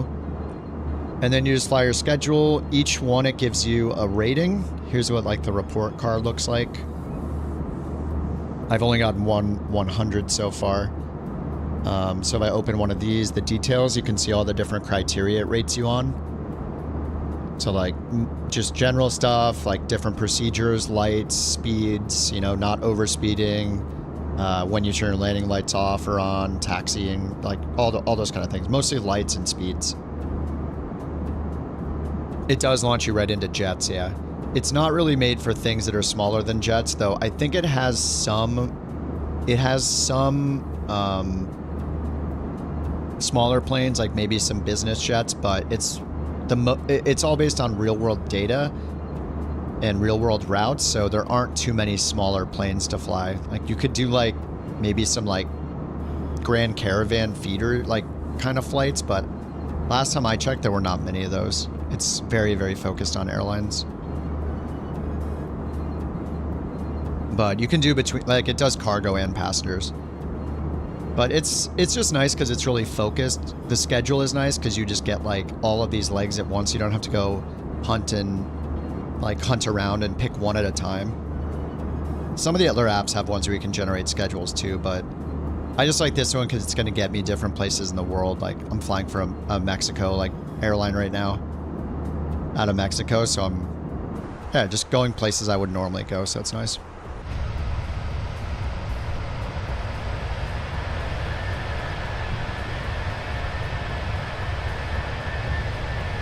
Yeah, we also use like On Air Company, and that one is pretty intense. You have to like manage all of the economy. You have to decide if you're renting or leasing or purchasing. You have to do maintenance. You can build FBOs that sell fuel at a discount to your virtual airline members. You can build base camps in the middle of the woods where you bring employees that do hunting for you and produce raw meat, and then you take the meat to a canning factory you own. Like, it's absolutely insane. We have that going as well, but it's just kind of so overwhelming that it takes a certain kind of person that really, really likes doing that all the time. I'm just not that person that likes doing it all the time. I just want to be like a pilot, you know? I don't want to deal with the whole business side or making decisions on where to fly. I just want to be told where to go. Yeah, docked, like didn't turn the taxi light in a prompt time. Yeah, that one is like if you don't have your taxi light off when you shut the engines down, that's when you get dinged for that one. It doesn't do things like, some of them do this, but this one does not track your, like, or did you hold the center line? What was your takeoff or landing roll distance? Did you land long? Did you turn your strobe on when you entered the runway, or landing lights on when you entered the runway? Like those kind of rules. It doesn't do those, which is kind of nice. It's like it's a nice mix of, there's enough rules where you want to try, but not enough rules that it's annoying. But yeah, each one is a little different, so you kind of have to learn their way more than whatever what the real thing would be. Marshall will be stopping you, waving his arm, cursing at. Yeah. You can pull up to the gate with the taxi light on and then turn it off and shut the engines down.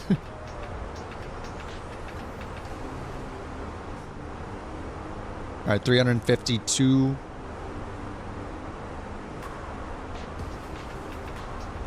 Let's see if the weather's changed. We got a new METAR. We do. 310 at 410 miles. Few at 2,900. Scattered at 3,700.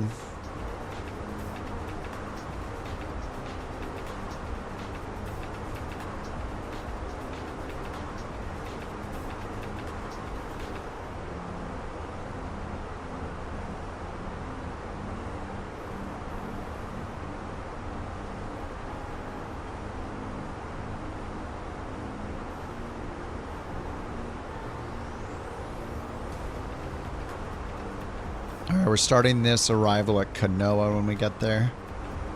So up here, 11 to 13. And then we're supposed to land runway 08 right. So that put us up here at leg at 4,000. Yeah, leg at 4,000.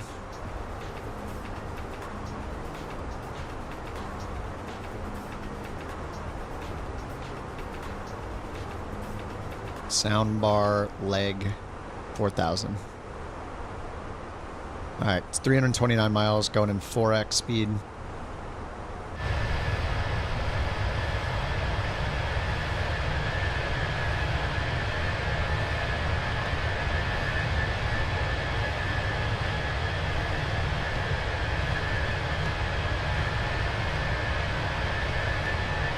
Does GSF have a big effect? I didn't really notice it, no.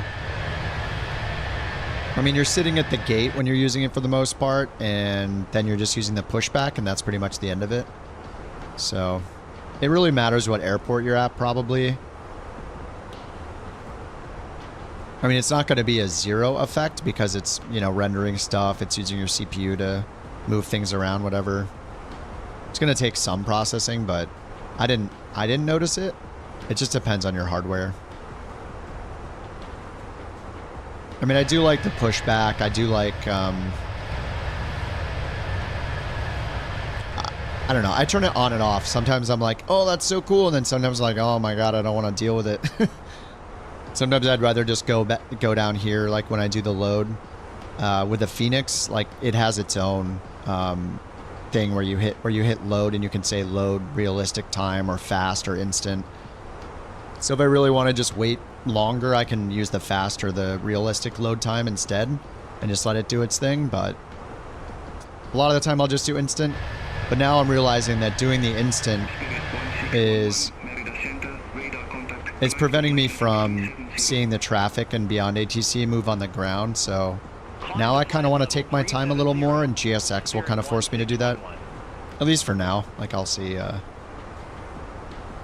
I like it. I'll probably get annoyed by it eventually and uninstall it again, but you know, it's $30 if you fly airliners a lot and you've seen people use it and you think it's cool and you can afford it and you want it, just, you know, grab it. I don't know how noticeably it increased my loading time though, like kind of like FSLTL, like there's a lot of files it loads. It has jetway replacement. It's got localized, like, you know, trucks and different style fuel trucks and baggage cars and, you know, whatever, like catering trucks and containers and, you know, the passengers or like the flight attendants look different, mattering where in the world you are, all that kind of stuff. It's like very, just a lot of localized things in it. Flew into JFK with park traffic on too high. 0.5 sim speed. Yeah, with beyond ATC. Yeah, I really want it to not. I want it to be like a limit, like you can do with FSLTL. Like how many planes at a maximum do you want around? That would be really nice. Because I would set mine to like, you know, 10 or something like that. Like I want to see them moving on the ground. I want them loaded in, but I don't want to have to change it mattering the airport I'm on, since it works like a percentage right now. So, you know, 6% or 60% at JFK is totally different than 60% at Monterey. So I don't want to go in and edit that every single flight. Like at Monterey, I probably want to put it to like a 9 or a 10. At JFK, I want to put it at like a 2 or a 3. Whatever it takes to get like, you know, a dozen or so planes on the ground loading in and taxiing with me. And that'd be nice if they could do that. I don't know how hard that is. I wonder if they're going to do VFR traffic as well later, once, because like their next big milestone for the software is VFR.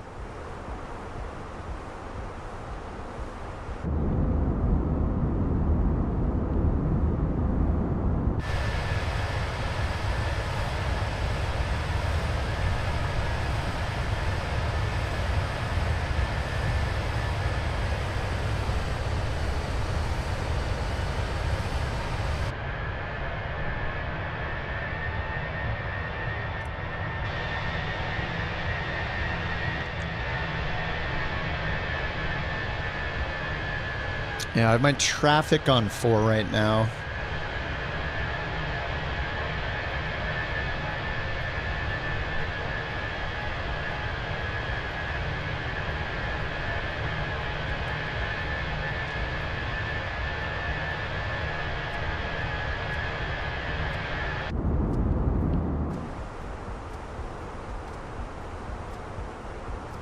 I forgot about the Beyond ATC traffic map too.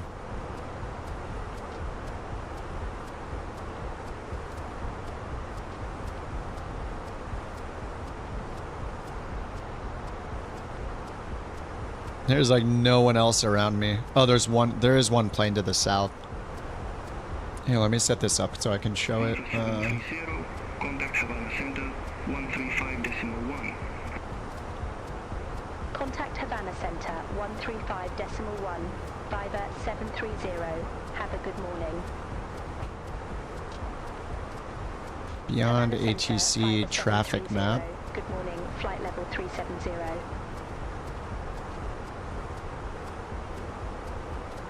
Viva 730, Havana Center, radar contact.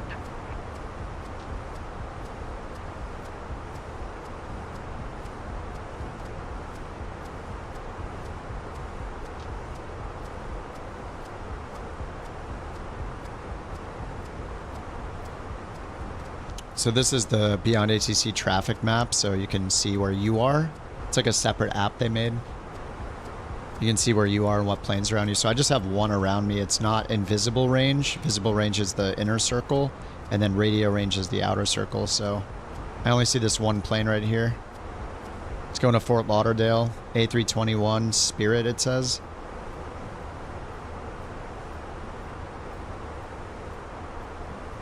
At 31,000 feet, 300 knots. So as we get closer, we can see like who's around us.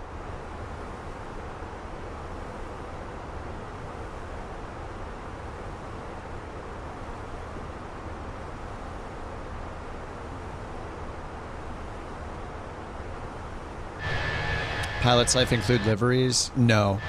I just go to flightsim.to and find a livery for the plane I'm flying.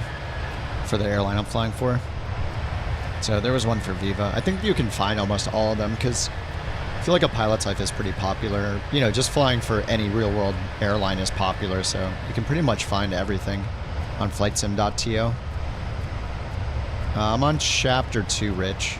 Pilot's Life Chapter 2, it's called. I don't think I ever used the first one.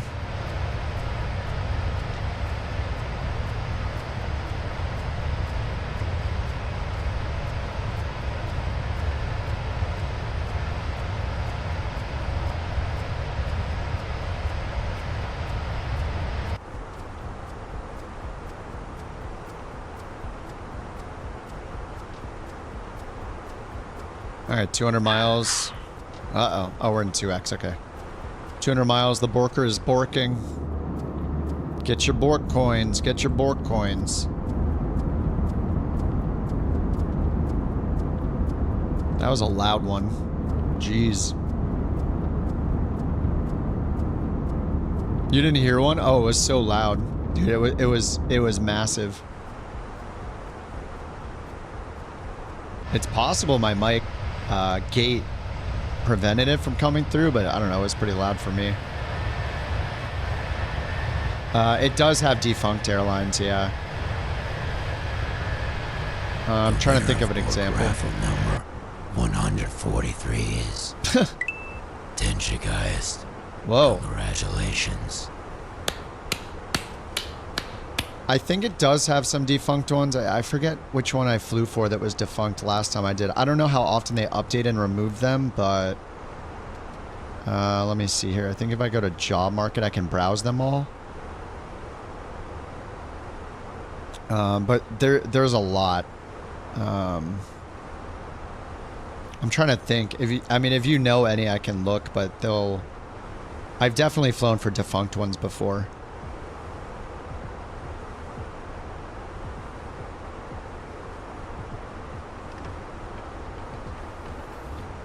Braniff. I've never heard of that.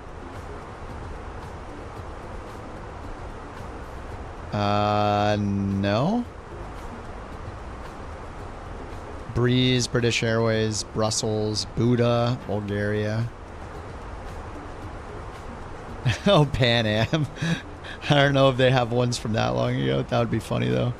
I mean, if it's like recent, within the last few years, or even maybe like 5 years, maybe it's in there.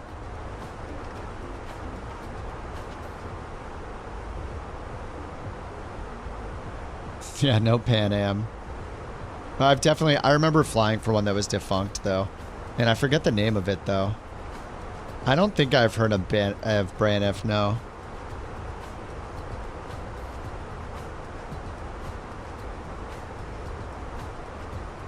I forget which one I flew for the last time, but I remember looking it up and it was defunct.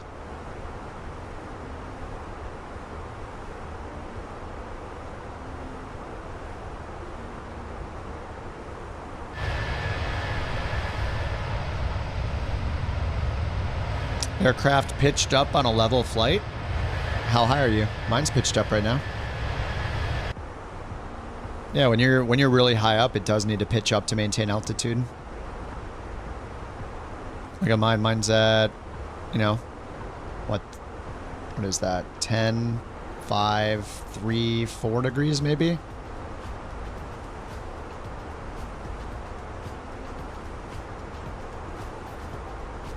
The air is extremely thin.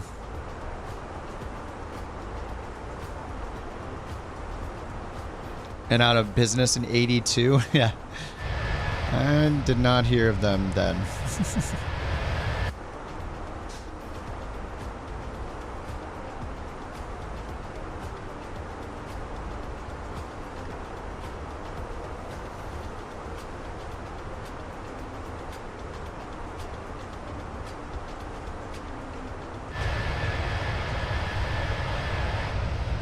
I might go one more, yeah, because, yeah, it's only 9. I'll probably do another one. I really want to see, I really want to use the Beyond ATC update for the whole next flight.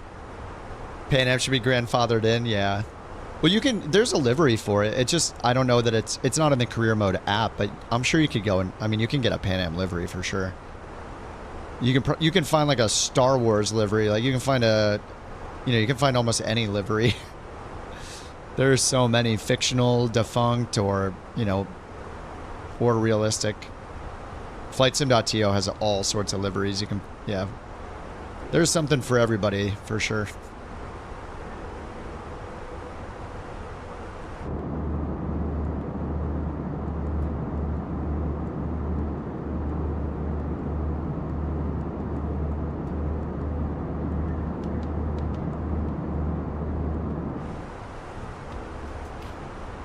The nose level marker on the attitude indicator is an arbitrary spot.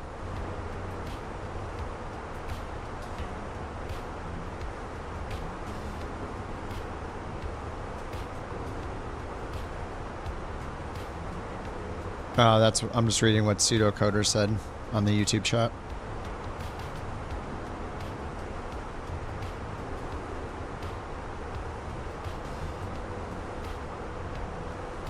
Are you just talking about the difference between the flight path vector and the heading indicator? Or the actual the center of the attitude indicator? How do you determine the exact vertical center line of the aircraft?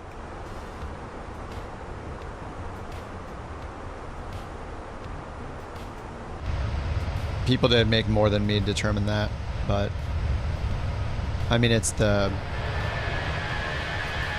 whatever the, you know, there's an axis of rotation on the plane that's, I assume, very precise, so it's going to be based on that.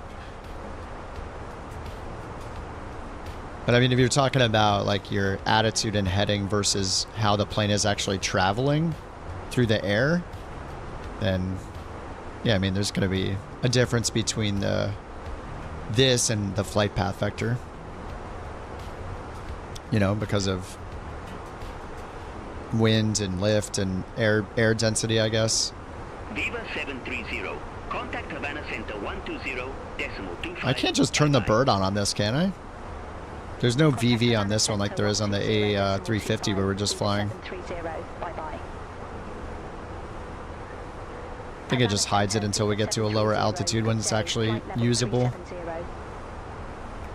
Or maybe the Airbus just doesn't even have one. I don't know. Viva 730, Havana Center identified.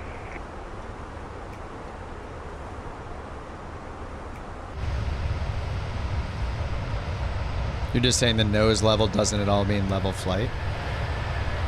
Oh, right, yeah. Yeah, well, I mean, you need to be pitched up at this altitude with such a small, with such low air density where this, you know, 26,000 feet, or 37,000, 36, but it's 37,000, yeah. I mean, it can't stay in the air if we pitch directly at the horizon.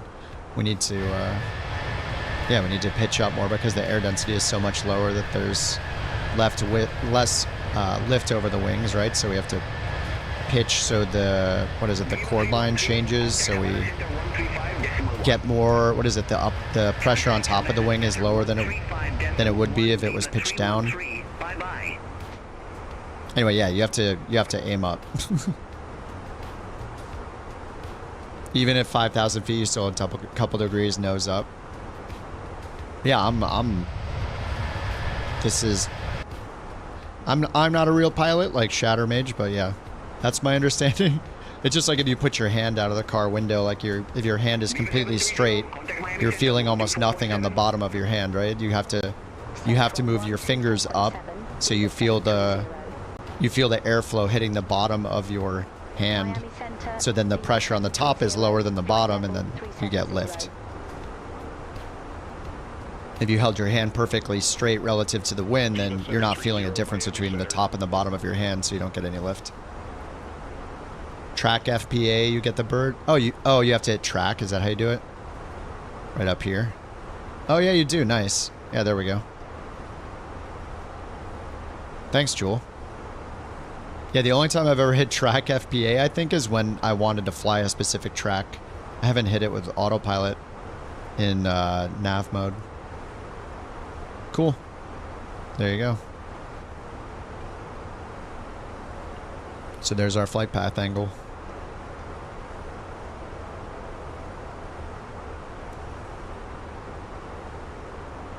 Viva 730, you're off course. Cleared direct Samber. Resume O navigation. Off course?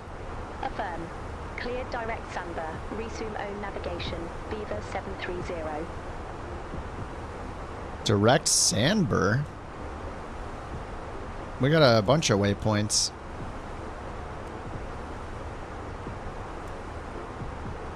Wait, we're not off course. Kanoa, then direct Sandber. Oh, wait, we are off course.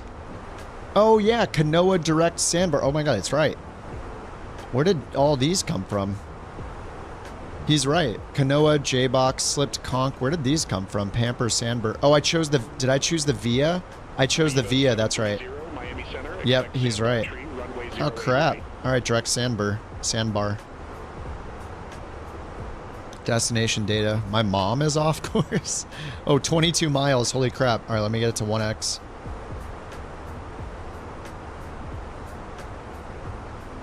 Oh, yeah. I shouldn't have used the Via. I saw Sandbar and I was like, oh, Sandbar. Or I chose Kanoa as the Via, and I shouldn't have. Because our flight plan is Kanoa, direct Sandbar. Got him. Dorothy Mantooth is a saint. Alright, direct Sandbar. Which version? It's experimental, Jewel. It's the newest experimental build they just released like an hour ago. Viva 730, Miami Center. Go ahead, Viva 730. Viva 730, Miami Center. We're ready for descent. What's happening?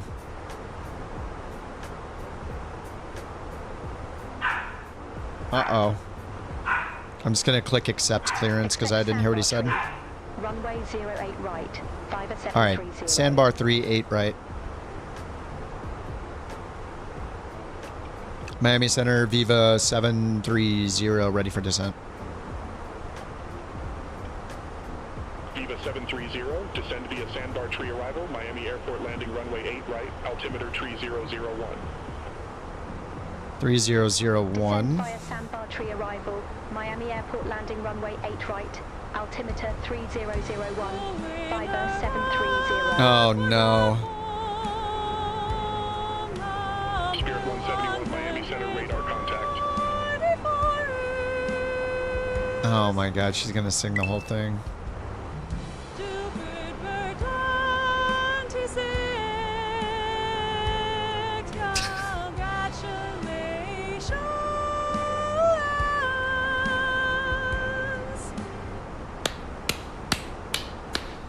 Alright, 4,000 managed descent. Sandbar 3. Angelic. Unbelievable.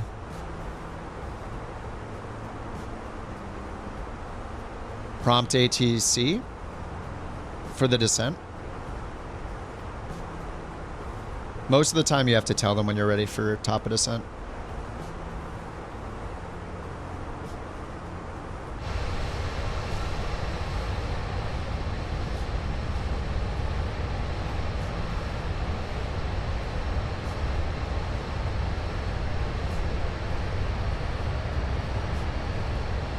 Hello, Key West. It's kind of lame. You don't always have to, it's just certain times you do. I think they said, I think I've heard them say something like most of the time real pilots have to say when they're ready for descent. Guess you're saying that's not true. I don't know. Not common in the States. Wow, thanks. Thanks, Deadly. Thanks for the Bork, Deadly. That counts as another Bork. Deadly's paying his way to Bork coins. Only if they forget about you. Yeah, pretty much every time you have to tell them you're ready for descent. I didn't know that that was realistic or not, so I can't argue about it because I don't fly. So rigged unless I win.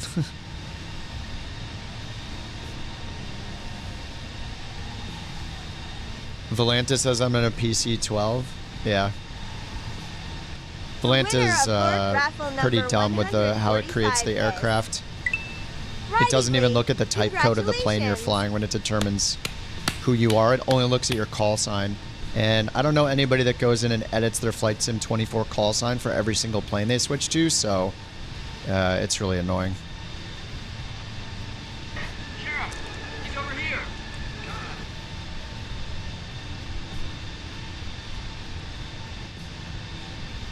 Yeah, I don't know why it thinks I'm a PC-12. My call sign is VIV 730.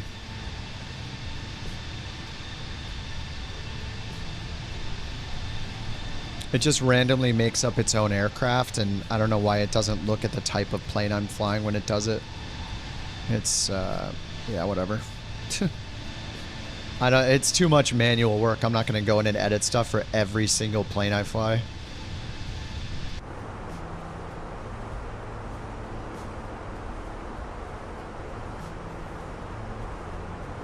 Deadly did win. Oh my god. A320 effects from 2020. No, that the SimFX ones you mean, Rick? The ones from SimFX don't work in 24 yet. Oh my god. She's just giving them away like candy tonight. This is number 12 of the day. Go, go, go, go. You're gonna be poor. We're losing all of our Bork coins.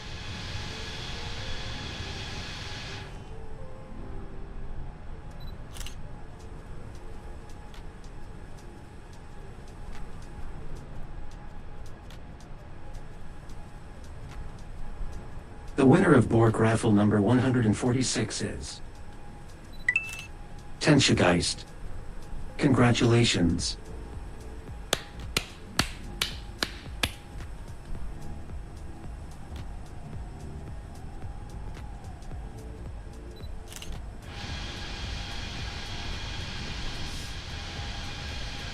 That's an event last night. You were flying DHL. You were called everything from Lufthansa to Delta to being actually called DHL. Every controller from Panama to Juliana.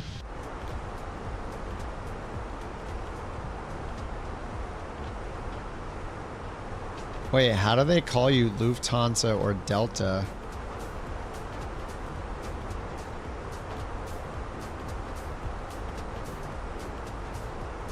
Oh, DLH. Yeah, I know Delta. Oh, I don't know Lufthansa's DLH. Yeah, call sign confusion. Yeah, I would use VATSIM if they didn't ask people to provide real-world identification. Very strange. As soon as I heard that, I stopped using it. Bunch of weirdos.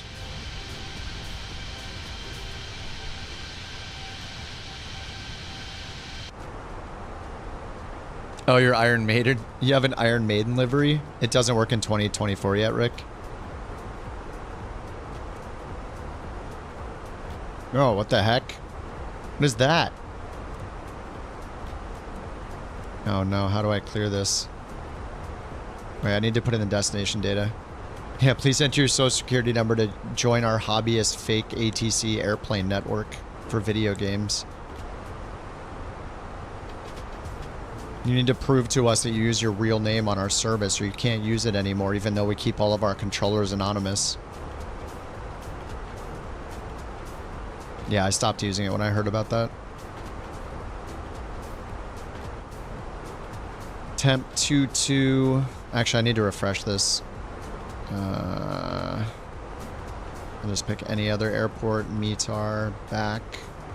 Miami.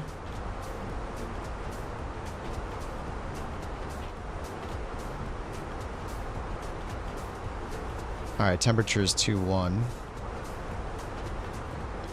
QNH 3001. Wind is... Oh, more drag. You got it.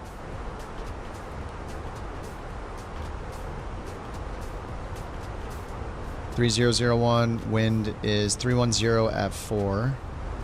Magnetic difference is +8. 318 at 4. Alright, 318 at 4. And then we don't know our approach yet. So how do I fix... There's a hold in here. I never know how to fix these in the Airbus.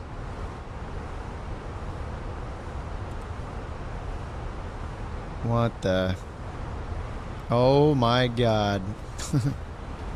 They'll probably be vectoring us before this, so...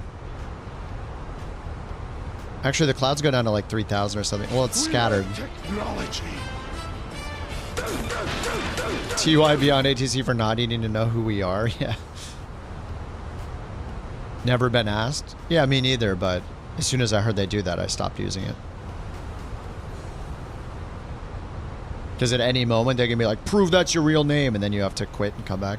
I mean, if you don't stream, it doesn't matter, but if you do, then he'll eventually recognize your name. Or way more likely to know you're on their network if you're streaming it, so it's stupid.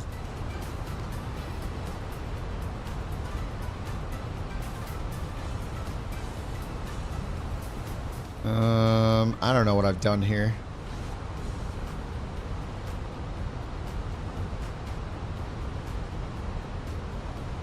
So we're going direct sandbar and then up here to leg at 4,000. That's for landing 8 left, 8 right. I mean, they haven't given us approach yet, so I think I'm just going to go in here and just put a visual in for now, just to clean up the map. Yeah, that's ILS 8 right. Can I do via sandbar? No. No via. Yeah, that's where all these waypoints came from, right? Sandbar is part of this. And then leg. And then that's a missed approach. Wait, this looks right. There's no hold in here. But then we have Kanoa. Select heading track. So let me do this and then hit sandbar. Oh, you're done with the... Alright, there you go.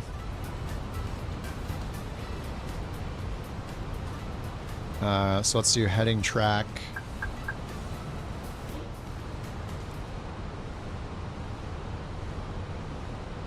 Okay, insert temporary, and then we'll go direct sandbar again.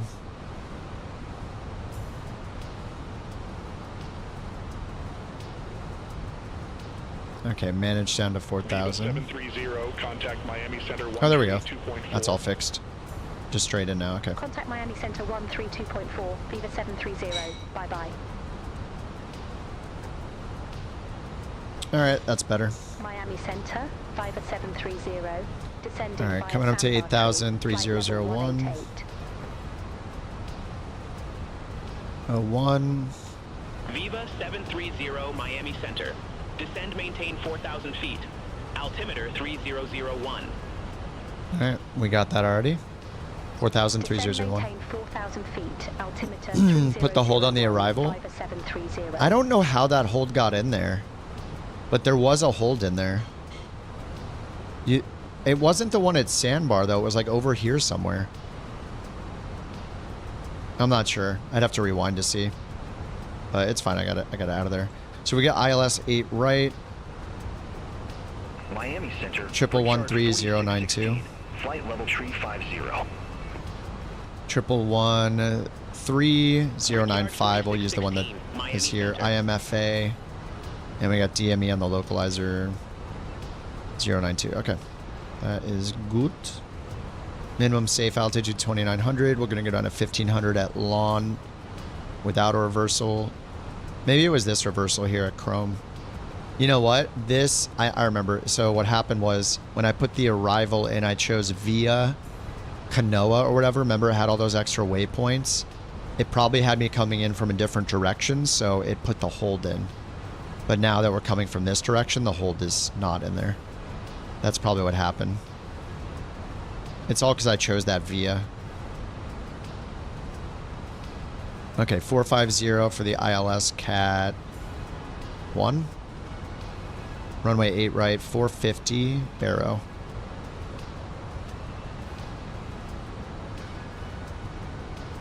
Alright, 450.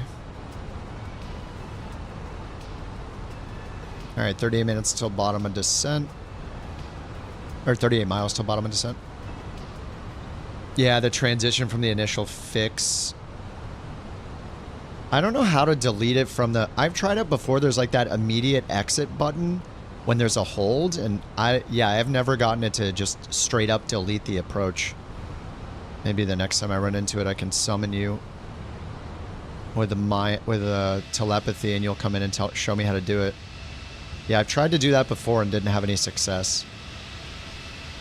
I tried like clearing it. I tried clearing both the waypoints. I tried hitting immediate exit right away, and it's the A320, the Fenix A320. But it just didn't work for me, even doing immediate exit before I got there. And I think I've gone in and hit the waypoint and hit hold, but it just added another one. Contact Miami approach, Viva 730. American 524, airport is at your 2 o'clock 13 miles. Report the field in sight.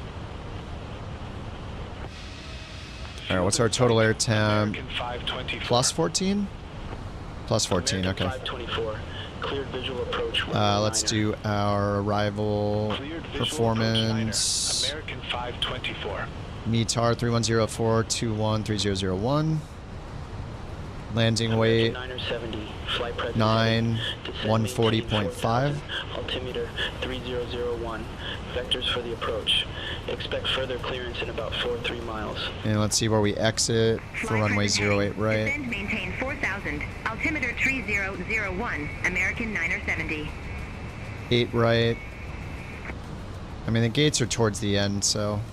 Miami approach. Viva 730, 13,800 yeah, that's fine. feet with the oh, the crab. Viva 730, Miami approach. Good day. Altimeter 3001. Expect the visual approach runway 8 right. Did I ever own or seen the Saint? Wait, what? Altimeter Almost furry, what? 3001. Expect the visual approach runway 8. Thank you for the crab. Viva 730. Thanks for the crab, Deadly. Miami approach. Oh, and thanks for the Patrick earlier. 9,700 with the numbers. Spirit 3951, Miami approach, altimeter 3001. Expect the visual approach runway 8 right. Alright, they got the visual 8 right. 3001. Expect the visual approach runway 8 right. Spirit 3951. Spirit. I don't know what you're asking, Rick. Contact Miami Tower 118. What's up, Mouse? Post-shift therapy session of chill vibes and flight sim, and me messing up. 524. Have a good day. Messing up an approach, probably. No, we have an ILS approach. American 313, turn right, heading 335. Descend and maintain 4,000. And we just have scattered and few clouds reported, so that's good. See if we when we get a visual of the runway. 335. Descend and maintain 4000. The runway. 3001. American 313.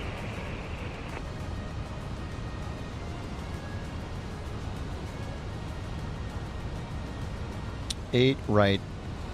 10,500 feet. 1103. All right, I'll get LS on. We're gonna do low auto brakes, arm the spoilers. Now it wants more drag. Yeah, we're above our profile. Miami approach. Good day, altimeter 3001. Expect a visual approach runway 8 right. Altimeter 3001. Is that a disco after leg? Approach runway 8 right. American 422. Yeah, I guess we are just left off there, aren't we?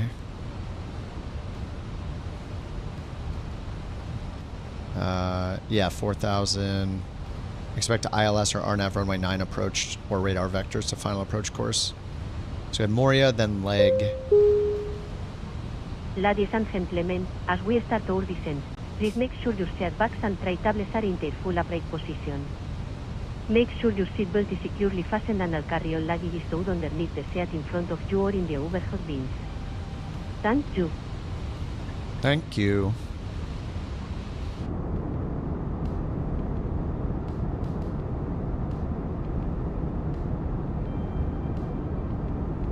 Oh, did I ever see this St. Elmo's fire? No. I don't think I ever did. 060, intercept the 12 localizer, descend and maintain 2,500. Turn right, heading 060, intercept the 12 localizer, descend and maintain 2,500, American 313.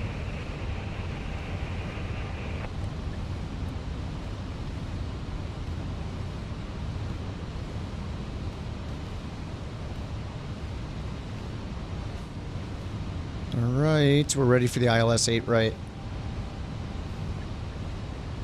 Going all the way down to 4,000 feet. Alright, we should get people in their seats. American 313, airport is at your 2 o'clock 12 miles. Report the field in sight. Field in sight, American 313.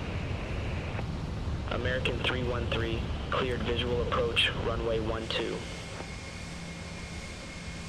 Cleared visual approach 12, American 313.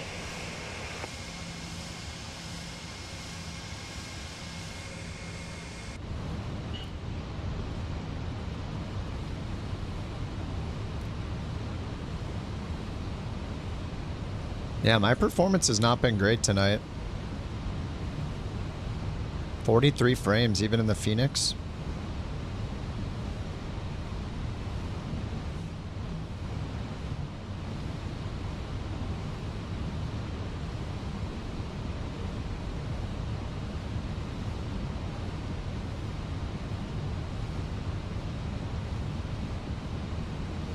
That's him? Nope. Not anymore.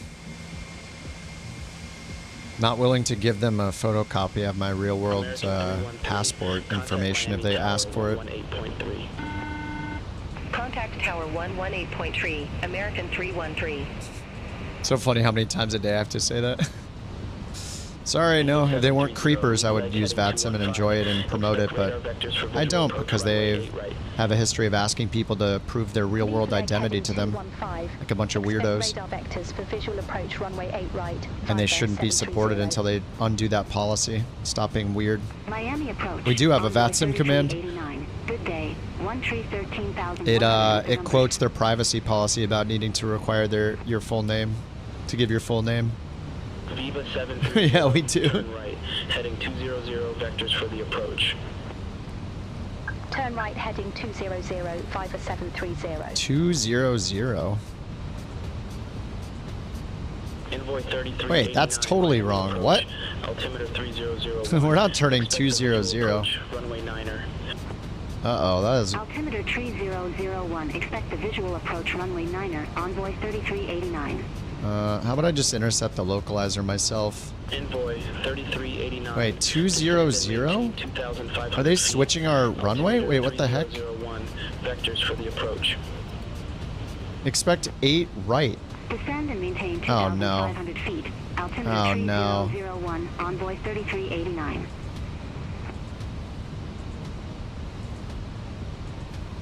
Wait, 20... Alright. I'm just going to hit Loc. We're just going to intercept it ourselves. We're not turning right another 100 degrees or whatever. Yeah, I already found a bug the first flight. We're below the glide... We're above the glide... Or, yeah, we're below the glide slope, too.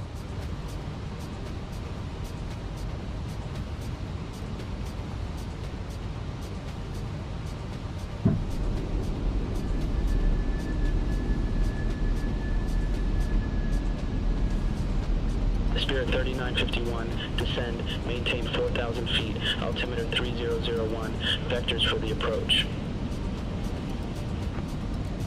Descend, maintain 4,000 feet, altimeter 3001, Spirit 3951. Viva 730, turn right, heading 265. What? No. Turn right, heading 265. We're way too low. Oh my god! The ILS is alive!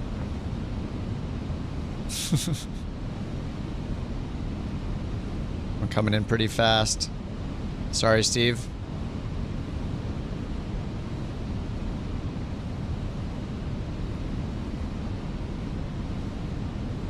American 970, turn left, heading 145, intercept the 8 right localizer. Turn left, heading 145, intercept the 8 right localizer, American 970. American 970, descend maintain. All right, GS. Can we slow Descend down? maintain 3000, American 970. Go around, climb left 3000.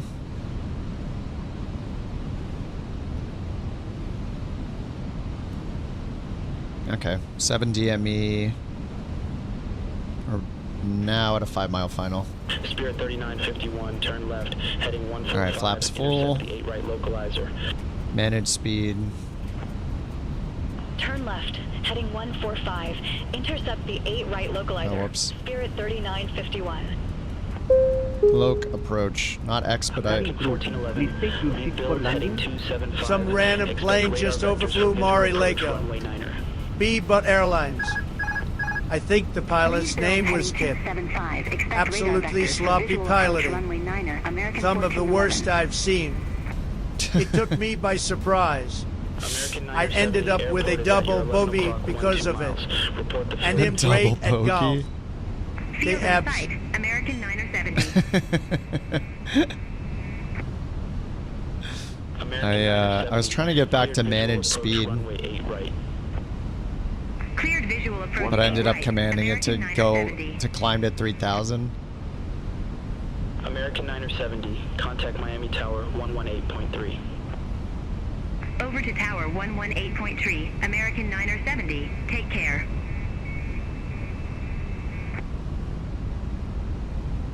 Spirit 3951, airport is at your 10 o'clock, 12 miles. Report the field in sight. We have the field. Spirit 3951. Spirit 3951, cleared visual approach runway 8 right. Minimum. Cleared visual approach 8 right. Spirit 3951.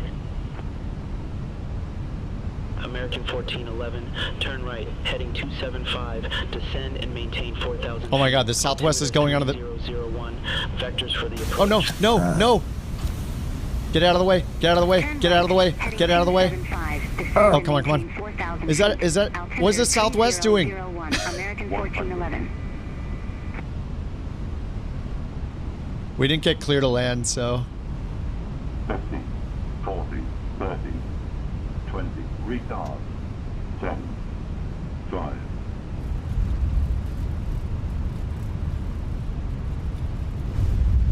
I think it would have given us go around. Or told them to hold short, but we didn't even talk to the tower, so... The winner of Bork raffle number 147. Yeah, C runway will land, exactly. Really went deadly.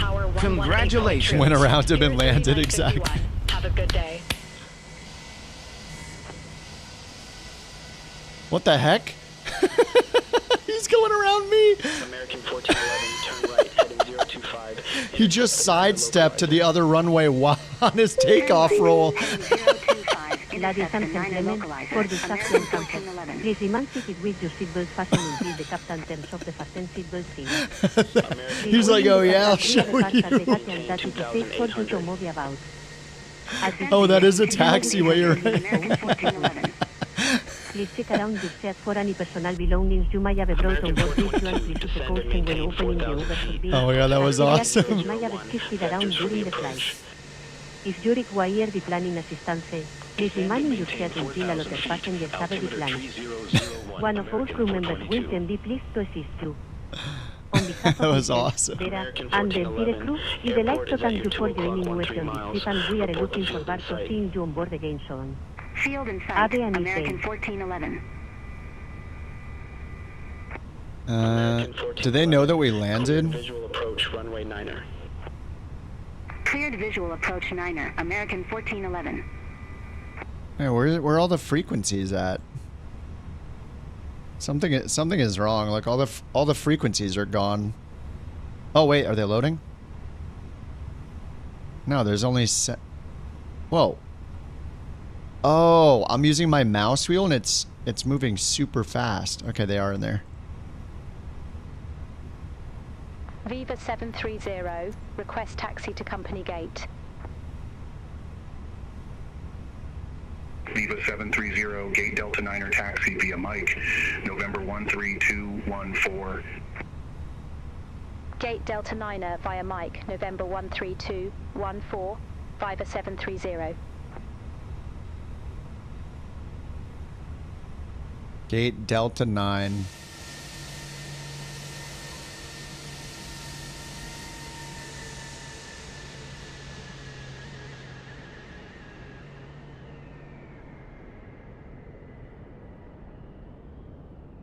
And these runways look so weird.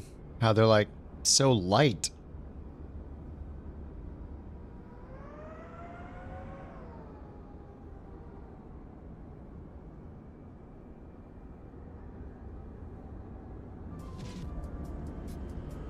Don't these look weird with how light the runway looks?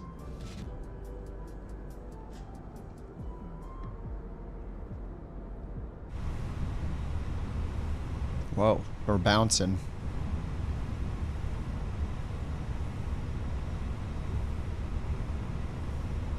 Concourse D.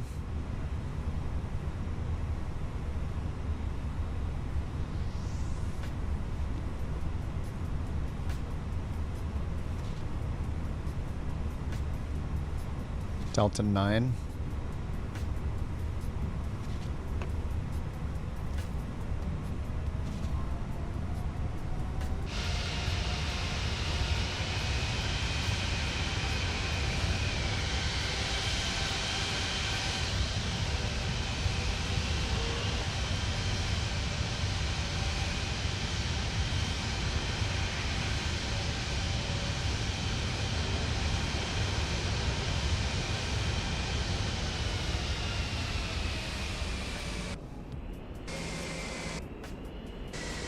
Whoa, what the heck?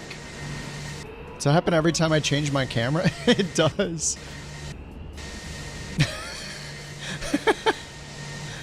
What?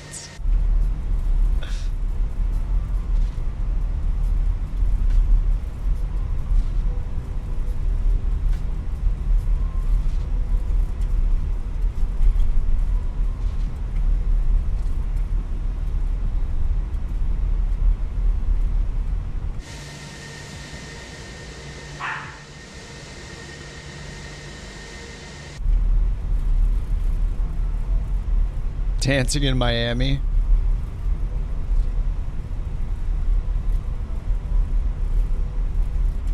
Thank you for the borks.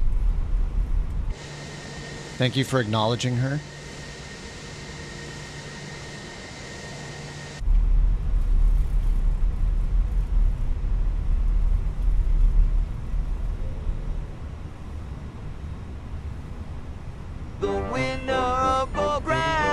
Oh my god.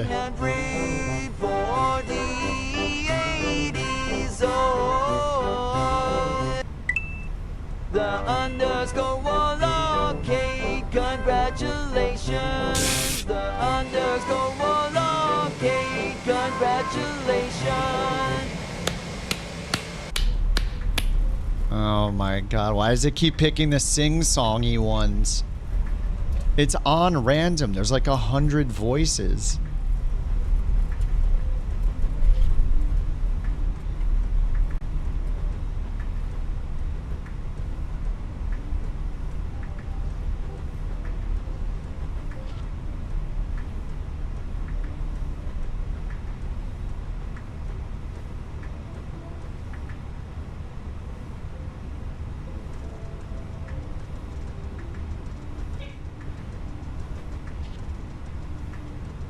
No! So close.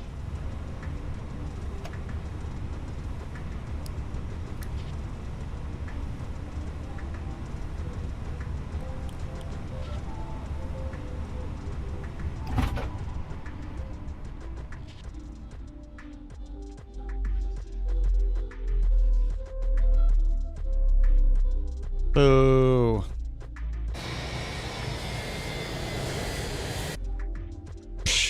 Whatever.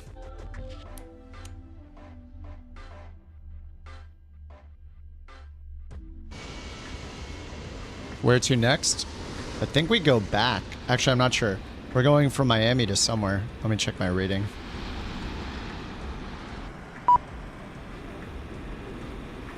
Did I miss Jewel Land? Oh.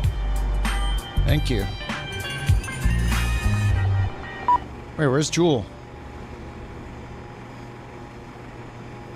Oh, Jewel landed over here. Crap, Spider Monkey's coming in. There are no passenger stairs. You will not see passengers visually. Passenger stairs? We have a gate. Passengers deboarding starting. Uh-oh. I guess the gate doesn't work. They're just jumping off.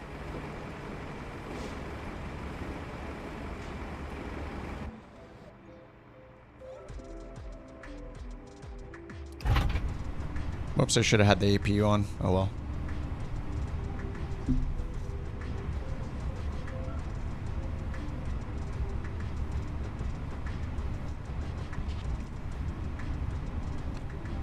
Well, let's see what a crappy rating I got this time. I got 100. I got 100. Mountain. I got 100 rating. The whole flight. Thank you. What? Did you say is that the first time? Oh my god.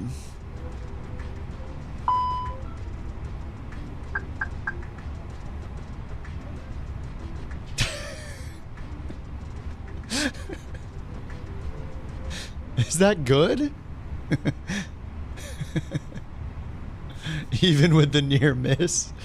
Yeah. I'm not saying that a pilot would tell me I got 100%. I'm just saying that in the video game, the one program gave me 100%. And for that, I'm very excited.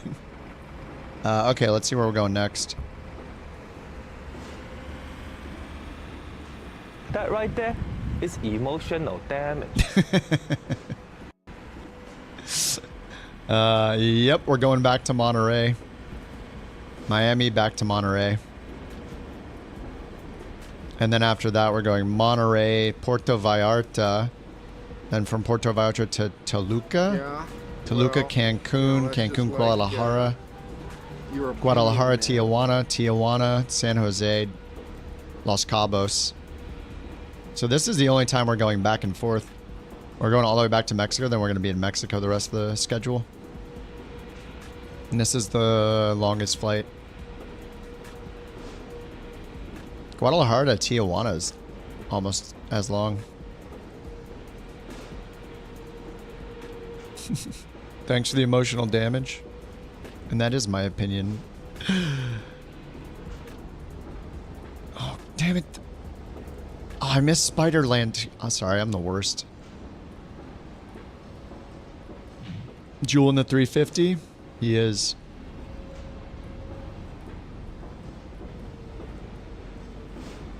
Oh, got the lag. Yep, there it is. We can see the whole inside.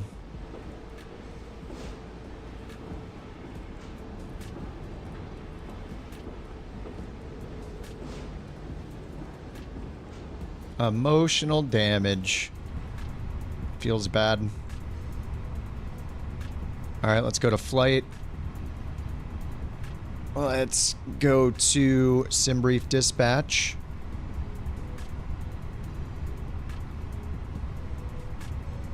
We're Viva 731 on the way back.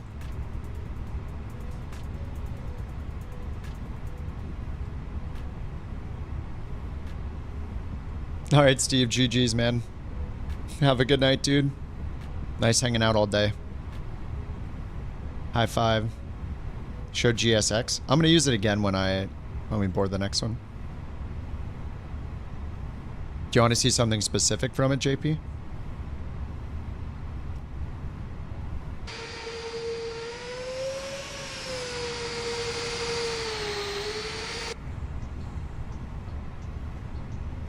All right, 30,000 feet, cost an X58, 3 hours airtime going west and a much longer route.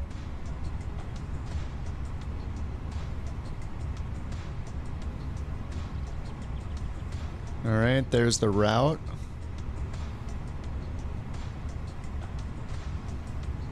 Viva 731 this time. I'll restart beyond ATC for good measure.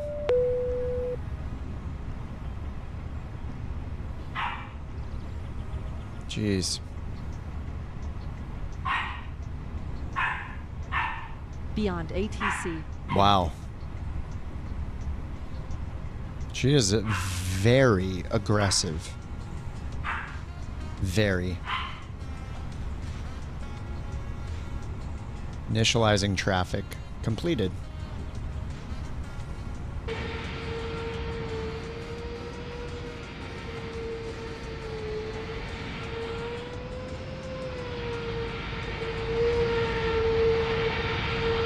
Where's the traffic? The winner of Bork raffle number 149 is Silver Victor 89. Congratulations. Congratulations. Oh, there's one maybe.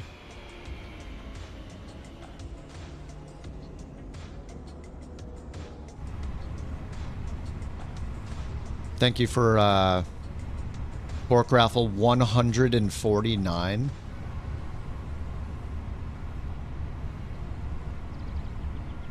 All right, import.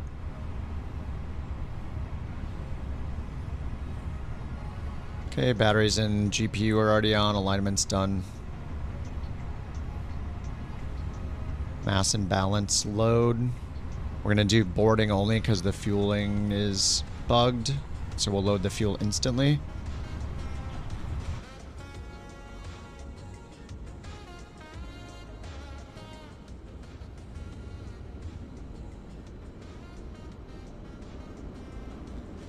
All right, catering truck's on the way.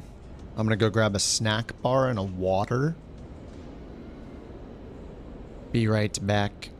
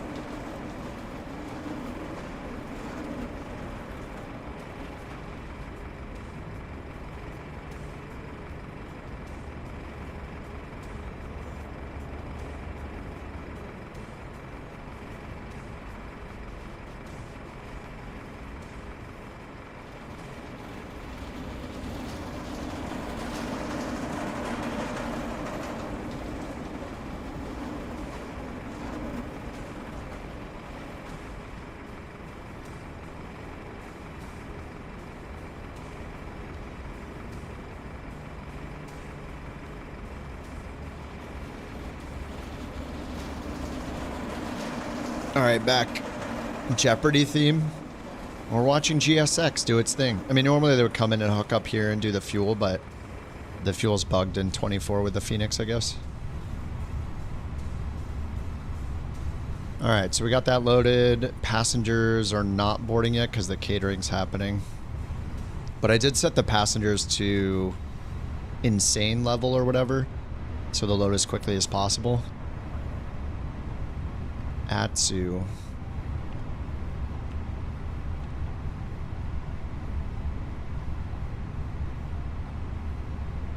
One more flight all the way back to Mexico. Oh, see you, Spider. Have a good one, dude. Sorry I didn't catch your landing. Waiting for me to open the door? Are they? It usually does it automatically. Oh no, it's good.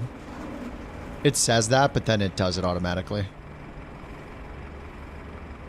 American 885 Heavy at gate Delta 1. It does all the catering and then it'll do the passengers. Tampa to Miami. Oh, nice. Yeah, it always shows the message, but then it automatically opens the door. Yeah, it's good. It just matters the plane. Sometimes you have to do it manually, but Fenix seems to do all the doors. Yeah, see, it says close to right, but when I look, that does close to right. It'd be nice if they had a little delay there. But yeah, it just shows it every time.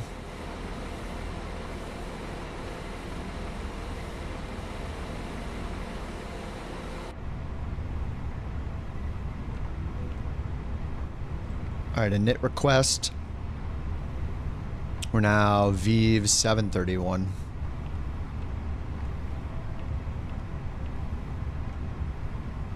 Cost index 5.8.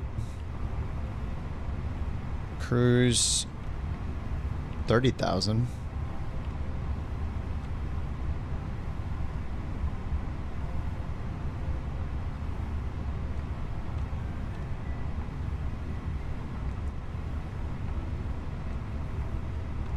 Alright, Miami departure 8 right. Let's get our clearance first before we assume we're getting 8 right.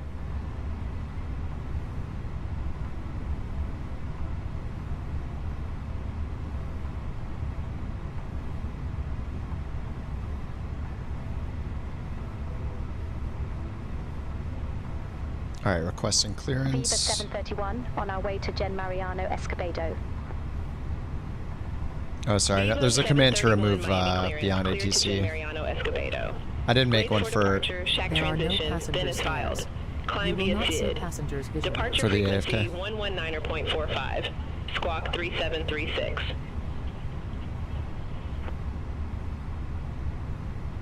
Cleared to Gen Mariano Escobedo.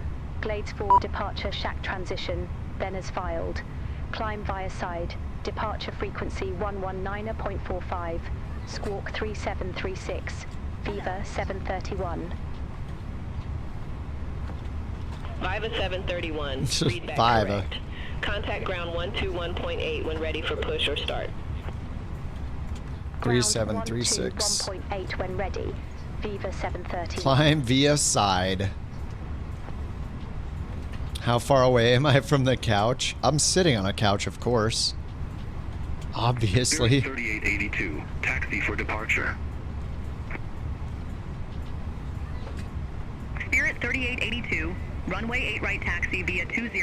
I wonder what the insane... Oh, we can't see them because this jetway doesn't work. But yeah, it's already boarded everybody.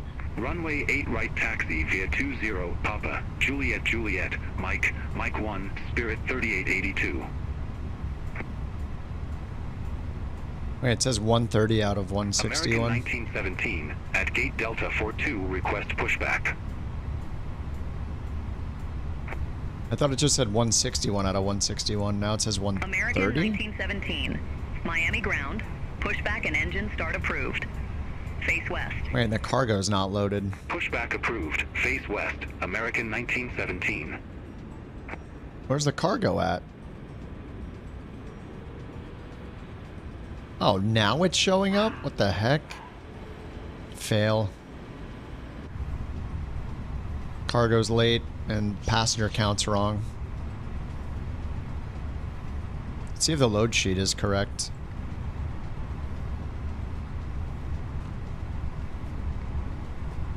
Oh, there's no final load sheet just yet.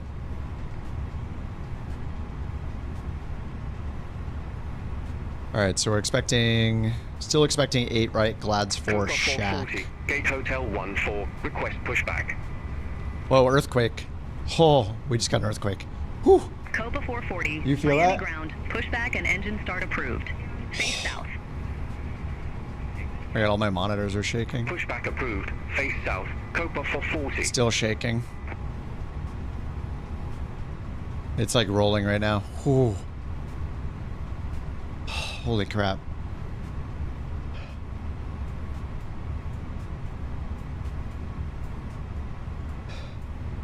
United 2204. Contact Miami Tower 118.3. Over to Tower 118.3. Okay, I think it stopped. United 2204. Okay, we're good. I think we'll see. How do you speed up passenger loading in GSX? Go to the GSX menu at the top and then scroll down and click GSX settings. Way down here, click GSX settings,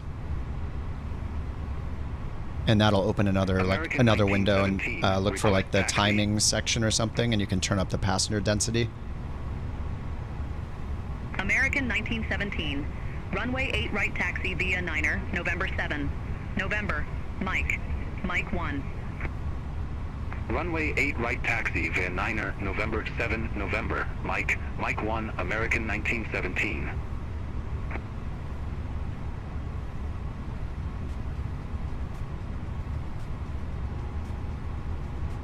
What is the Borker thing? She's not screaming right now.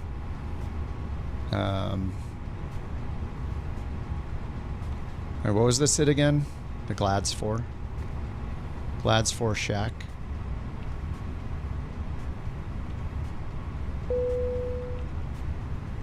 Copa 440. Request taxi. And we're expecting 1-2. There's an RNAV for 1-2. Copa 440. Runway 8. Right taxi via Atipa 1 Alpha again. Juliet. Yep. Mike 1. Runway 8 right taxi via 22, Papa, Juliet, Mike 1, Copa 440. Surprised I don't have like a quake alert on my phone yet. Probably still analyzing the data. American 1628, Gate Delta 11, request pushback. American 1628, Miami ground. Pushback approved. Face east. Pushback approved. Face east. American 1628.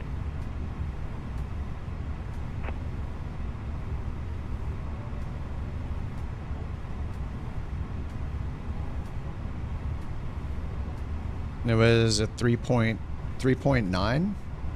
Yeah, it was a 3.9 centered around North Hollywood. Yeah, 3.9 North Hollywood. Whew. Wasn't too bad. It's just always surprising. You know, you just never know how long it's gonna last. How often? I feel like it's been, I don't know, 6 months. I don't know. It's been a bit.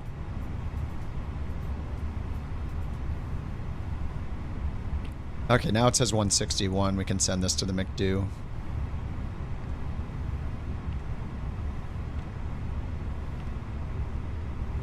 Shook your chair while landing? While you were landing in the sim? 134.5, 161 packs plus 6. ZFW 33. American 1628, ready to taxi to the active. 135, 33. USGS just updated. 3.9, yeah. American 1628, runway 8 right taxi via 142, November 1 tree. Mike 1. Runway 8 right taxi via 142, November 13, Mike 1, American 1628.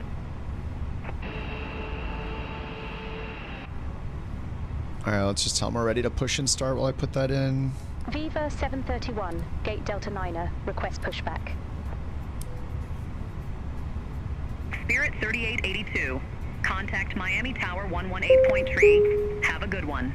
Final sheet. 8 right. 155 flaps 1.3. Viva 731, Miami ground. Pushback and engine start approved. Face east. Also make sure you set back and approved, hold in face trazar in east, the Viva full upright 731. position. Alright, face east, nose right. Emergency exit. American Respectfully read the 1917. special instructions are Contact located Miami by Tower your 118.3. If you do not wish to perform the functions described in the event of Alright, an just turn the emergency, beacon on. please as a flight attendant That's a to cue the for GSX to We get going. remind you that this is a non-smoking flight. Smoking American is prohibited on the 819, interior gate Delta aircraft, 22, including the request lavatory. pushback. Tampering with, disabling, or Actually, I must be destroying disconnecting the lavatory GPU that does it. prohibited Miami by ground. law. Pushback and If you have engine any start questions approved. about our flight Face today, west. please don't hesitate to ask one of our flight attendants. Pushback and engine start approved. Oh, what the heck? American 819. Oh, are we good? Oh, looks like we're good. Oh, did I not have the bleed on yet? Or it wasn't available yet? Okay, it's still all in there. Okay. Alright, we're good.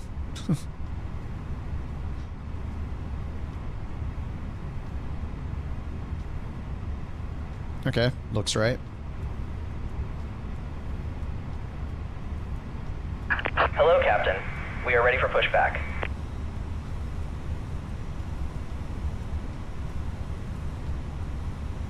Alright, 8 right.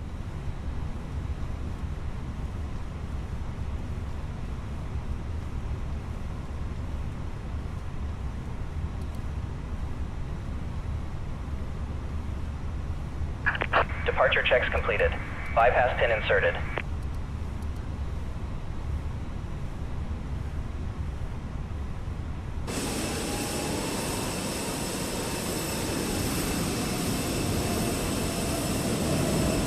Alright, tail left.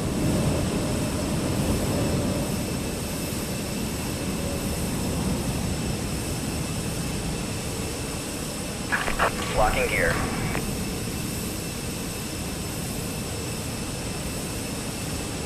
Oh, the Spanish cabin announcements. It's part of a pilot's life. They had a PA expansion you could buy for like $7. So I bought it today. I guess it just does them based on which airline you're flying for. American 819, request Release taxi. parking brakes, please. Commencing push. American All 819, engines clear. runway 8 Start right at will. taxi via 9er, November 7, November. Mike 1. All right, we'll taxi to runway 8 right via 9er, November 7, November. Mike 1, American 819. Ladies and gentlemen, please Copa 440, contact Miami Tower 118.3. safety features of our Airbus Contact Tower 118.3, Copa for 40.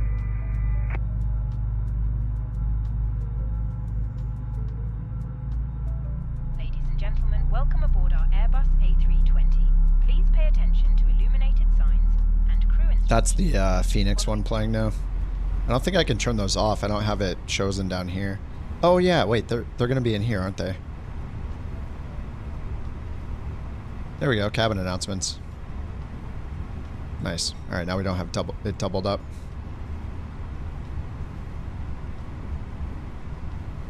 Alright, engine 1. Available. Engine 2.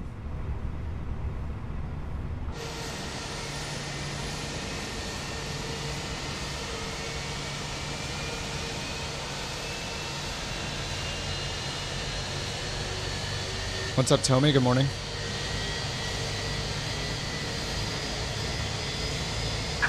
Please set parking brakes.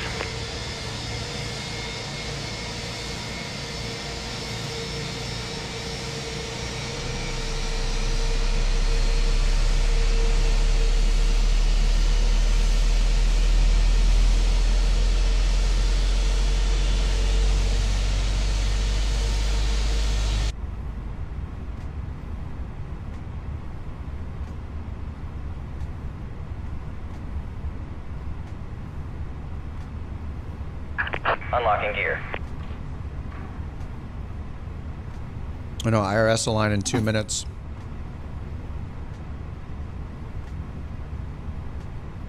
Alright, engine 2 available. American 1628, contact Miami Tower 118.3. Have a good Tow one. truck disconnected. Bypass pin removed. Over to Tower 118.3. Left is clear. Right is clear.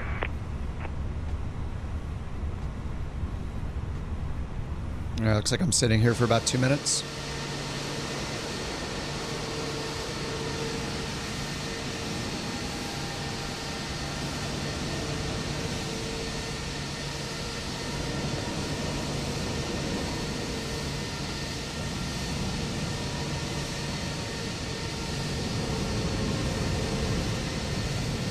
Have a good trip.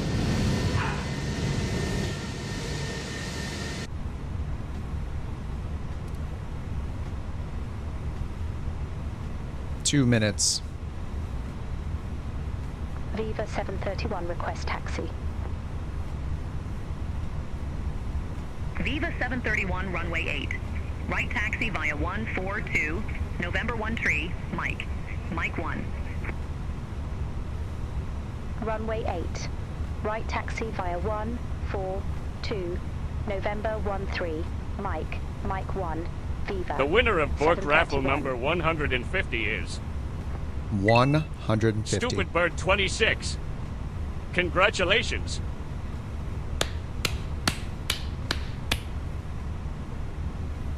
Unbelievable. How many times has he won? Like 800? American Tree 23. Gate Delta 11 taxi via Lima 10, Mike 10, November 10, November 1 Tree, 4, 1. Gate Delta 11 via Lima 10, Mike 10, November 10, November 1 Tree, 4, 1 American Tree 23.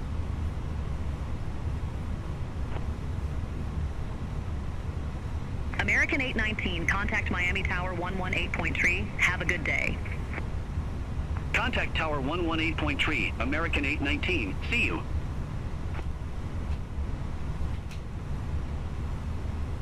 American 899, at Gate Echo 7, request pushback. American Alright, still 899, aligning. Miami ground, pushback, and engine start approved. Cabin Face ready. northwest. Pushback approved. Face northwest. American 899. I don't think that's gonna fix, right? I think I just need to go up here and do this. And then it instantly does it. Yeah, there we go. Okay, takeoff config test. Good. Parking brake is off. Taxi light is on. Seatbelt sign is on. APU bleeds can come off. Strobe's on auto.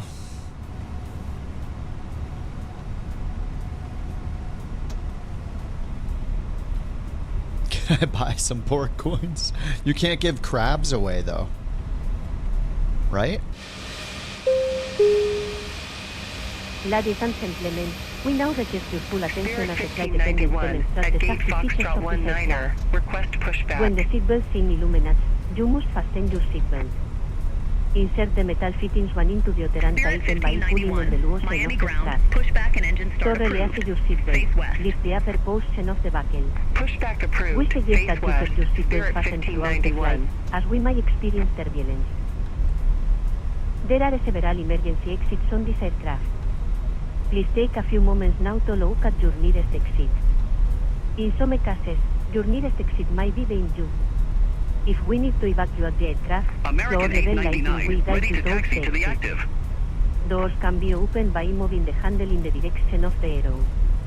The actor is American equipped with an 899, inflatable slide runway which 8 might right also be taxi detached via and 1 set as tree. a life raft. Yankee 1, Juliet, Oxygen Mike, under pressure Mike are 1. always being monitored. In the unlikely event of a Runway 8 contraction, right an taxi via oxygen 1 mask tree, will Yankee 1, automatically Juliet, appear in front of you. Mike 1, To American start the flow 899. of oxygen, pull the mask towards you. Place it firmly over your nose and mouth, secure the elastic band behind your head, and breathe normally. Although the bag does not inflate, oxygen is flowing to the mask. If you are traveling with a child or someone who requires assistance, secure your mask on first, and then assist the other person. Keep your mask on until a uniformed crew member advises you to remove it. Yeah, this is why using GSX is good, just for literally for the delay, so we can see some action happening on the ground. Brass, lean forward with your hands on top of your head and your elbows against your thighs. Ensure your feet are flat on the floor. A life vest is located in a pouch under your seat or between the arms. When instructed to do so, open the plastic pouch and remove the vest. Slip it over your head. Pass the straps around your waist and adjust at the front. To inflate the vest, Pull firmly on the red code, only when leaving the aircraft. If you need to refold the vest, blow into the mouth position. Use the whistle and light to attract attention. Also, the seat button cushion can be set as a flotation device. Pull the cushion from the seat, slip your arms into the straps, and hook the cushion to your chest. Spirit 1591. You will runway find 8 the right standard taxi via exact Papa, information Juliet, in the car Juliet, located in Mike, the seat Mike pocket 1. in front of you. We Runway strongly 8 right, suggest you taxi read it via before Papa, takeoff. Juliet, Juliet, If you Mike, have any Mike questions, 1, please Spirit don't hesitate to ask one of 1591. our crew members. We wish you all an enjoyable flight. Giant 8853 Heavy. Request pushback. Giant 8853 Heavy, Miami ground, pushback approved. Face east. Pushback approved. Face east. Giant 8853 Heavy. I see you dudes. Past Jewel, now we're passing Slevin. Yeah, GSX is good for pushback, I agree. It's really nice you just click like nose left, nose right. I mean, it's good for most things. The thing I just don't know if it's worth it for most people to pay $40 and have a lot more crap loaded or not for the experience of like seeing it and stuff. But I do think with Beyond ATC, it's kind of nice, especially when you're seeing all the other traffic. Like, yeah, since Beyond ATC traffic came out, I don't think I've used GSX with it, or happen to be using GSX while I was using Beyond ATC traffic. So yeah, it is kind of nice to see a few people taxiing, a few AI taxiing, instead of me just always being out here alone. Delta AC Foxtrot at Gate Hotel 5. Request pushback. YouTube winners is 0, Twitch winners Delta 16. Miami ground, pushback. Holy crap. Face south. Pushback and engine start approved. Face south. Twitch has got Delta the gamers. AC Foxtrot. 16-0 is crazy.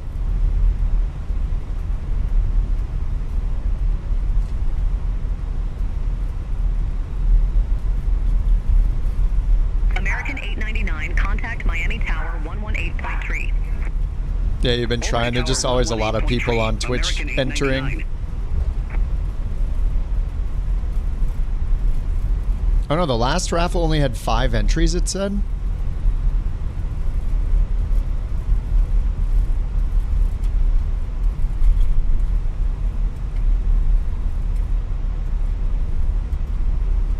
Viva 731, contact Miami Tower 118.3. Have a good day. Oh no, Tenshi again. Over to Tower 118.3. What are the chances? Have a good day.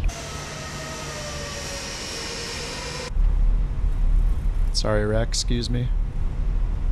The winner of Bork Raffle, number 151, is Tenshi, guys. Congratulations. You now have 5 BorkCoin. Alright, there's this American in front of us.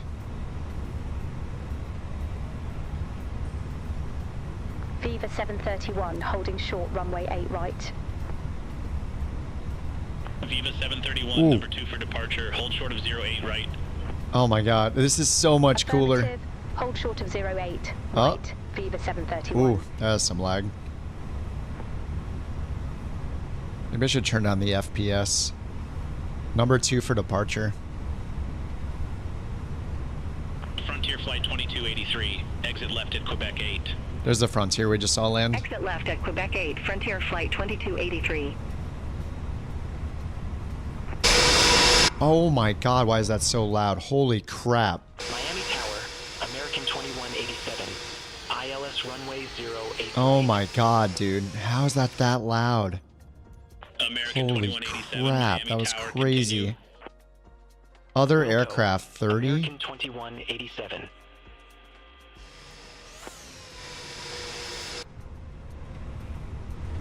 That was so loud.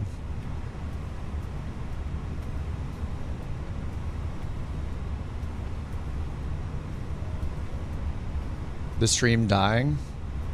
Not for me, but it is on YouTube. Oh yeah, it says YouTube's not remaining enough. Taka 032. Not receiving ILS enough runway data. 09er. Taka 032, Miami Tower, wind 29er 5 at tree. Runway 9er cleared to land. Runway 9er cleared to land. Taka 032.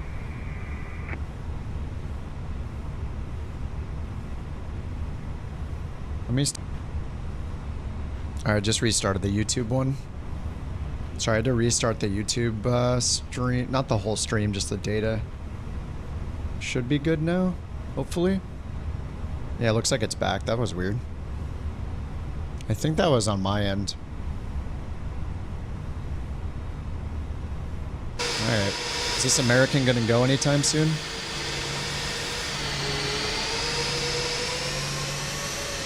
What's it waiting for? It said we're number 2 for departure. Hold for departing traffic. Yeah, I stopped and restarted the YouTube side. Gone again? No, I'm watching it. I see it on.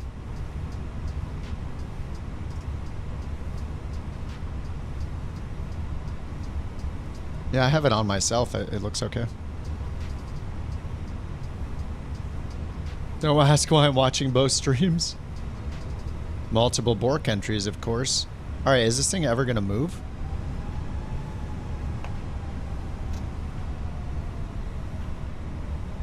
Miami Tower, American 1259, ILS runway 08 right.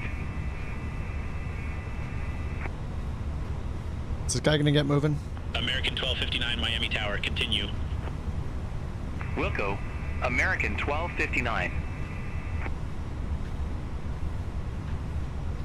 Miami Tower, this American in front of us is not moving for runway 08 right. Can you get him on the move, please? That would be crazy if this works. I think it's just glitched out. It says hold for departing traffic. 731 Miami Tower, unable to assist with that request. Traffic management is not supported at this time. Jeez. Alright, well, I guess we're just going to take off. Alright, Viva 731, can we take off? Let us go. Oh, there is arriving traffic. 731 Miami Tower, you are not cleared for takeoff at this time. Oh, we were waiting for this plane? Oh, we were waiting for this one on the aisle. Whoa. It always freezes when it gets close. I turned the FPS of Beyond ATC down. Alright, now will he tell him to line up and wait?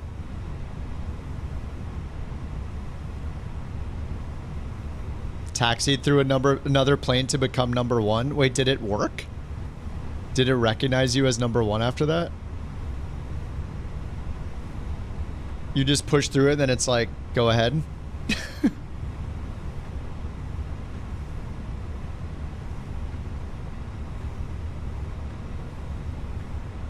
You were number 3. You taxied in front of other planes and became number 1. Yeah, this guy's stuck. We're gonna have to go through him.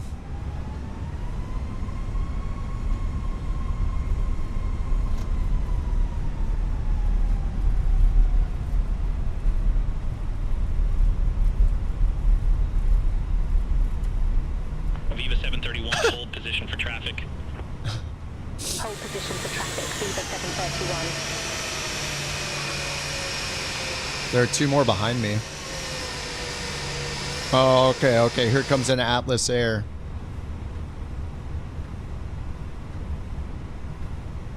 Come on.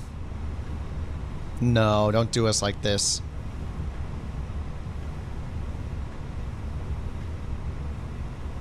I didn't hear them tell you could enter the runway. What are you doing? Stop. What? Really? Unbelievable. He didn't even tell him he could enter. Is he crossing the runway? He's crossing. Giant 8853 heavy, hold position for traffic. I'll call you back. Oh my god, that's the Atlas. For traffic, Giant 8853 heavy. Oh my god. Is that an A350? Giant 8853 Heavy, ready for departure. Runway 8 right. Alright, what? No, you're not. Giant 8853 Heavy. Oh, he crossed that one over there. Oh, I'm done. Oh my god, this is garbage. Hold short of 08 He right flipped us the bird? Giant 8853 Heavy. Oh my god, there's another one coming in. Miami Tower, United. Dude, we've been waiting here 1073, forever. ILS runway 08 right. Is this realistic? I hate this. We've been waiting for 6 hours. Roger. United 1073. And now they're giving the giant.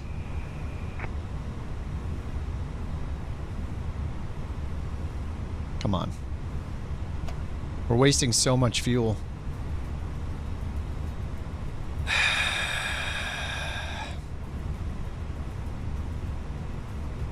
Come on. Oh my god, get him out of here.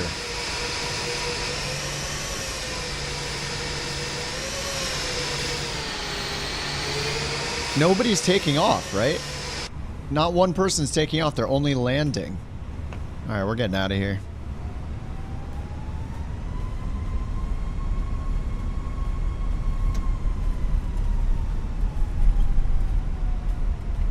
You can't make out a thing I'm saying, really? On YouTube? Oh, let me listen to my own stream over here.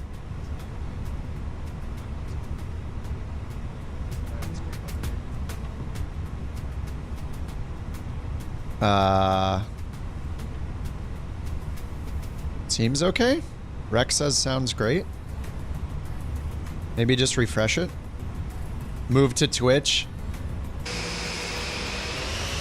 I am down to only stream on Twitch. It makes things a lot easier, honestly, but there's too many people that want to watch on YouTube, so... Cutting in and out non-stop. Viva 731, continue taxi. Continue taxi. Viva 731. What the heck? Viva 731 ready for departure, 8 left. Miami Tower, American 2240. American 2240, Miami Tower, continue.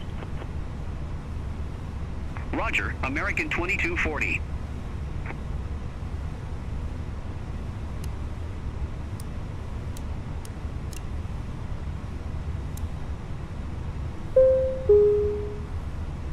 Flight attendant. Miami Tower, Viva. Oh, come on. Alright, we'll deal with this later. We're going.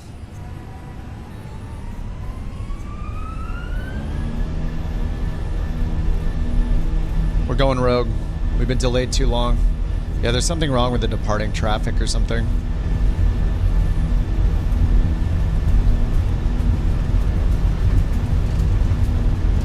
$80 knots. 100 knots.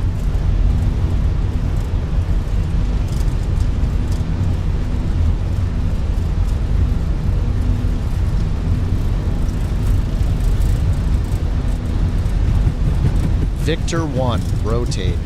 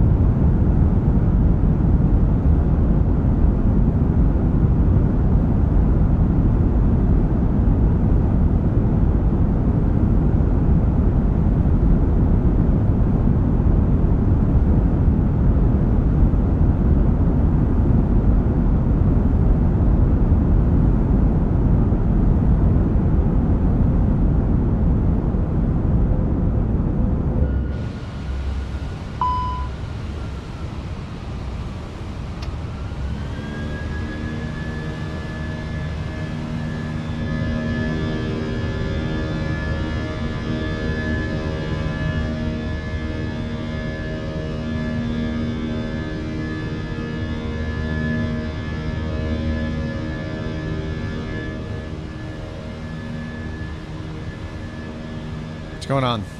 Thrust climb.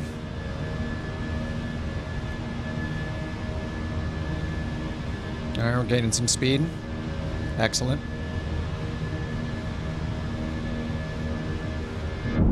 Flight Simmer 24, what's my opinion? Can't figure it out if you should buy it.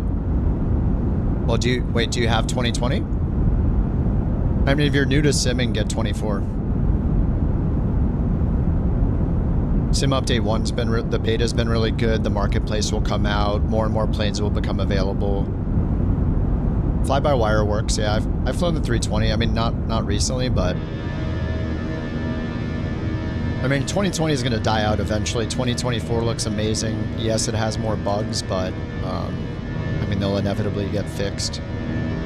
I haven't used 2020 since 24 came out. You have the Fenix available. You have the... I mean, the Fenixes are enough. You now have the A350 if you want the Innie builds. The only Boeings... I mean, you could fly the 787. 787's still good. That was worked on by the working title team.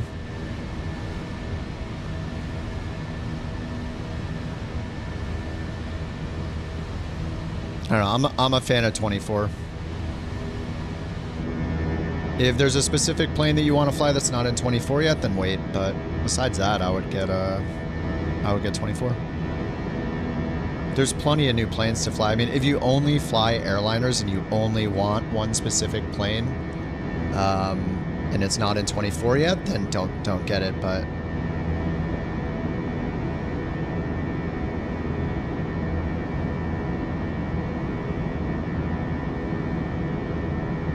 there's a ton of good stuff in 24. And if you don't want to deal with the bugs in career mode, you don't have time to, then don't use career mode yet. But if you do have the time and you have a lot of time to game, the career mode, if you can deal with the bugs and, you know, just laugh it off when you run into them, it's really fun. There's only like 10 planes to fly or something so far, but they all have wear and tear, failures. The avionics can fail. You have to pay to maintain it. Crashing can be like devastating to your career and you have to re-grind it up. Like, it's pretty hardcore.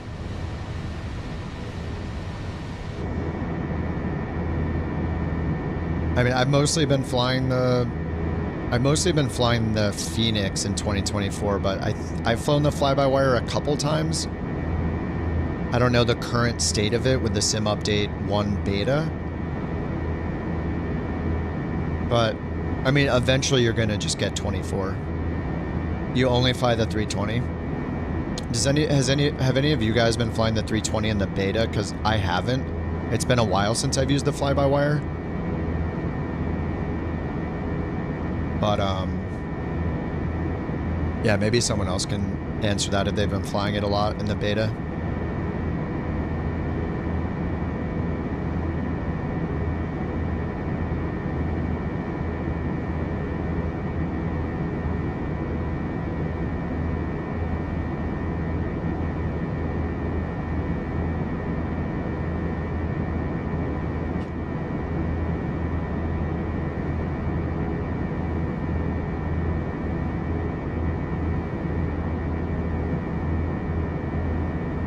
The career mode.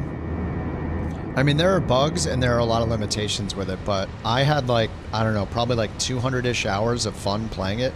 And bugs, of course. Like, there are bugs in it. There will be times where you like use a skip to taxi button and it puts you on top of a building and it ruins your mission and you waste an hour. It totally can happen. If you have a lot of time to game and those kind of bugs aren't going to ruin your life, then it's still worth playing through those bugs and continuing and doing the grind. It's kind of fun. I had a good time doing it. All the new mission types are pretty rad. Like, the crop dusting is challenging. The firefighting missions are cool. There's all sorts of stuff. Like, I had a really good time with it, and I can envision the future. You know, like, you can, if they continue working really hard on it and they add a lot of planes and third-party planes become compatible and they add a ton more missions and they enable us to see other players while we're doing it, then it'll be even better. But it is a little bit of a lonely experience. Like, you don't see any other players because it's like your own version of the world kind of thing. I hope they change that so you can see multiplayer traffic later. I don't need to see somebody else doing a crop dusting mission, but I should just see people flying around doing whatever flight they're doing. I don't need to see the effects. But it is a little lonely because of that right now. Oh, I'm not going to get 100. I forgot the landing lights. Rip.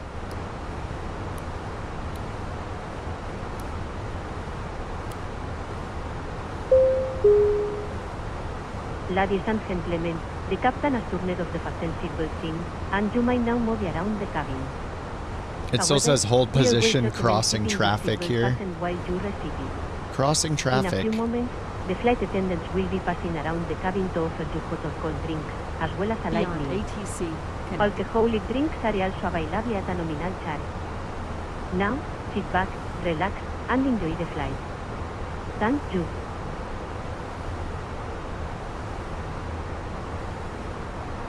Oh, VATSIM with 24? I don't know. I don't use VATSIM.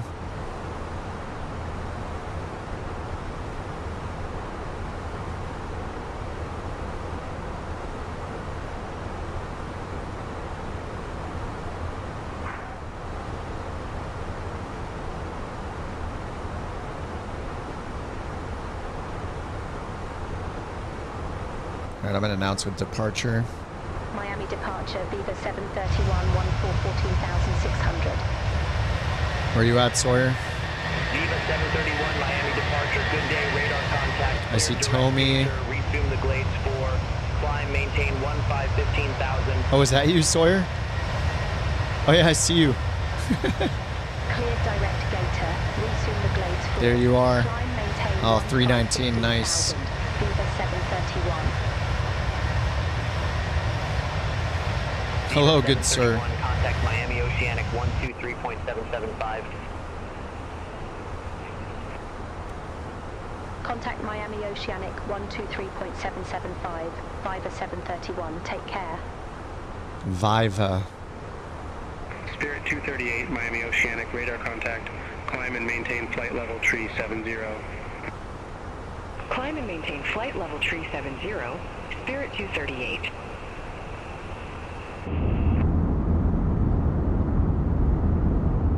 Miami Oceanic, Viva 731, out of 16,000 for 15,000 feet, direct gator. You're waving. I can see you. I see you. 731, Miami Oceanic, good day. Climb and maintain flight level tree 00. Ah, Fenix man, as the AI likes to call you. And maintain flight level 300, Viva 731. That's me waving. Delta 980 heavy. Contact Miami Center 132.4. All right, standard altimeter. Miami Center 132.4. You're doing a pilot's life too? Tampa to Salt Lake? Oh, nice. We're on USA West in the flight sim multiplayer.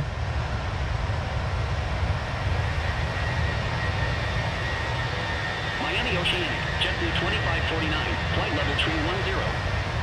Jewel, are you still in the chat? Are you still liking the 350 or what? Do you think the performance is good enough? Oceanic. Viva 731, contact Miami Center 132.4. See you. Contact Miami Center 132.4, Viva 731. The tags are ridiculous? Miami Center, Viva 731, through flight level Tags? 193 for flight level 300 direct Ruttlg. Viva 731, Miami Center, roger.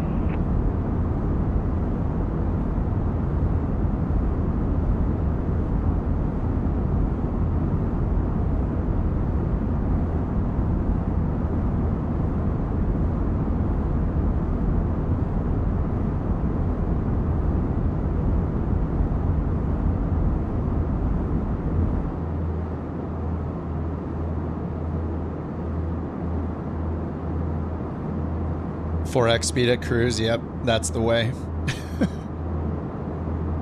What's up, Kelly? Everything is okay on YouTube now? Delta 980 heavy, contact Miami Center 132.45, have a good day. Contact Miami Center 132.45, Delta 980 heavy, have a good day. Sky Travel 625, Miami Center, radar contact. 80, oh, with frame gen.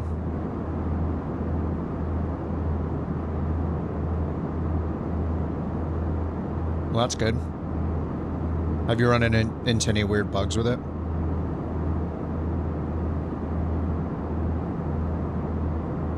Miami Center, Lenka 1804 Heavy, descending by a sandbar tree, flight level 185.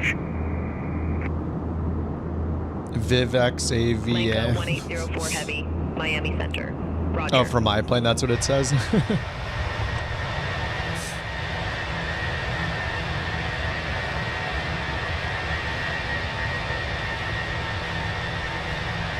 I see Slevin and Jewel now.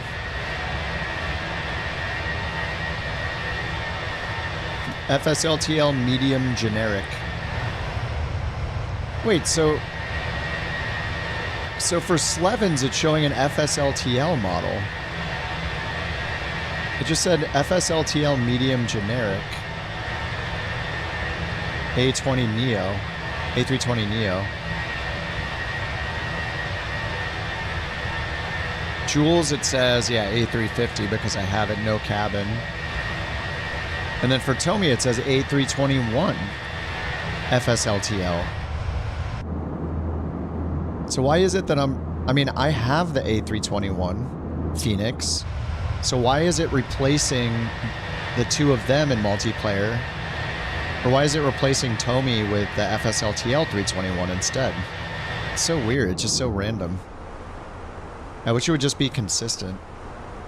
Oh, you're in the A320? What the heck? Look, it says FSLTL medium generic A320 Neo A20N. Dude, this game. How does it not even know what someone is flying?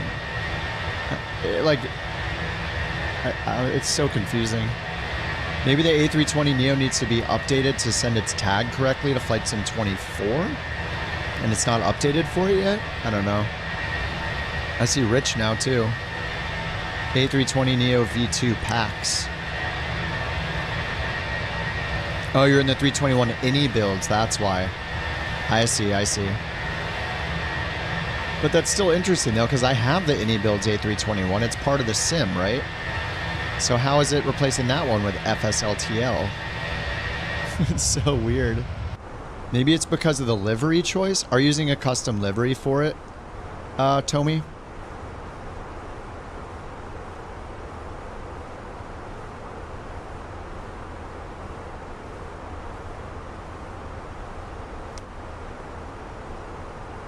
Oh, you're already flying American? Nice, dude.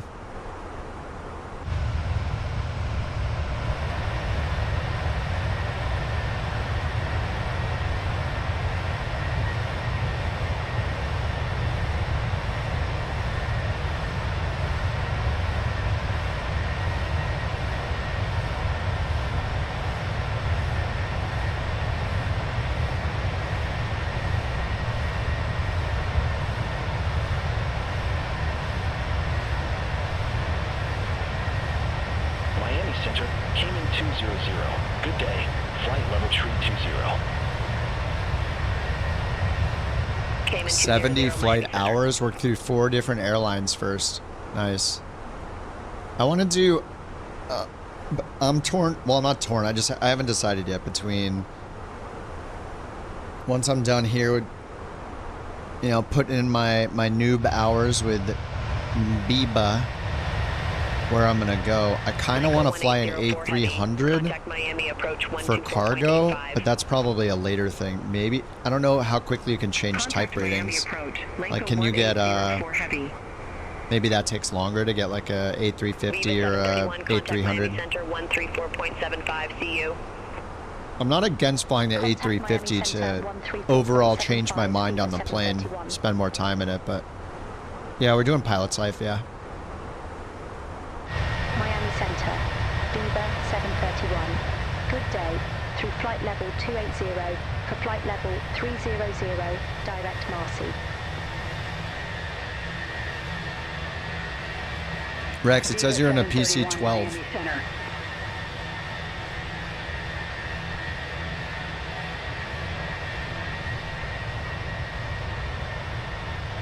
American 1935, contact Miami Center 134.55. Contact Miami Center 134.55. It's cool that 350 puts the traffic tags on the Beyond ATC. Oh, you can see them named on the ND. That's cool.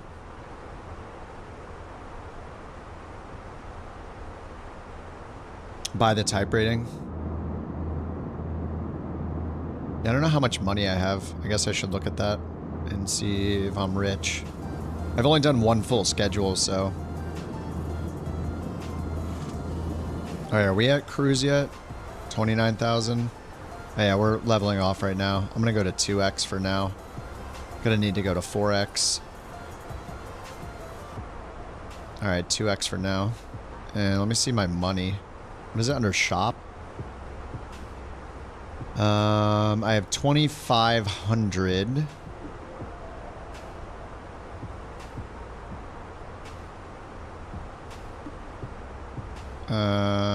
Wait, where do I get it? Is it under tools?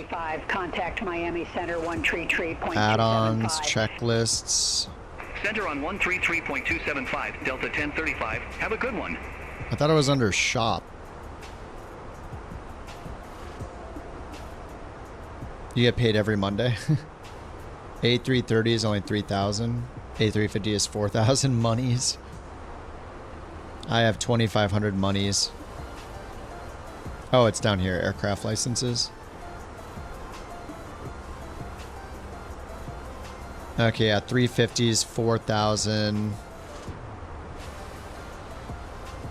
Wait, where's the A300?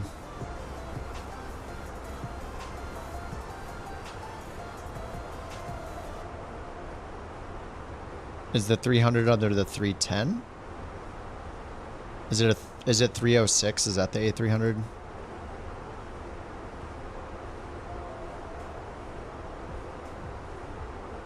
Yeah, there's an A306 under the 310 family.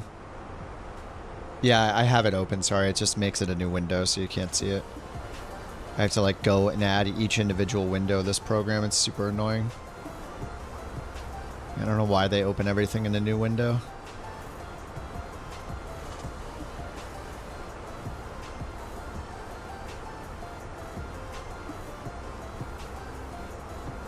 Yeah, it looks like it's part of the A310. Yeah, A306, right? Is that the cargo A300-600, I guess? It's been a while since I've tried that plane. Yeah, the A300. Yeah. 306, yeah. Okay. Cool. I don't know, I should fly it off a pilot's life before I figure out if I want to fly it again. Wait, you're in an A330, Rex? What? United it says you're in the PC-12. 1,000 to top at ascent. Center 132.35, United Yep. 1495. Take care. Alright, time for 4X, guys. Problem is the autopilot starts wobbling up and down, mattering the winds. We're going to have a headwind the whole time, too. A big stream delay? Weird. Are you on the... Delay is massive? I could stop and restart the Twitch, but it's gonna send another... I could try to do it real fast. Maybe that's because of what happened with the YouTube, too. Maybe it's because I've been streaming 10.5 hours. It's getting a little weirded out. I'll just stop and restart the Twitch real quick.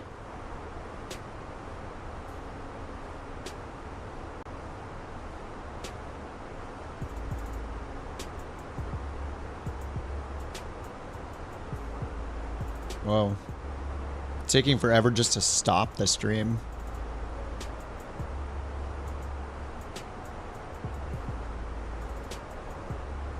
YouTube's doing fine. YouTube might be interrupted for a second here too.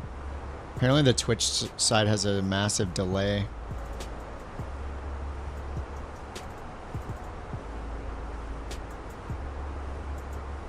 American 2166, Miami Center, radar contact.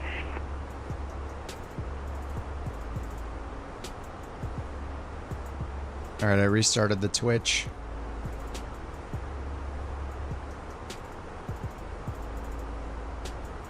Restarted the Twitch. Hopefully it's a little better. Test. 30 to 45. That sounds about the time at... well, you can click the video, advanced video button on Twitch and see the actual delay. You know what probably happened is... it was glitching out sending data to YouTube. And when I restarted YouTube, I bet that resulted in a delay during the glitching time, delayed Twitch. Southwest 2096, Miami Center, radar contact. We will, we'll see how it goes.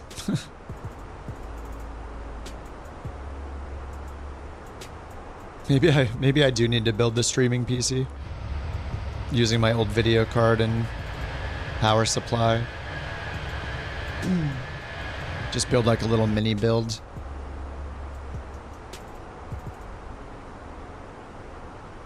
Problem is there's a bunch of like technical things with the audio and video to figure out and changing scenes and all that between with the streaming machine. It's Center on 132.35. a bunch of different challenges. Maybe I can figure it out. I don't know. I'll think about it. Center, Viva 731, flight level 300. Viva 731, Miami Center, good day.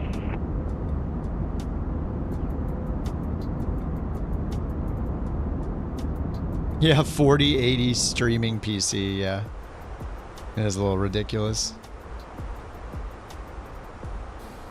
Yeah, I built my PC, yep. This one started as a 2060 Super, then a 3080, then a 4080. Now it's on the 7900 XTX. An excuse to get them out and flying on PC. Oh my god, I've mentioned that so many times. I wish.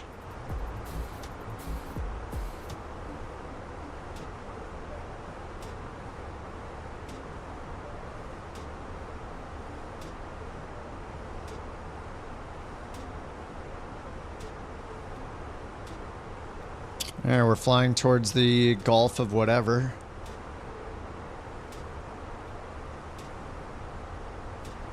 Gulf of, it says Gulf of Mexico.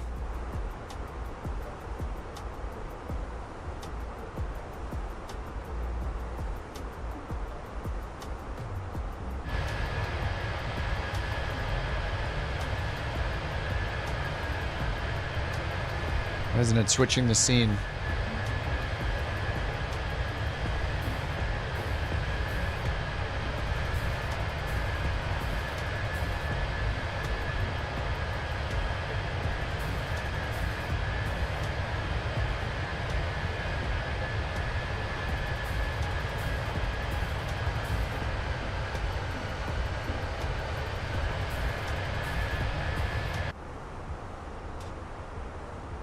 Yeah, just build it. The thing is, it's not just about building it. It's also that also means a new monitor, mouse, keyboard, desk, chair. She has her own desk in a different room, so I would need to put like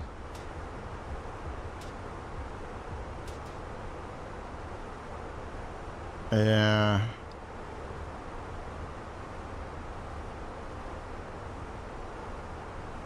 I would, but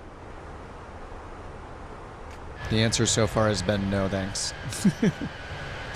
I mean, she's just not like she's not a gamer. Unlike me, I've been a gamer like my whole life.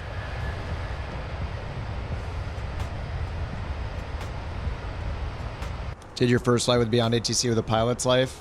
Don't want to play career again. Yeah, I mean, the career mode, I mean, if you like that too, if you want to do the smaller like non-airliner stuff, then you'll want to play like NeoFly or On Air Company or, you know, ones like that too. But yeah, if you're doing airliners, a pilot's life's great. Her own gaming PC? No, I got her an Xbox at the end of last year. We played it a couple times. She's just not a huge gamer. It's not her thing, even if it is flight sim. Yeah, I'll have a spare 7800X3D soon. My motherboard is still going to be good for the 9950, but yeah, right now I have an extra power supply and video card. I mean, I have extra peripherals. That's the thing. I have my old rudder pedals. I have the Alpha. I have the Bravo. Have all that stuff. Haven't got into NeoFly. Yeah, I mean, NeoFly is... It's not as directed as a pilot's life is.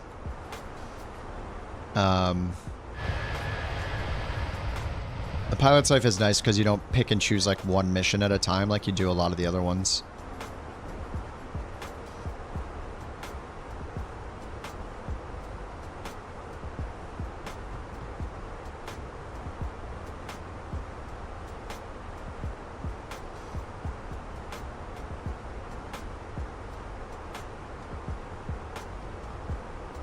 Whoa, those turns.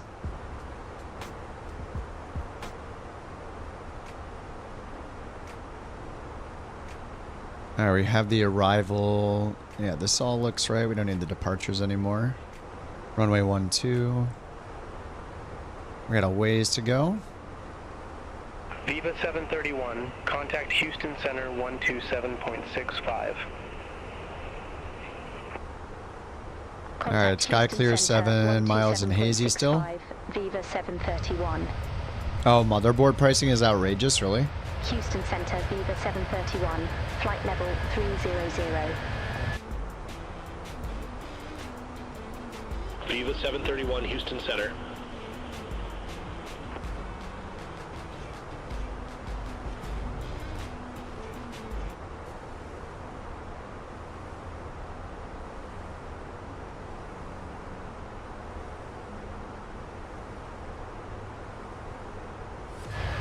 Yeah, I have a stick, a throttle, and rudder pedals, but I used to use like the Honeycomb Alpha and Bravo, the yoke and throttle.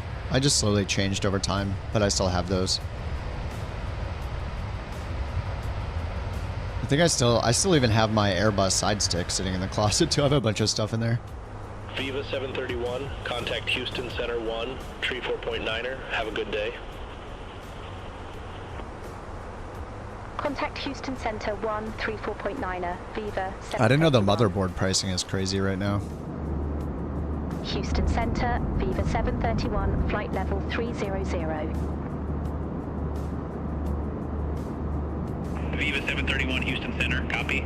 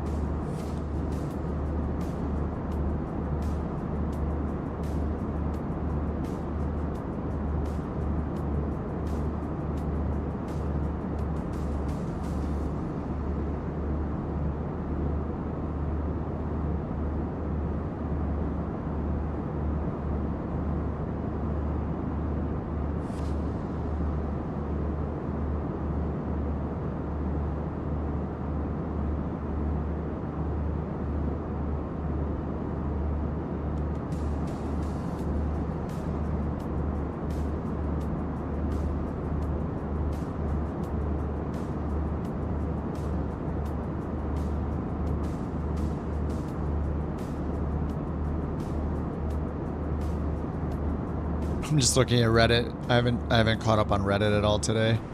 Seeing if the 350 has died down, and then there's one called Underwhelmed, and it's just a photo of the NE350.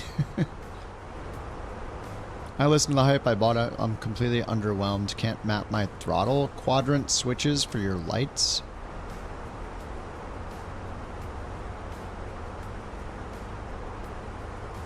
Top comment. We've been saying this every day since release, by the way. Yeah, the mini FCU, I mean.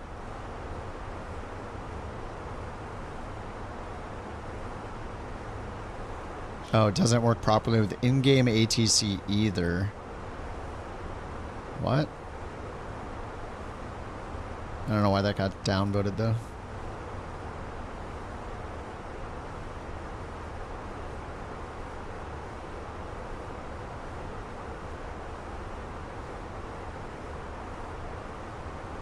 I mean, I haven't had it crash, right? The A350? Can't map your lights 0 out of 10. Yeah. Yeah, in-game ATC, and yeah.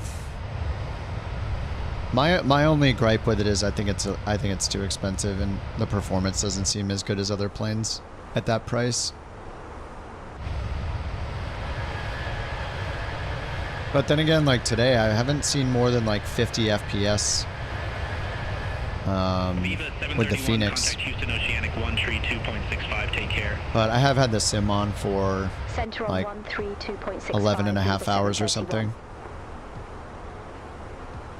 Houston Oceanic, Viva 731, flight level 300. Oh, sim crashed. Viva All right, 731, Slevin. Houston Have a good Oceanic, night, dude. copy.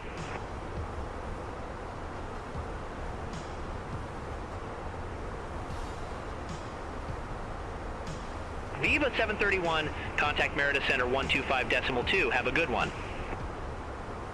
Center on 125.2, Viva 731. Have a good one. Merida Center, Viva 731, good day, flight level 300.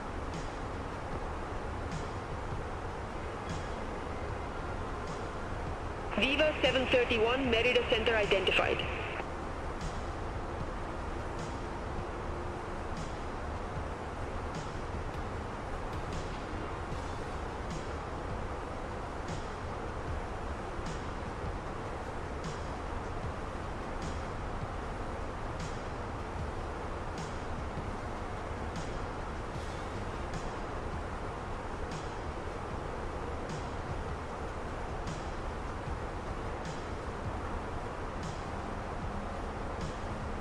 Sorry, I was chatting. Yeah, minus 20 plus FPS, still fair.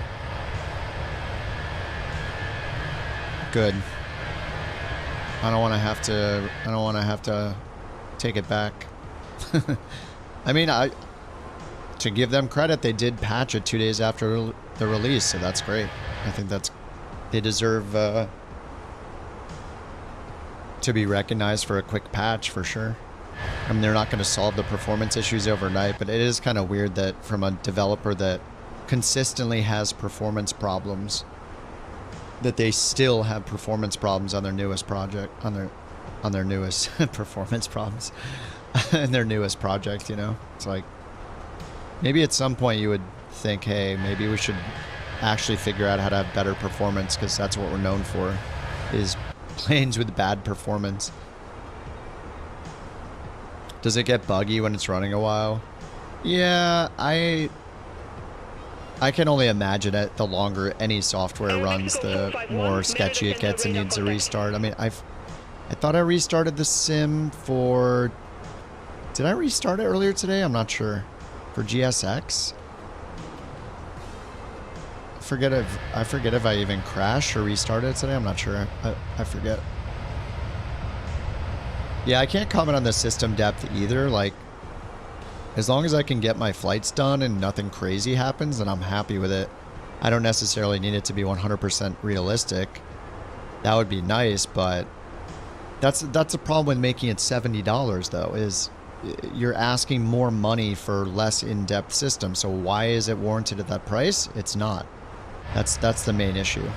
So if you make a $70 plane, people are going to criticize it like it's a $70 plane, not a $40 or $50 plane. So it's just, yeah, they brought that on themselves with the pricing choice. If they made it $40 or $45 or whatever, there'd be like a tenth of the threads about it probably, or at least they wouldn't be as critical of it as they are. Like they did this because, you know, they're getting the reaction they are because of the price.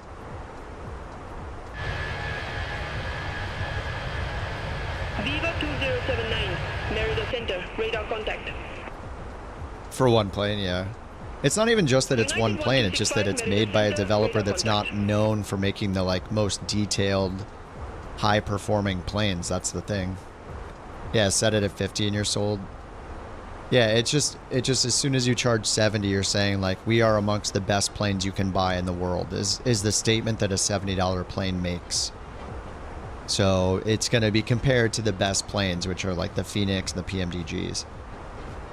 So I think it was bad judgment on their part. And I wouldn't be surprised if it was because they knew that, maybe they knew that Fenix wasn't going to make one and they knew they wouldn't have competition. So they set it at that, which is just kind of gross.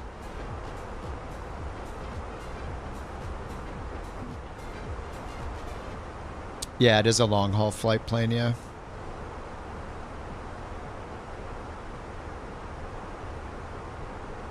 Yeah, if I open up like random flight generator and look at A350 routes, like they're all going to be the shortest one. There are some that are like, here, if I do like A359 and search for it, let's see what I get. Here are the miles for the ones that were returned. 5,100, 500, 6,000, 1,000, 3,000, 235. That's probably one of the shortest. 1,300, 5,000, 7,000, 900. Yeah, so they range between like, most of them look like they're like 500 to 800 miles or more like 2,000 to 5,000 miles. There are a lot of really long range ones, like up to 5,000 miles. Look at this one. There's one Air China. That's 4,922 miles, an 11-hour flight.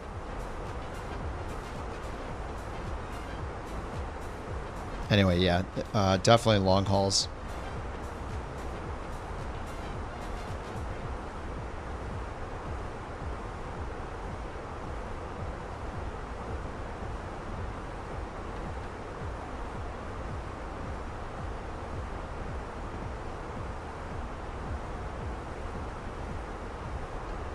A lot of good stuff in it, though. Really isn't another one, and there really isn't another one. Yeah, that's the annoying part, though. Is just because there's not another one in the sim means what, you're gonna overprice it.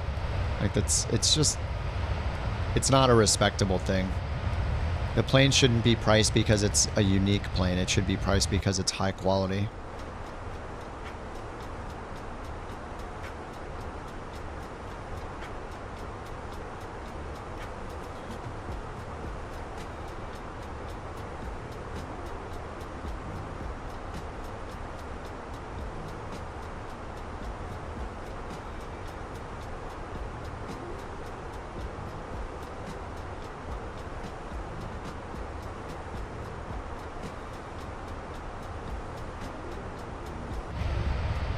Why do they charge more for the 350 than 380?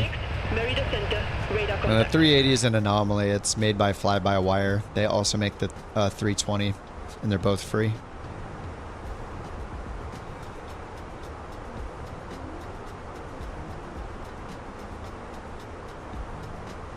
All right, how are we doing? 442 miles. 4X is doing pretty good right now. The wind was messing with me on the way out a little bit. We were bobbing up and down. But a 51 knot headwind. It's like a direct headwind right now. Tiniest bit from the left. What third-party 737 works? None. I don't think any of them do. I think the iFly is not compatible. The PMDGs are not compatible. You really only have the Asobo ones to fly, so you can fly the 737 MAX. You know, it's going to be like a mid-plane kind of thing, mid-tier. It's not horrible. I haven't flown it that much. I mean, maybe I should fly it this week just to play around with it. I flew it a few times in the career mode. And then there's the 737, or sorry, the 787 and the 747 were both worked on by the working title team. So those are pretty good. I flew the 787 a little bit. Those are all on Flight Sim 24.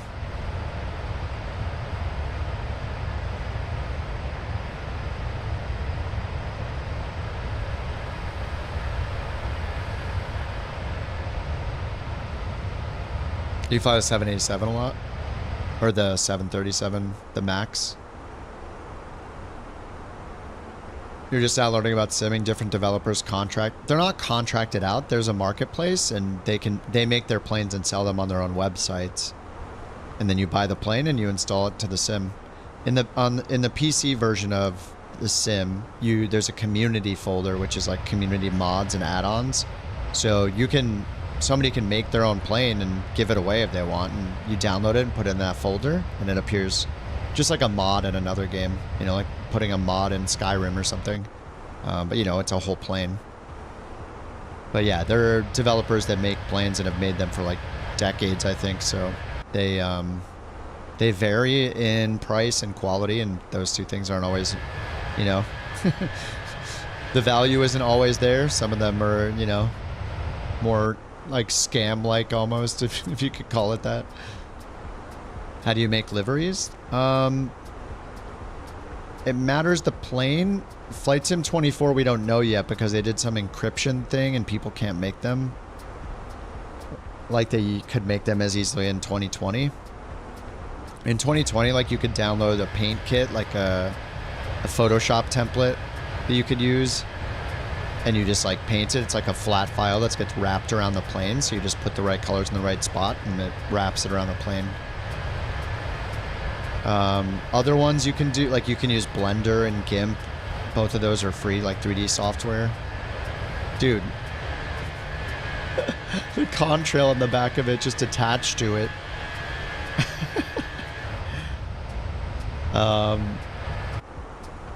Yeah, I made a couple a long time ago, and I had to use like Blender and follow a bunch of tutorials, and it was challenging. It's probably a lot easier if you make if you have like Photoshop, which I don't. You could get like Photoshop and you just get like what they call like a paint kit for the plane, if there is one. And you can like look at flightsim.to for the kits, like livery kits or paint kits to make one and read the instructions.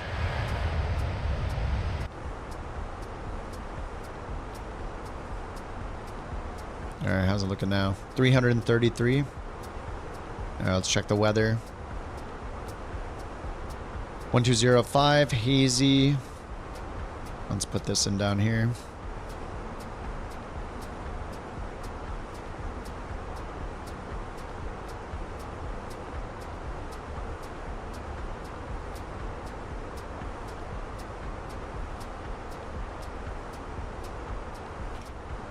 MMMY.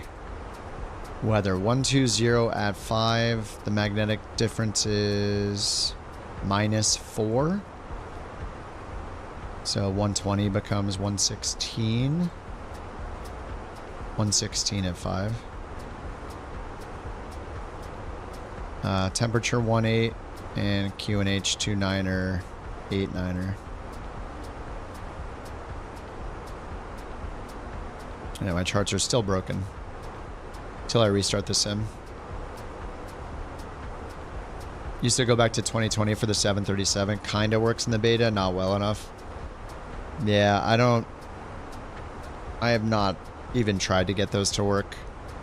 I don't mind trying to learn like the, you know, I don't mind using the 787. Like the 787 and even the MAX 8 is probably good enough for my needs. Like the Fenix is, this is made for people that have been simming in the Airbus for like 10 years or like real world pilots that know everything about the plane. Like I do not need this level of a plane personally. I'm not at the point where I'm looking to learn every single failure code and, you know, just test the plane and, you know, I'm not at that point. So even like the A350 is plenty deep enough for my needs. It just, yeah. WestJet 2448, Monterey Center, radar contact. Oh, yeah, the squawk code numbers. Yes, you have to bind the numbers. Yeah, that's still a bug for the Max, for the Asobo Max. Did you try it in the beta as well, Gray? Switch to transponder 2 and back? Yeah, and you're in the beta. Oh, no.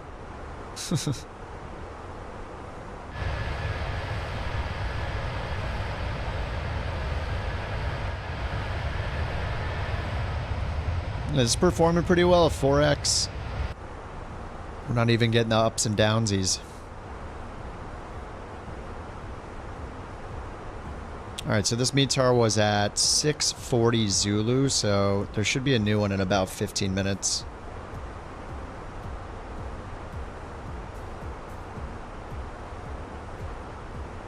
Alright, and we're coming from the east here at Iptis, all the way down again to 4,800 feet at Tasna.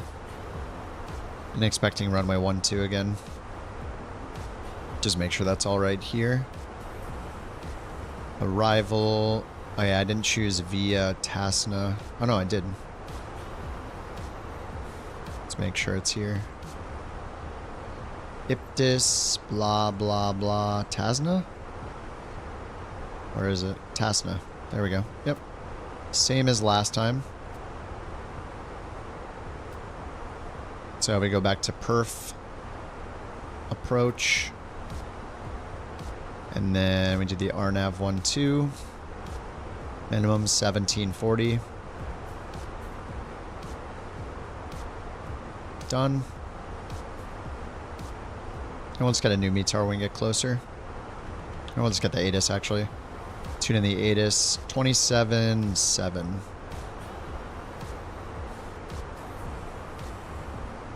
American 2468, Monterey Center, radar contact.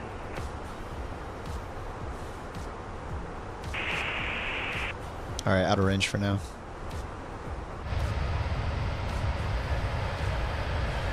Should have gotten paid now.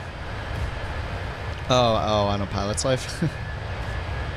Polaris 479, Monterey Center identified.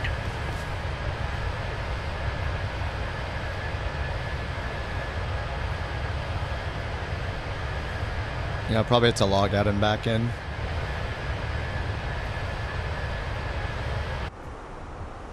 LNAV only, yeah. It's been fine.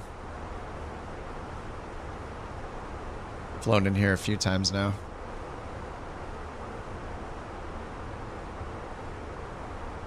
I think it said sky clear anyway. Alright, we got the ATIS ready to go. Top of descent, 191 miles. Polaris 120, contact Oh, Merida Center 125. dashboard messages? Decimal 2, bye-bye. Center on 125.2, Volaris 120. One unread. Oh yeah, salary income credited. $418. Wow, I'm rich. 418. Wait, where's my money? It says I have 2,400. 2,500. Man, I'm short of getting the next one.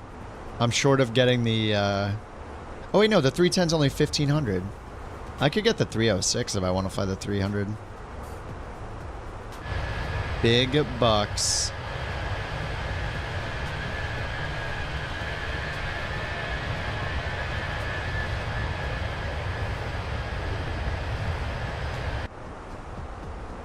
I feel like it's a little low. Oh man, on-air company is brutal. It's got to be the most brutal.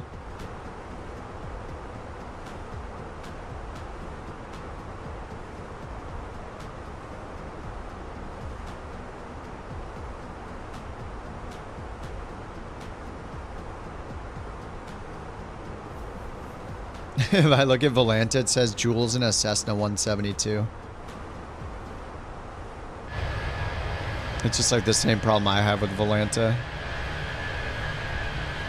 I just don't understand, why doesn't Volanta just look at the code of the plane? If I really want like to track individual A320s, then I can do that, but like it's so weird. Identified. I really don't want to go through and like manually manage every aircraft, and it says I have 306 planes that I've flown. Purge aircraft with no flights. Yes. Oh, now I have 209. Purged 97 aircraft. Okay.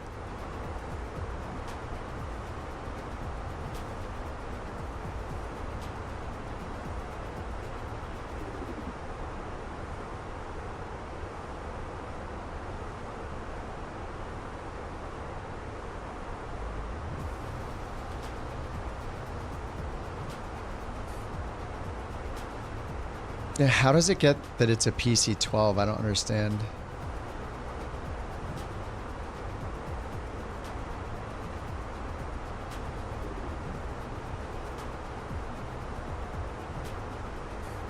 How would it get PC-12 from what I'm flying?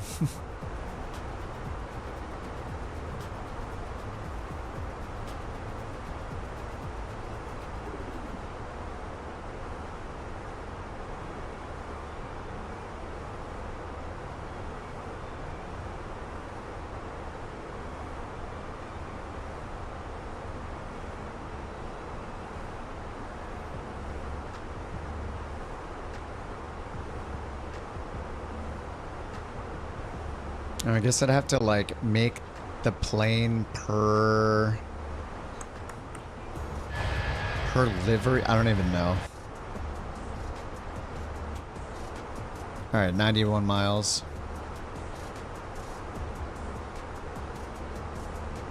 Getting ready to go back to normal speed.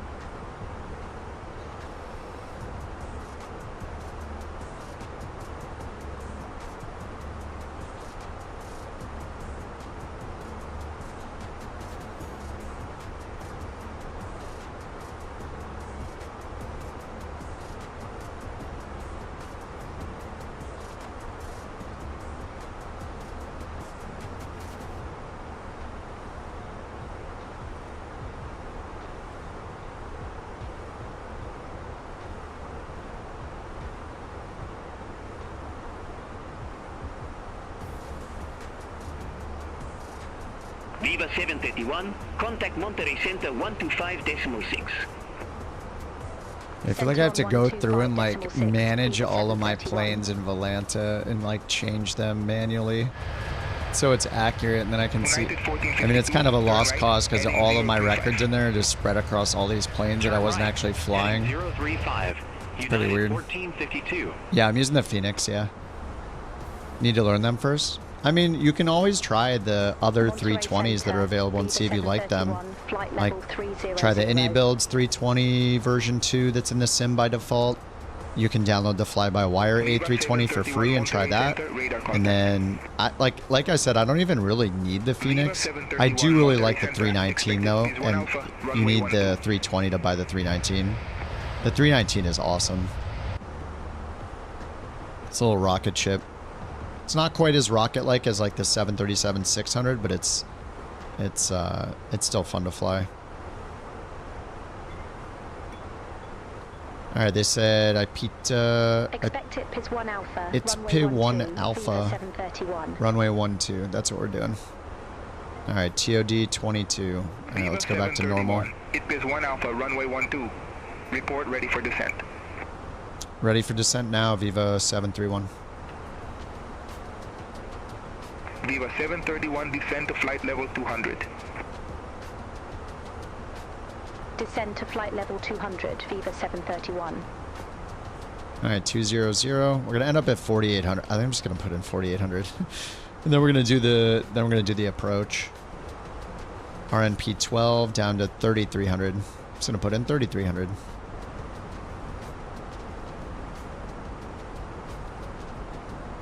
$3,300 managed descent. All right, back to real time. It's because when you load in, the engines are completely off. Oh wait, Microsoft pulled all the Airbus planes from the 2024 landing challenges? Oh, they did? You like the A321 long boy? Yeah. Yeah, I like because I don't like doing longer flights. That's why the 350 doesn't really appeal to me that much. Like, it's fun to fly, but I just like short hauls, and it feels weird to use tons of time acceleration constantly. Like, I like the idea of flying shorter flights with the 319 and, you know, more realistic, like small airports I fly into and stuff like that, instead of flying at 350 into a tiny airport. But, you know, whatever. It's still fun. There's, you know, it doesn't have to be realistic, of course.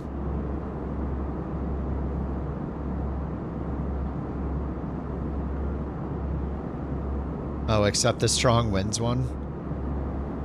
Yeah, I don't know why they don't come up with some new, like, I don't know, it's kind of annoying to see the same 3 things every Monday. It's like, here's a rally course, here's a low altitude challenge, here's a landing challenge and a turboprop.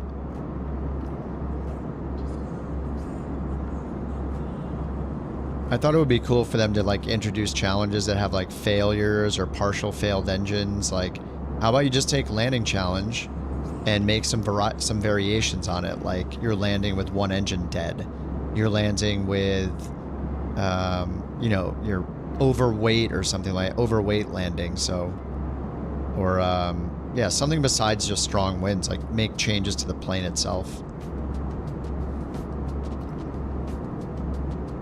Or like one that has a simulated bird strike on final or something like that. I don't know. One where you have to do a go around and then go back around and land. Like there could be so many scenarios that happen. Like it's just like add in some variety. Yeah, bird strikes or even just stuff that they can do already, like a go around. Would add a lot of variety to it. And yeah, engines in op, they already have failures built into a lot of the planes, scheduled failures. Like they had scheduled failures in 2020. So it would be nice to have some variety like that. And then it's so weird that like when they do the helicopter landing challenge, like they could literally pick almost any spot in the entire world that doesn't have a tree on it. Like there's so many helicopter landing pads, right? They have a database of like however all of the helicopter landing pads in the whole world. How is it that we see repeats of the helicopter landing challenge already?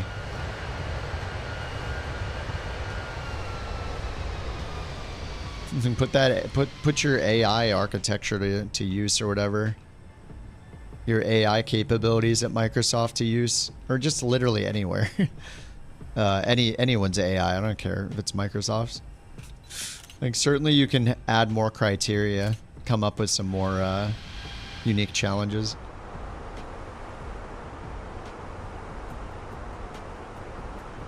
Yeah, have somebody crossing on the runway and you have to do a go around.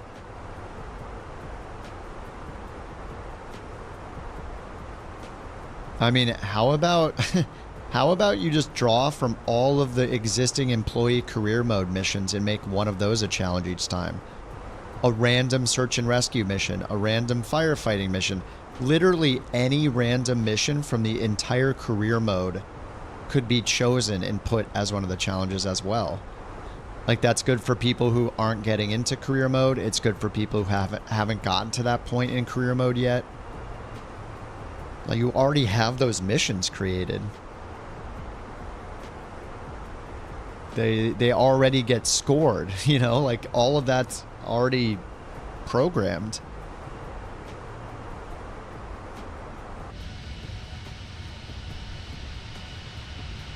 And it doesn't have to be the long missions either. Like they could add so many more categories. I don't know. I guess they're trying to focus it, like they have the leagues thing going, so they want to make sure everybody can participate, so they're not going to do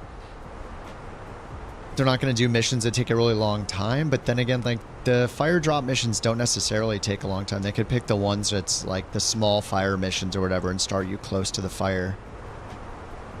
I mean, they're probably thinking about all this. It just, you know, takes a long time for a flight sim to progress. Viva 731, descend to 17,000 feet, altimeter 2989er. Descend to 17,000 feet, altimeter 2989er, Viva 731. Viva. All right, 2989er.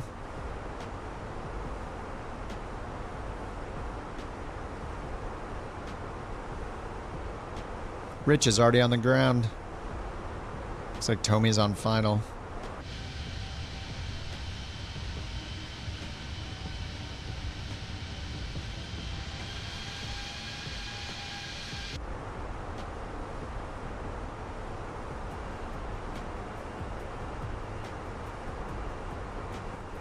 Without fully staffed ATC. Oh god. Yeah, wonderful, right?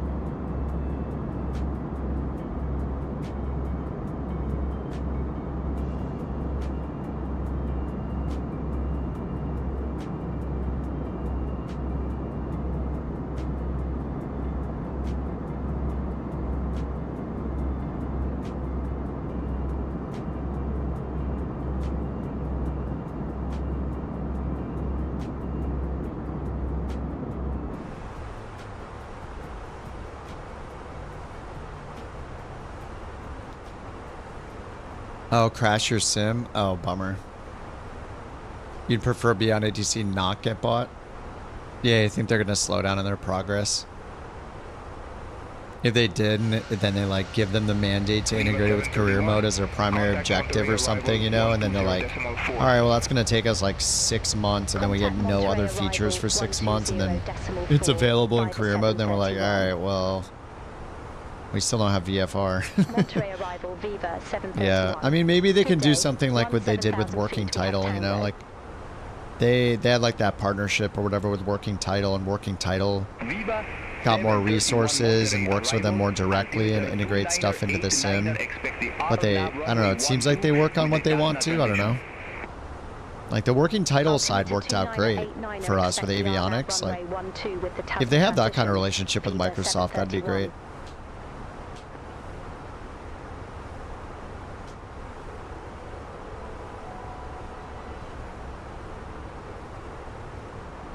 All right, we're at 17,000. Landing runway 12, 29er, 89er, RNAV 12, Tanza transition. Same as last time.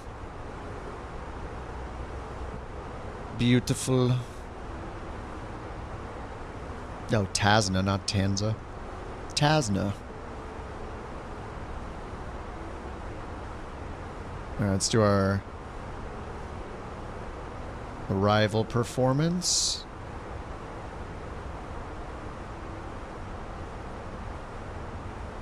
Yeah, runway 12, 5 knot headwind. Predicted fuel is 141.7.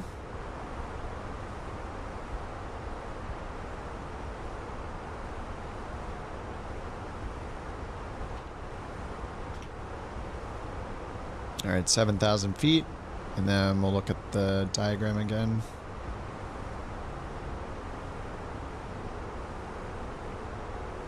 One, 2, 9,800 feet. Oh yeah, brakes low is fine because we exit at Echo over here. Long taxi back. All right, now we got a big right turn, 2 big left turns to line up with the runway. All right, so we'll go auto brakes low. That is armed. We're at 16,000 feet still.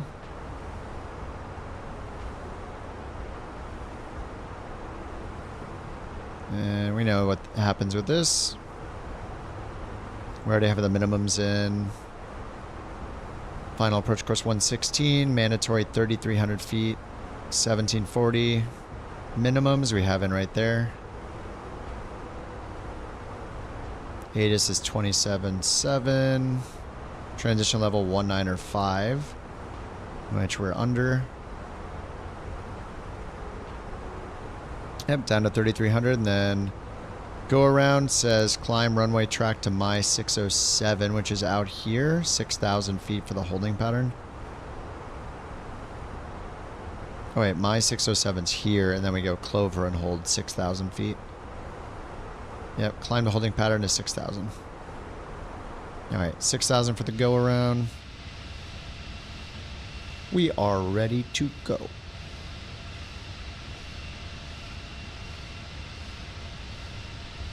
What's up, Bucket? It's not even midnight yet. Yeah, I'm usually up to around midnight.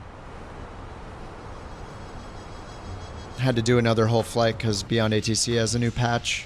This one's been fine. I feel like the traffic's really low, but it was beforehand, before the patch too.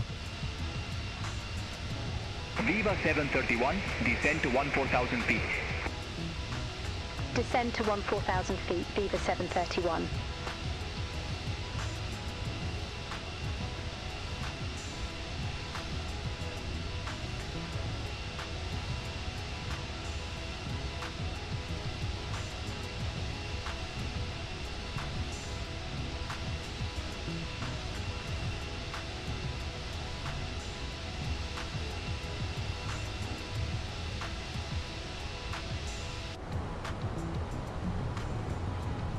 Alright, we're still on the managed descent.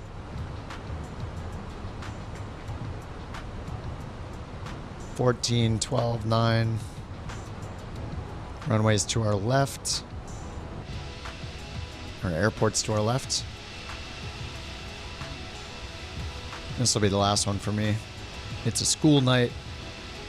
Premium version? I have mostly used, I paid for the supporters edition, so I have the experimental build when I want it, and the premium voices, I have topped them off like 4 or 5 times. Right now I have it set to use premium voices for the controllers and the basic free voices for the other airplanes. So, Viva 731, descend to 12,500 so that's premium. feet. But if you hear another pilot, then that's basic. Descend to 2,500 feet, Viva 731.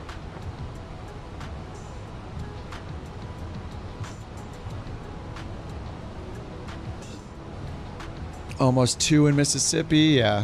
1150 here in California. They gave us a send to 12.5. It wants drag, but we're catching up to the profile. Green dot here.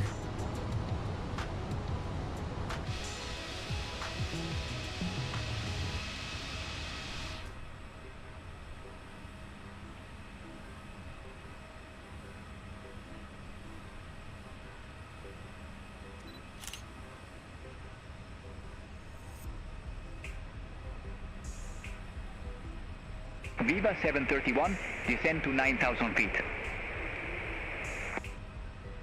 Descend to 9,000 feet, Viva 731.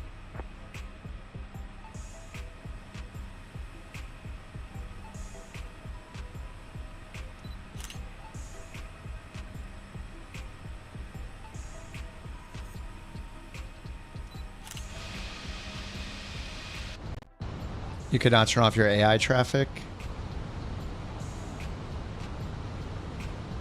Like recommended for beyond ATC, the settings are grayed out.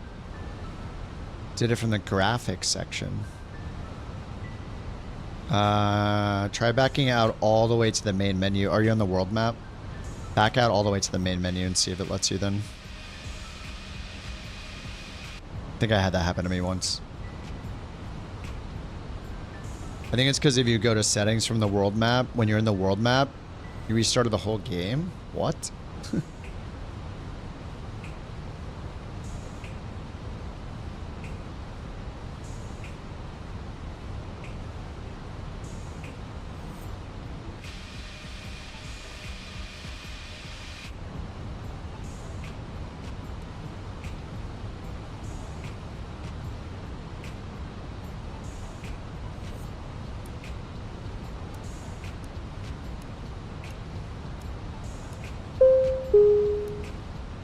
Ladies and gentlemen, the captain has turned on the fasten seatbelt sign.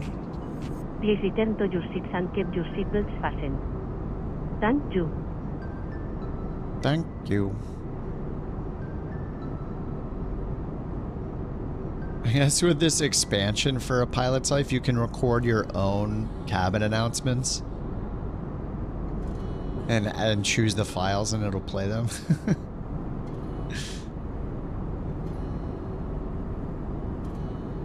I should generate the AI TTS and put them in. Descend to 7,000 feet, Viva 731.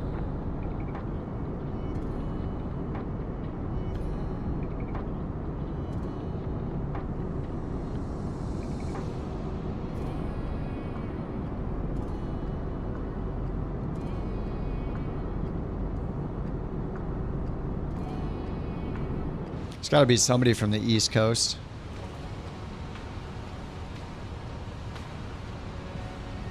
Super late.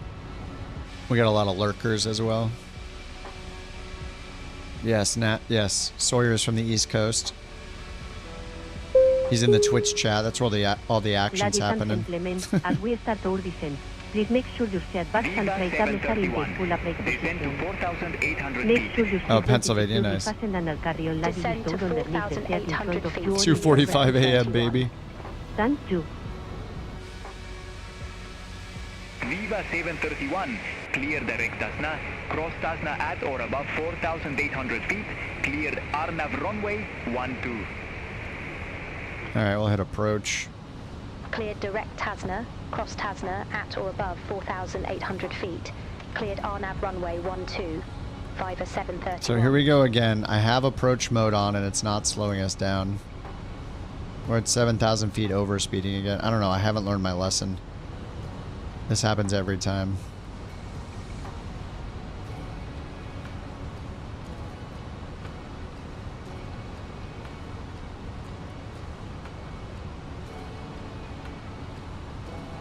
We're going 280 knots. Why are we descending at 3,400 feet per minute?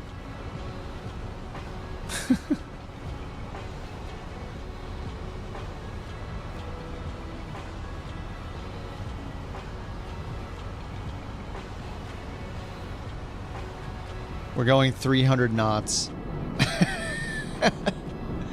Yeah, YouTube chat's super quiet. I think it's mainly because a lot of our, like the most active people go over to, or a lot of them are over on Twitch because they want the interactive stuff and or preferred Twitch. So yeah, it's also super late. It's also midnight and there's probably a ton of people that turned it on, like went to bed. Who knows? It's still just playing on their phone. Who knows?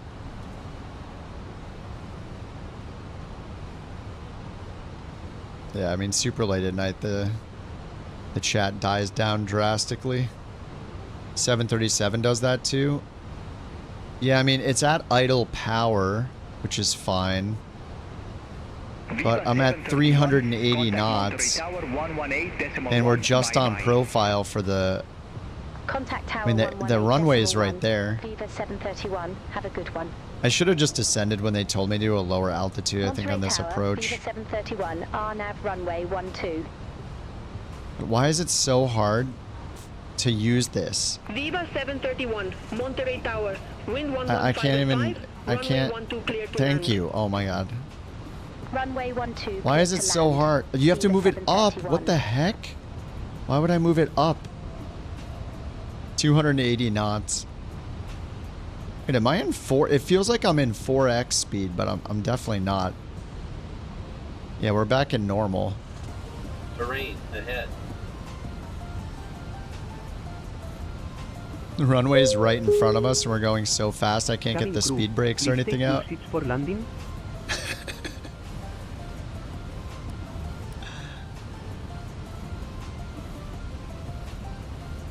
We're at idle? I don't it doesn't feel like we're at idle.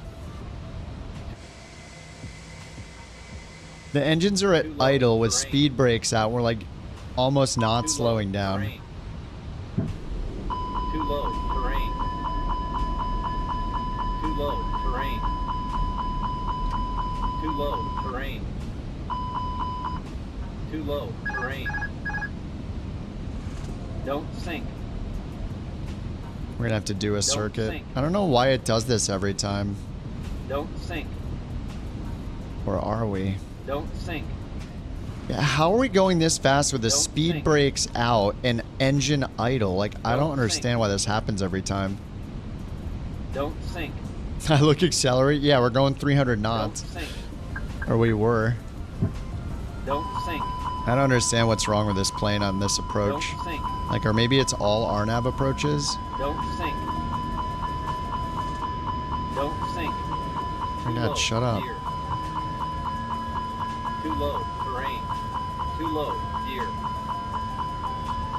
Too low, terrain. Too Landing low, gear not down. Yeah, we're not landing. Shut up. Holy crap. Manage speed? Yeah. I did. But it was breaking the speed limit under 10,000. Too low, terrain. Dude, shut up. God, this thing is so annoying. What is it doing right now?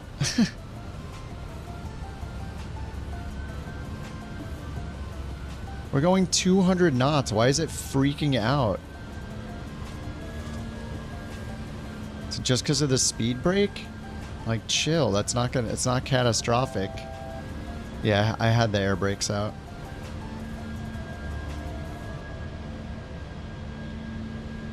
Like, this happened the other time I did this approach. It was so fast on final.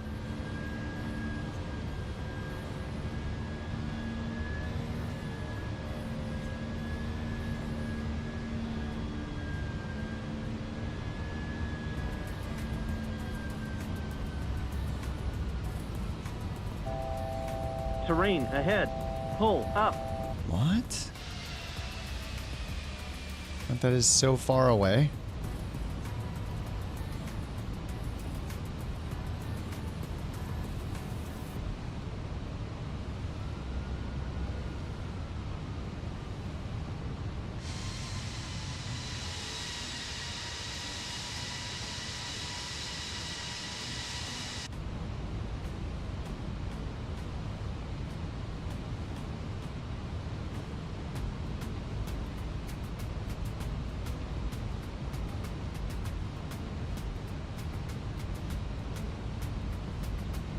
Tried to put Toga to get it to...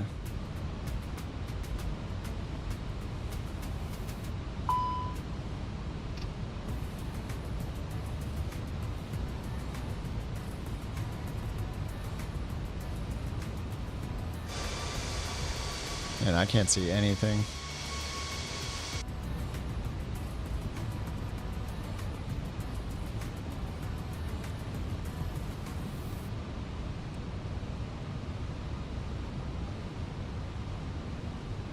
The thing that sucks so much about the, like, I hate reprogramming the approach in this. Like, why can't I click the airport and just say to do the approach again? Look, now it like forgot where I'm going. Like, forgets where I'm going now, and now how do I resequence it for the approach again? Look, it's just got the missed approach here, so how... End of flight plan. This is my destination. I can't just click it and like activate another approach attempt. It's so confusing.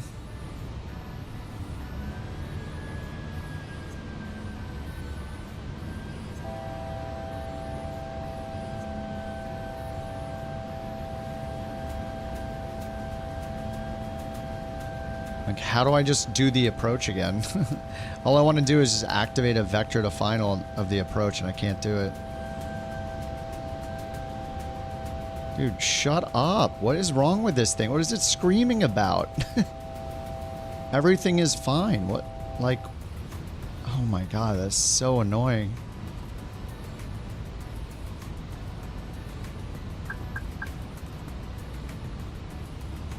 So I see the missed approach still. Now how do I sequence it to just do the approach again, you know? On the Boeing, I just hit departure, arrival, choose the approach, hit go, choose the first waypoint. On this one, I hit my destination, I can't choose the approach anymore. So like, what? I just want to choose the approach again. Why is it so difficult?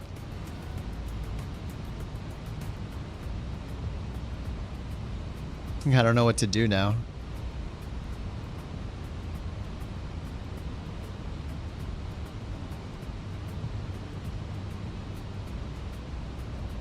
No idea how to just get my destination back. So I have to what, go in here? Can't do anything here. How do I just do the approach again? Offset, next waypoint, like my whole flight plan's deleted. There are no other waypoints in here. My approach is gone, so it's not an ILS now. I don't know why this is so difficult with Airbus. It's not an ILS. Even if it was an ILS, how do I get the... What if I want all the fixes?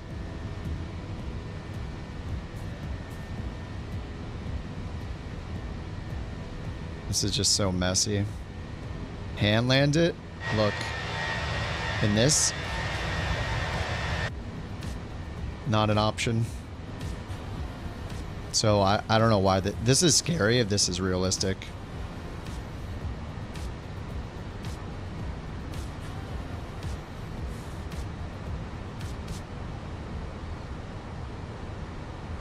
Can't choose the approach again.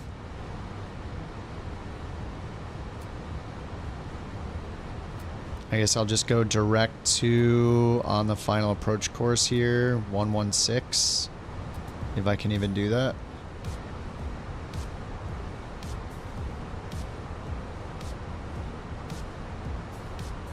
No.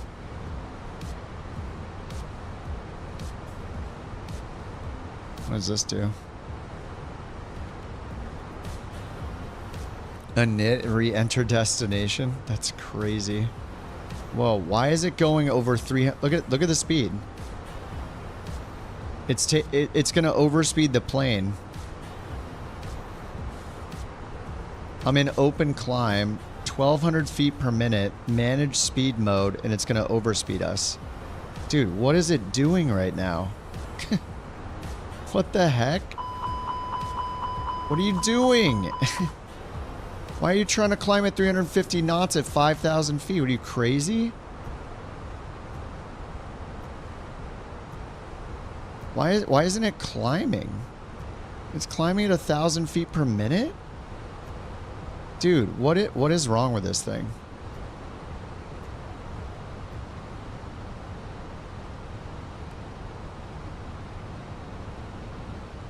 Dude, vertical speed. I just commanded vertical speed 2,000. It's not doing anything. What is wrong with this plane? Long time since you've done a go around? Isn't it supposed to be super easy? Oh, autopilot's... What? Why is the autopilot off? Oh my god. When did that happen? What the... Dude. When did I turn autopilot off? On approach, maybe? Trying to salvage it? Oh my god. I can't believe you have to go in and redo your entire flight plan to do a go around. This is insane.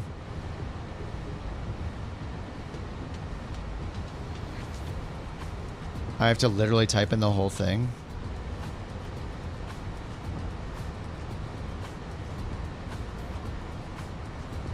This is wild. My god. It doesn't know my destination anymore? Like, is that the theory? It forgot where we're flying to that we've been flying to the entire flight plan?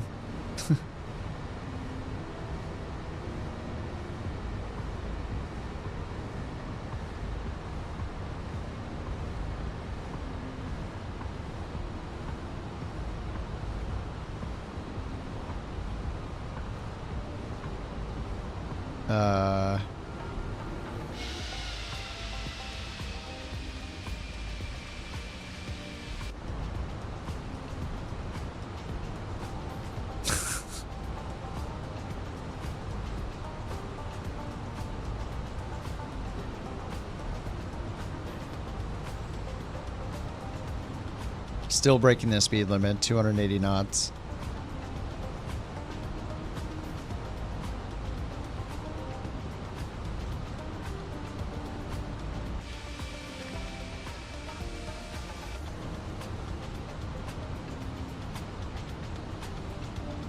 Why is it flying below the profile and managed descent?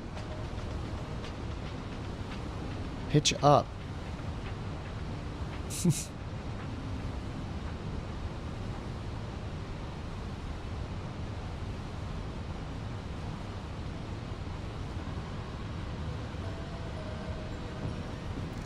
Yeah, how does it not know to stay under 250 knots? Okay, it's getting there. There we go. Yeah, this thing has been kind of a disaster on this specific approach. Maybe it's all RNAV approaches, but I don't know why it can't slow down and manage speed on this one approach.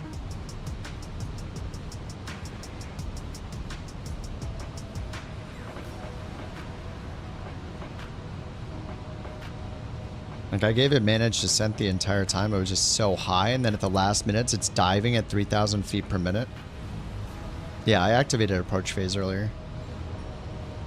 All aircraft be advised, information uniform now current, altimeter 29er, 89er. Stuff like that is like pretty scary. That can't be the way you program a go around. Auto throttle. Oh yeah, 737. I don't use auto throttle. On the Airbus though, I do. 737, I always disconnect auto throttle and autopilot and land manually. But the auto throttle or auto thrust, whatever they call it for Airbus, is usually really good.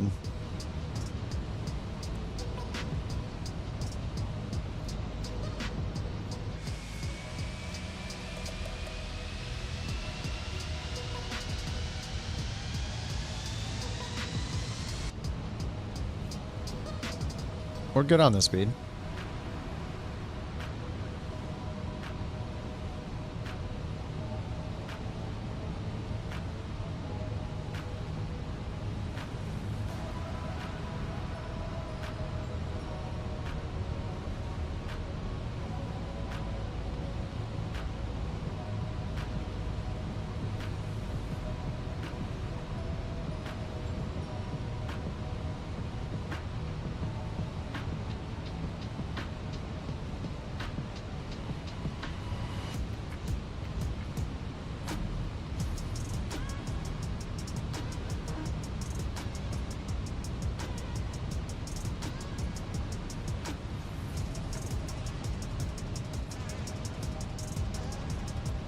Yeah, I'm pretty sure in the Boeing I could have just hit like arrival, chosen it again, and it would just populate all the waypoints again. Then I just click the waypoint twice, and then I'm going direct to and switch to VNav or LNav, and then we're like good to go.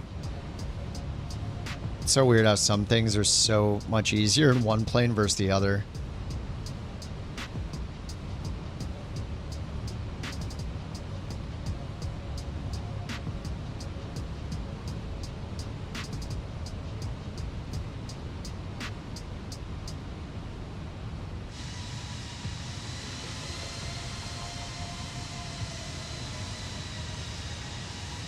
I didn't tell them we were going around either. Viva 731 going around. Viva 731, go around. Fly runway centerline. Maintain 3,700 feet. On the go. Fly runway centerline. Maintain 3,700 feet. Viva 731. Viva 731. Contact Monterey arrival 120.4. Talk to you in a minute. Contact Monterey arrival 120.4, Viva 731. Viva. Monterey arrival, Viva 731. Good day, 7,400 feet. Viva 731, welcome back. Continue. Continue, Viva 731.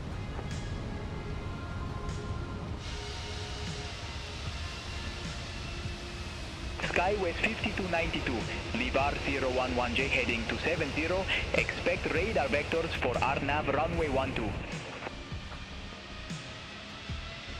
I'm landing on 12. 011J heading 12 Rex. Expect radar vectors for RNAV runway 12. R-Navy. Where does it get the Y? Oh, is it a Yankee? RNAV Yankee? R-Navy.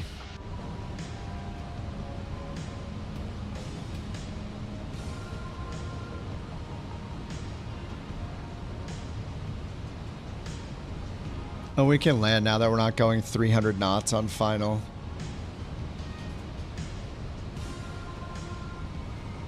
And the problem was the speed.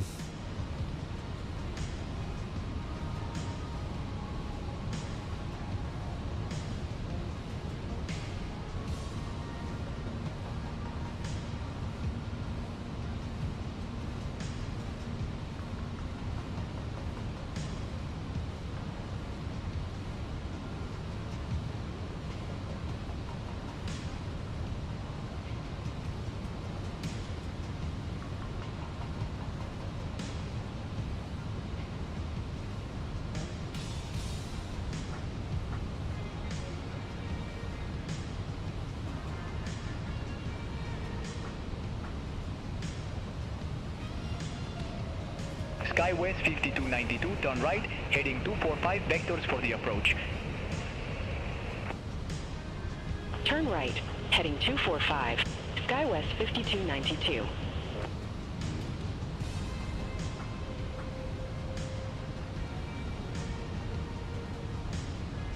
Alright. Well, I got a 12-mile final. Favorite airline? I've barely flown for a couple budget ones. I didn't get too far in my last career with it. So I never progressed all that much. Forget who I did last time. I remember doing Sun Country for a little bit. I never got up super high though.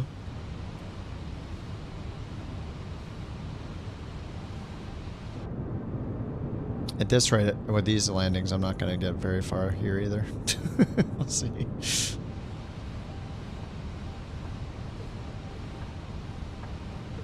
All right, 10-mile final.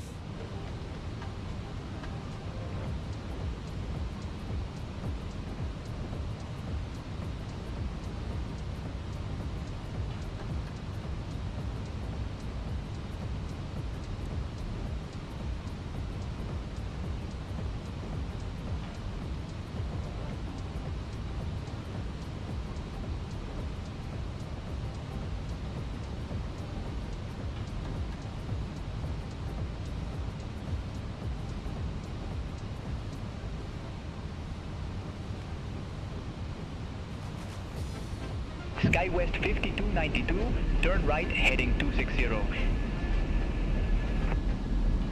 Turn right, heading 260, SkyWest 5292. Like we're going 1,300 feet per minute. Like that's part of the problem. 92, turn left heading 225. Turn left, heading 225, SkyWest 5292.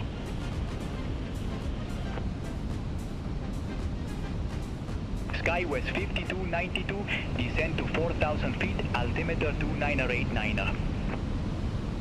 Descend to 4,000 feet, altimeter 2989er, SkyWest 5292.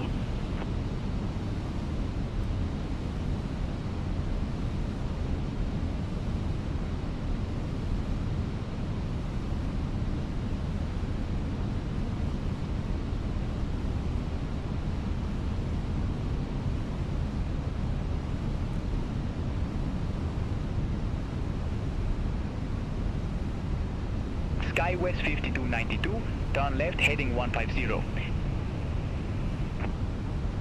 Turn left, heading 150, SkyWest 5292. SkyWest 5292, 3 miles from my 603, turn left heading 155, maintain 3,700 feet until established, cleared RNAV runway 12. Turn left, heading 155, 3,700 feet until established. Cleared RNAV runway 12. SkyWest 5292. SkyWest 5292, contact Monterey Tower 118.1. Over to Tower 118.1, SkyWest 5292. Have a good one.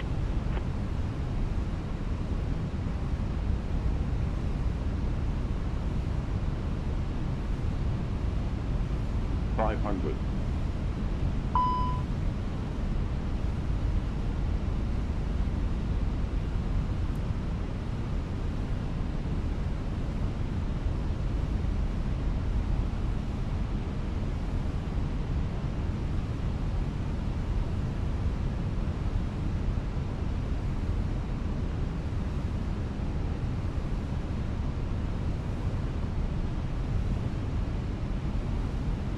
$100.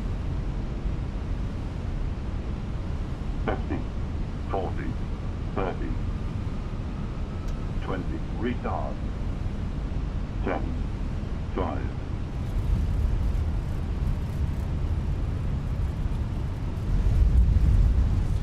Okay, I don't know what it is about that approach where we're going like 1,300 feet per minute on final. Maybe it's like an LNAV thing.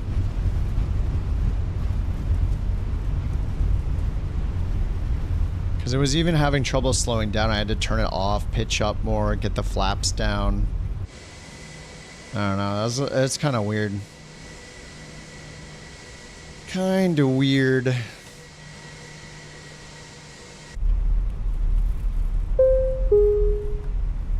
Ladies and gentlemen, for your safety and comfort, please remain seated with your seatbelt fastened until the captain turns off the fasten seatbelt sign. This will indicate that we have a part at the gate and that it is safe for you to move about. The fasten At this seatbelt time, scene. you may use your cellular phones if you wish. Please check around your seat for any personal belongings you may have brought on board with you, and please use caution when opening the overhead bins, as heavy articles may have shifted around during the flight. If you require the planning assistance, please remain in your seat until all other passengers have the plan.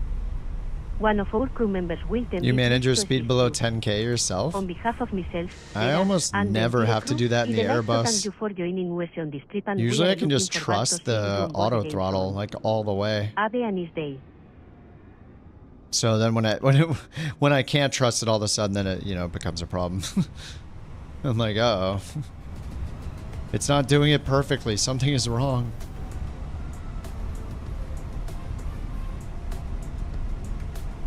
Viva 731 request approach change. Approach change? I think I forgot that we were on final. 731, Roger, say approach. No, we're just going to switch to the ground frequency. I don't know what they did with the mouse cursor in this, but or the mouse scroll wheel in Beyond ATC, but now when I scroll the mouse wheel down, it skips all the frequencies. It's not going like a page at a time, so it made it look like there was like 2 frequencies. Like this is mouse wheel up, mouse wheel down. It just goes to the very bottom.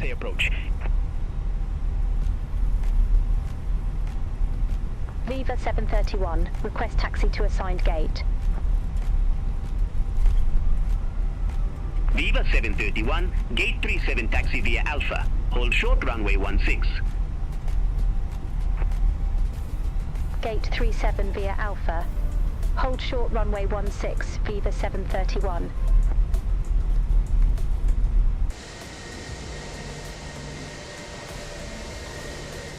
Tommy going around?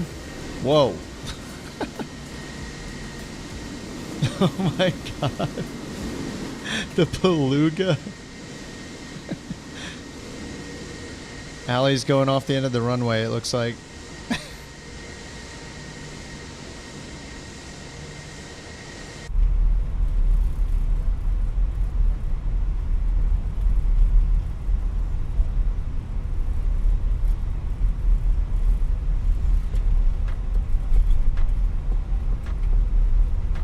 The big old bloated beluga. What happened at Newark? No, I didn't. That looked rough. It's okay, he's back. I think. He's just flying all over the place. Viva 731, cross runway 16 at Alpha. Continue taxi via Bravo. I thought I was having a rough landing. Cross runway 16 at Alpha. Continue taxi via Bravo, Viva 731.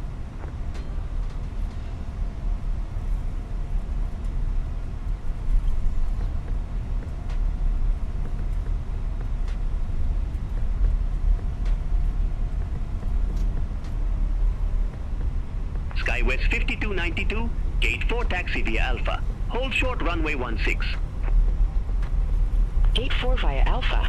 Hold short runway 16. SkyWest 5292. Polaris 228. Oh, the throttle was stuck at 100%. 320 knots. I almost did that. If I didn't go around. Polaris 228, Monterey ground. Pushback approved. Face north. I didn't push the throttles to full doing that go around because it was so like delayed. I was like, I didn't know if I wanted to do it. That's probably the cause of most of the problems. I think you'd still have to reprogram the flight plan like that though, which is so weird.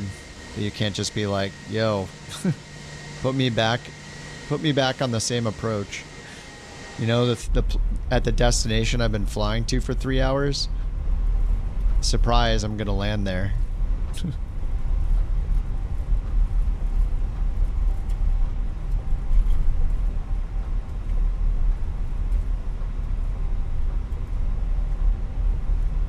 I love the Beyond ATC taxi map. This thing is awesome. There was an earthquake, yep. I felt it while we were on stream. I was like, oh, earthquake, oh.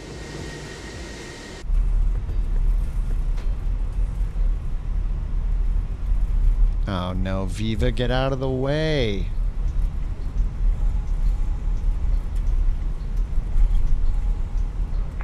720, Gate 2, request pushback.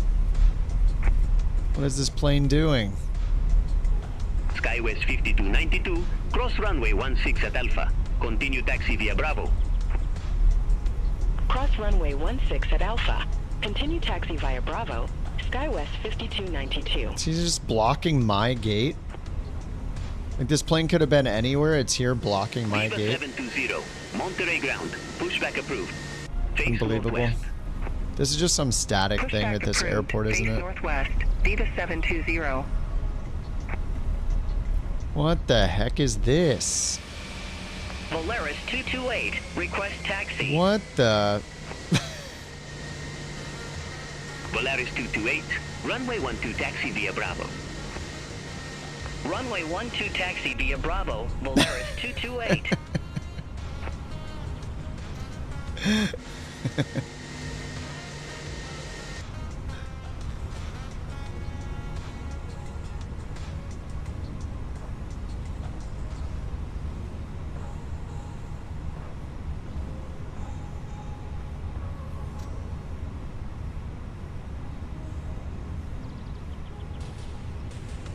Alt P.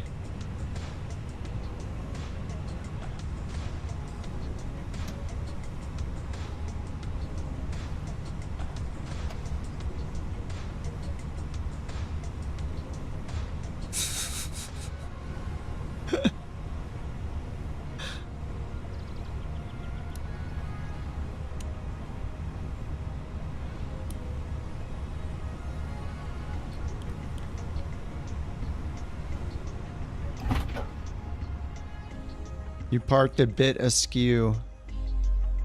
No, I didn't. What the heck?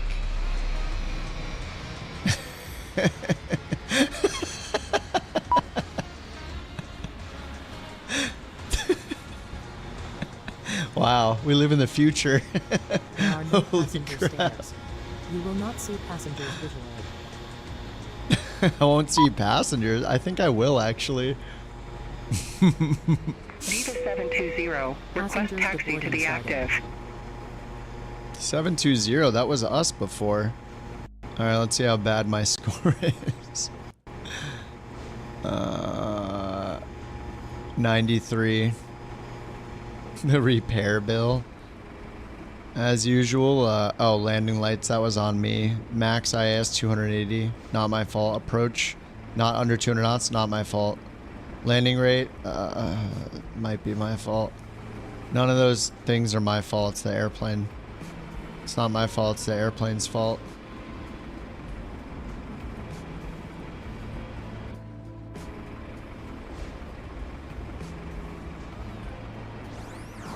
Not my fault.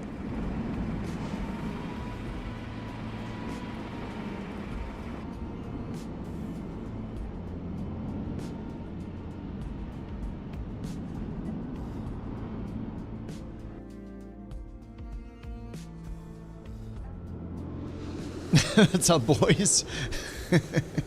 Sorry, I just moved my plane over here real quick just to say hi.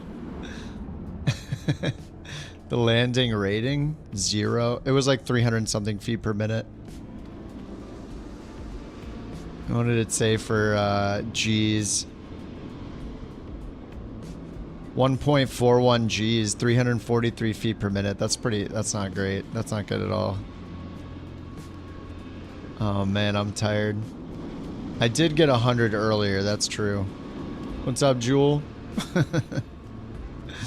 Damn, he wears a military outfit while he flies the 350. I think he's in the 350 again. I don't even know where his plane is. I don't know why all these planes are on the ground here. It's really annoying. Game about flight simulation you can play on foot. Yeah, I mean, people do bush trips like in the woods with planes and they land on random grass fields, so it makes sense you'd get out of your plane. You know. Plus the world, it's pretty insane exploring on the exploring on foot in a one-to-one model replica of the entire world. It's pretty nuts. It's good stuff. But this might set the stage for like shared cockpit and stuff like that. Everest base camp? Yeah, we did Everest.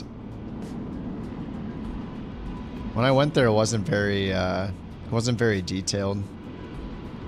Remote islands on foot. Yeah, the stuff on foot is awesome.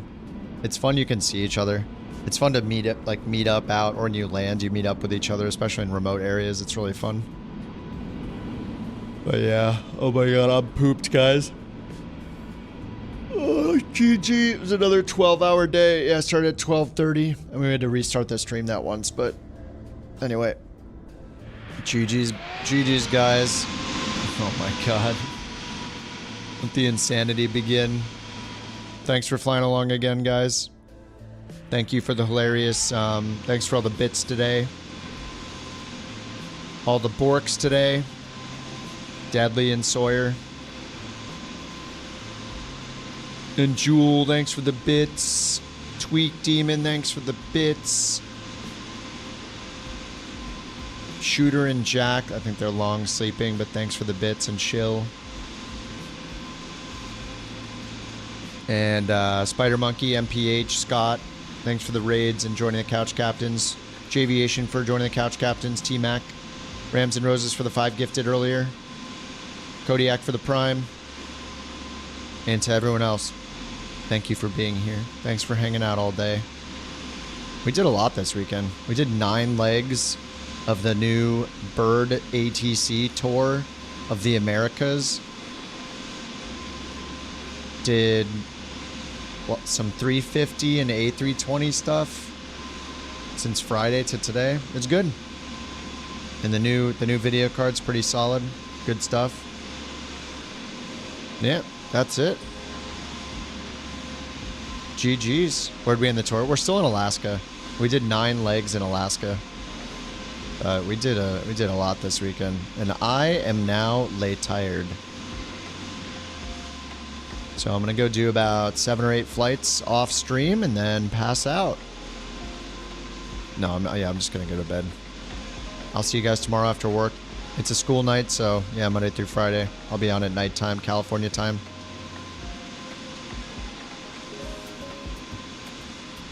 Unless I'm sick all day every day this week. Tempting. Tempting.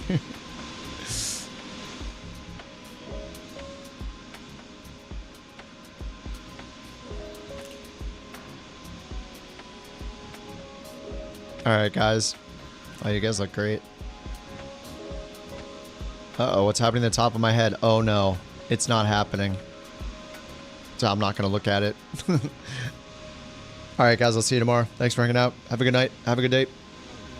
Bye-bye. GG's. Late night crew, yep. The late night crew. It's over. It's time to sleep. Everyone go to bed. Alright, guys. Good night. See you, Rich. See you, Jimbo. Atlas Bucket. Oh, Bird is still here. See you, Bird. Thanks for 9 excellent legs tonight. Or this weekend. See you, Binky. See you, Kelly. Rich. Rex. Binky. Rex. Binky. Kelly. Willowith. I can't read your name. Alright, GG, guys. Good night. Bye-bye.